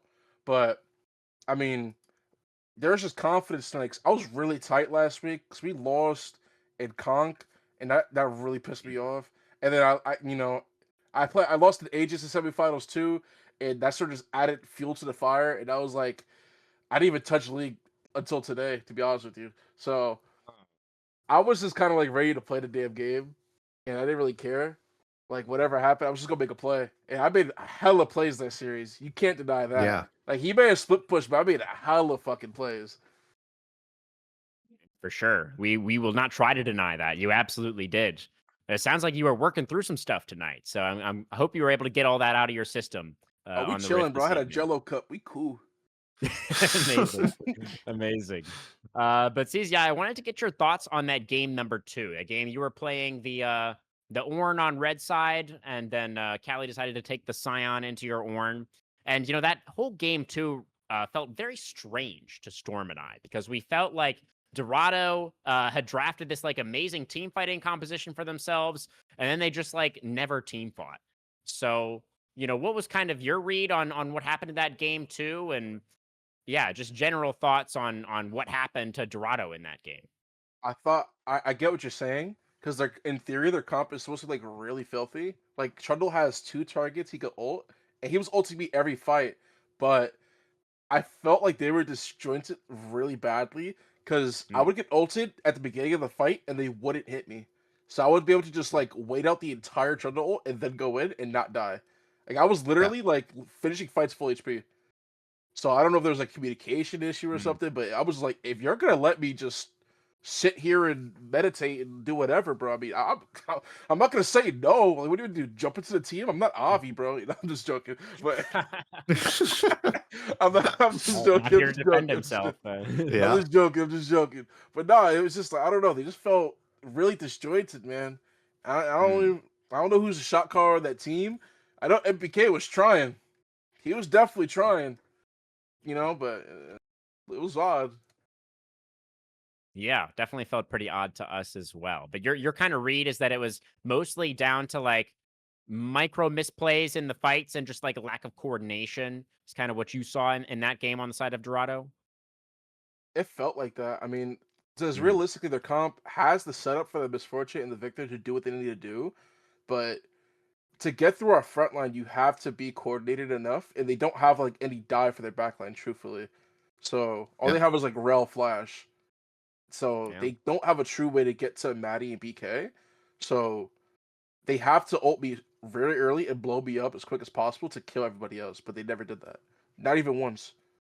Yeah. Like if you Yeah, go exactly. Deathless as Ord, either the enemy team does something wrong or you're just the GOAT. So maybe it could be both this time, but Yeah, I mean, I 100% agree. It definitely felt like you guys were much better coordinated in that game for sure. Storm? mhm. Yeah. My kind of questions were like towards like draft picks or anything like that. Do you feel like there's anything like that you guys really wanted to like pull out that you were denied from? Like, was there like some certain ban that the Dorado side was doing? Or I just noticed that like it was the same, right? From most of you guys throughout the split of like, the Malphite, the Jarvan, the Zach were gone like the whole series, do you feel like there was anything from like your jungle or anything that discrepancy really wanted that he was denied from, or do you think these were just like bans that were just thrown at the wall? Maddie. Maddie, yo, What, man? son, you know, you know what? If I speak, I'm in big trouble. Hey, man, all I'm saying is that there's a certain void creature in the jungle that is Oh. banned from touching the rift, bro. Two things. One, shout out the Malphite ban. We have never Mhm. won with that champ. Nope. Discrepancy Nope. is a griefer. Yep. God bless. Number two is when you blind Trundle, there is a certain void creature that my jungler wants to play, and he is not allowed to play. Yes. He refused. Yes, it's like PTSD, bro. It is PTSD. I It's like it's me playing Caitlyn all over again. Yes, man. Uh, okay, there's 2 void creature junglers, so I don't know. It starts which with a one it is. B. It ends with does a start with Z. Okay. I was about to say, are we talking? I was like, I don't think Rek'Sai seems that bad, but like, I don't know what's going on. Bel'Veth? we love Rek'Sai. You know, that's a Yeah. queen. Bel'Veth, Okay. respectfully, Yeah. no thank you. Okay. Fair enough. Fair enough. While we're on the subject of draft, Maddie, I wanted to pick your thoughts. You went for some very aggressive AD carries in the last couple of games here, picking up the Vayne in game 3 and then the Callista in game 4, and you really popped off on both of them. But you know, and I actually asked Storm this question during game number 3. I was like, yeah, I mean, I hear you, Storm. You know, you're saying that the Vayne is like pretty good here. Like, it's a good answer into the Kog'Maw because you can like kill him. You know, once you have 2 items as the Vayne, you can like single him out in the team fights pretty effectively. But the Vayne, it feels like an ego pick from my perspective, right? As not an AD carry. I'm like, he's picking Vayne because he wants to like carry and he wants to pop off. So like, you know, what was the thought process behind going for these picks in games 3 and 4, and did it really play out the way you were expecting it to? So game 3, the Vayne pick, I'm just a little backstory is I played the game since season 1. The first interaction I had with competitive play was watching Doublelift play Vayne with Chowster Alistar, and I was a Vayne one trick for 3 or 4 years after that. So that is my bread and butter champ. And then I pick it very, very consistently into big tanks. So when Skarner was very meta, I would play it a ton. I don't care about bot matchups whatsoever. I think bot lane is one of the most fake lanes possible. I don't think that the 2v2 matters almost at all for the outcome of the game, and I think you can really lock anything as long as you're proficient enough in farming and understanding how to not die essentially in lane, and then you can play the fights, and the better AD carry will always win the team fights. As far as Callista though, Callista game 4, we we reached the point where we pick Poppy and we're all like, yeah, Poppy's really great here, and then I go, okay guys, I'm gonna say an AD carry, Ashe is gone, Talia is banned, and BKP goes, please don't lock it in. And I go, I'm locking it in, man. We play Callista. Yeah, it was looking a little bit dicey for the Callista in the early game. Like, there was that one fight around the Grubs where you end up like stepping up just like a little bit too far and ended up getting punished. But there was another fight just a little while after that where I think you picked up a couple of kills and you kind of ran away with the game from there. Yeah, I would say Callista was an ego pick for sure, in my opinion, because I know Mustard and Gremlin can't punish me. They are not those people. They are late game passengers. They will not punish me. I can punish a Kai'Sa lane very easily, and then shout out Discrepancy because I got 2 solo tier 2s because he yelled at my team to get away from the turret. Essentially, they were all walking towards turret, and he goes, guys, leave, let him get solo, leave, let him get solo, and that accelerated me so much. He's such a fan, bro. He's such a fan. Like, yo, this jungler is such a fan, bro. Like, oh my gosh, give him the gold. Oh man, these ADCs are so pampered, bro. I'm so tired of it all, bro. Right. That's the junglers, you know, we care about winning the game. If that True. means my AD carry needs to get some solo turret gold, then that's what needs to happen. Yeah, so. but when I need a freeze broken, it's a prop. Nah, let me just. That's right, CZI. Yeah, exactly. You signed up for the 1v1 island, CZI. Yeah, you know what you were getting man? into. Yeah, I know what I am. You know. Matty drilled it into me. Pause. It's crazy. That was That's not the crazy. things we're allowed to say, bro. Come on. Hey, that was insane right there. Well, back over to you, Storm, if you want to commiserate with your fellow top laner for a moment.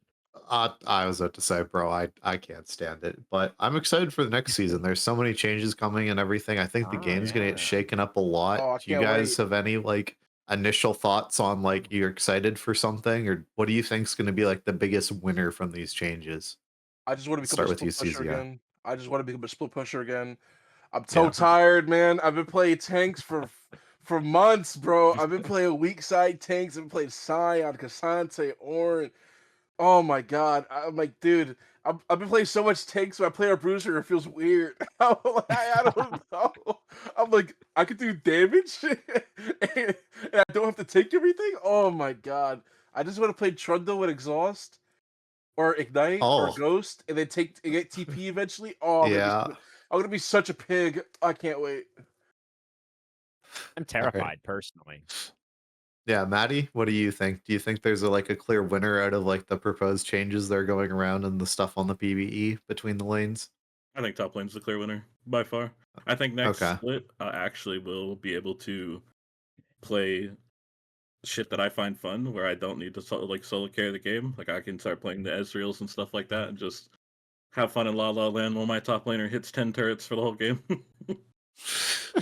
Dang. Okay. So what you guys are saying is you're going to be even scarier next season? I don't know who's we, well, because I think somebody's gonna eat it.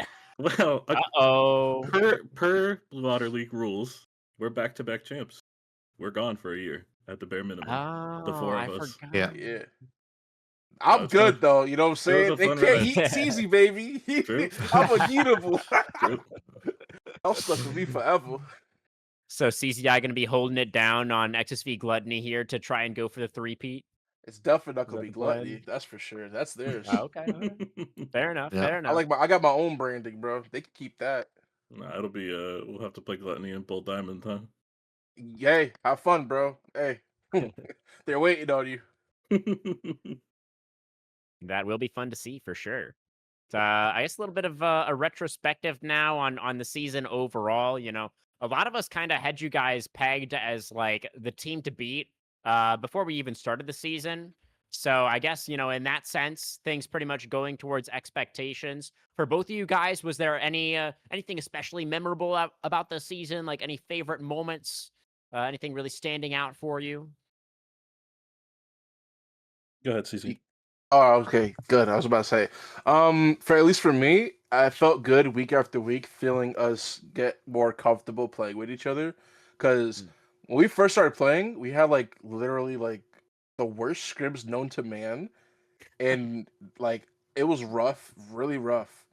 But we were all just good enough that we could just get these wins for no reason.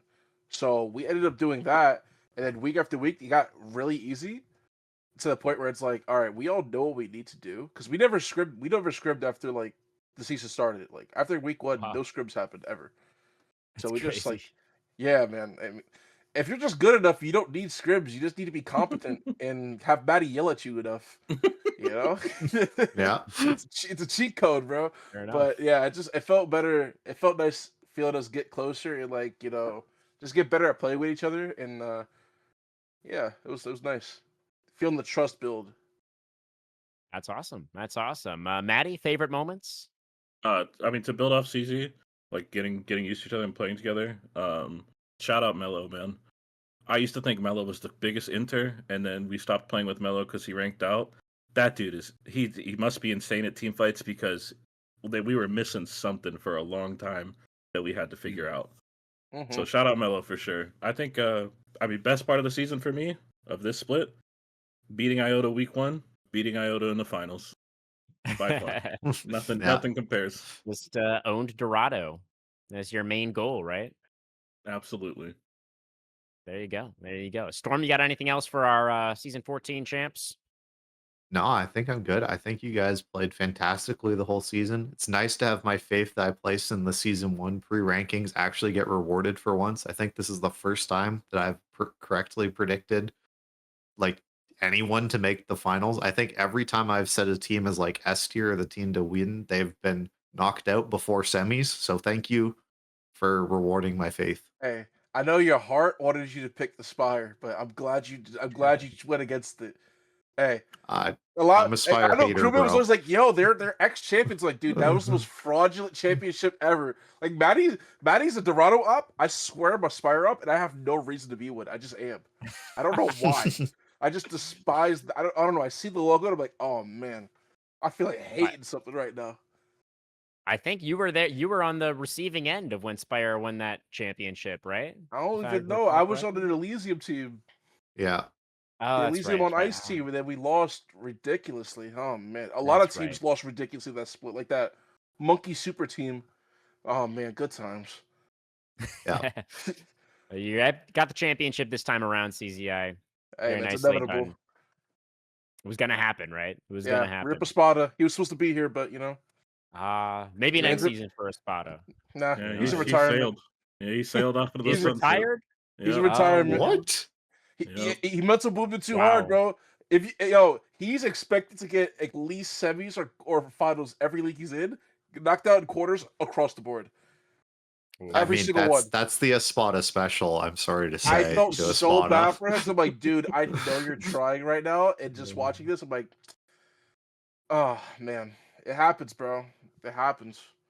Even Rusty Crow could save him. Man, I mean, hopefully he just needs a little bit of a break. That'd be a big loss if we do lose Espada for good. But yeah, that's definitely rough. He's had a rough, go the last few seasons. So maybe just a little bit of a step back and a reset, and then hopefully we'll see him again at some point. Hmm. But Storm, it's very nice for you that we may be crap at predicting which team is going to win based on the draft, but at least you Yeah. nailed those preseason predictions, right? So good looks there. And then, guys, just some shout outs now. So CZI, the newer member on XSV Gluttony. What are your shout outs, your words for the stream here at the end? I'll shout out like I usually do every time I'm on Otter Talk. I shout out the league and the comp community. It's always a blast playing every split. It's good to have an environment where you can just come and just have fun and be competitive and talk shit and sometimes get shit on as well. But it comes with the bundle. And shout out to all the XSV. I just joined them this split, and it's a good time. I really enjoy everyone over there. The vibes are great, and hopefully I could stay over there a little bit longer. You feel me? Absolutely. I'm sure they'd be happy to have you. Yeah. Spaghetti, shout outs, words for the stream. Same shout out to Otter Talk with the XSV. Best work by far. Shout out Shane. I do want to do a little special shout out for XSV. It is our 1 year anniversary today at XSV. Woo! It's six Congrats. chips in 1 year. This is our sixth Damn. chip. And what Six an chips in a year. anniversary gift for Shane to be able to get him, another chip on the anniversary is just must feel amazing. So big congrats, well deserved, guys. You're the best team all season long, and you're able to make good on it in the finals, securing the 3-1 victory, just like you drew it up. So very well done. Congratulations. And we'll see you next year in the Diamond League, I guess. I'll see you there. Yeah, not me though. See you in D4 Cup, baby. Let's go. All right, just sticking down there with us. Yeah, I love to Hell see it. yeah, Love to see baby. it. Absolutely. That's gonna do it for this season. Storm, what was your favorite part as you reflect on this season? What were the moments that stood out for you? I think definitely having those draw shows being live was so fun with Yeah. like the wheel spinning. That was some craziness of like being like, oh, surely it can't be the Civil War again and it happening and we all just losing our minds and the chat exploding and stuff. I think that dynamic of having this shorter season was a ton of fun just from like an outsider perspective. Um, but it's just been another pretty great season from BOL. I'm excited to see what the new seasons are going to bring, and league's changing again. I think it's changing for the better. I'm really excited to see what the new year is going to bring and all the things to it. I'm unfortunately away for most of January on vacation, so I'm not going to be able to play and see all this new stuff, but I'm excited to see it when I get back. Yeah, absolutely. You've earned a vacation after Yeah. a nice long season of casting. So be sure to enjoy that as well. The Summoner's Rift will be here when you come back. But yeah, I feel like our experiment with the Swiss style tournament was pretty successful. I think everybody really had a good time. We do still have Maddie and CZI here. If either of you guys want to say anything about the Swiss experiment that we did for this season. I love it, and I Um, feel like there's room for them to improve on it going forward. So I Hmm. think they should keep it and try to get creative with it next split. Yeah, I can agree. I had fun with the Swiss. I think it was a really good time. I think the only thing that sucked was the seeding Really. match that we didn't get to play, so we were off for Mm. like 3 weeks. Yeah. But otherwise, I Yeah. mean, I had a great time. It was Yeah, fun, yeah, bro. definitely. The Only draw people that were shows mad are people were who had garbage ass rosters. I'm sorry, but I had to say it. I had to say it. Shout out If you Nathan. put your team in and expected them to not win, I don't know what you're doing, bro. There's Risen for a reason. That's a crazy shot at Risen, but Risen's a good league, bro. Yeah. Oh man. That's a I'm so shot. sorry, Tyrell. Fuck.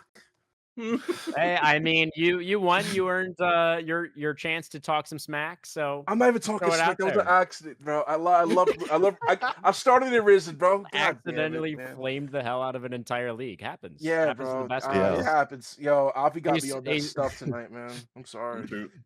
He's smurfing on the rift, but then in the interviews, you get the misplay coming out once in a while. A little bit of True. friendly fire. Unlucky. Yeah, it happens. Um, It happens. I'm sorry. But it's been a very fun season. Storm, did you have anything else you wanted to say before we sign off here?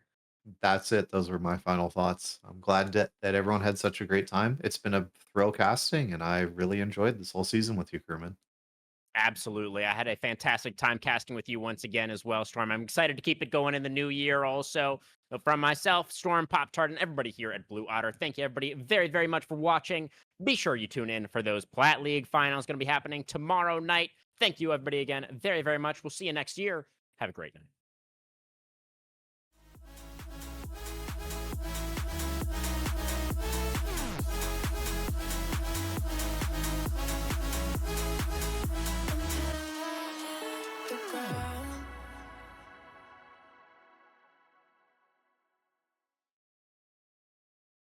I wanna feel alone tonight.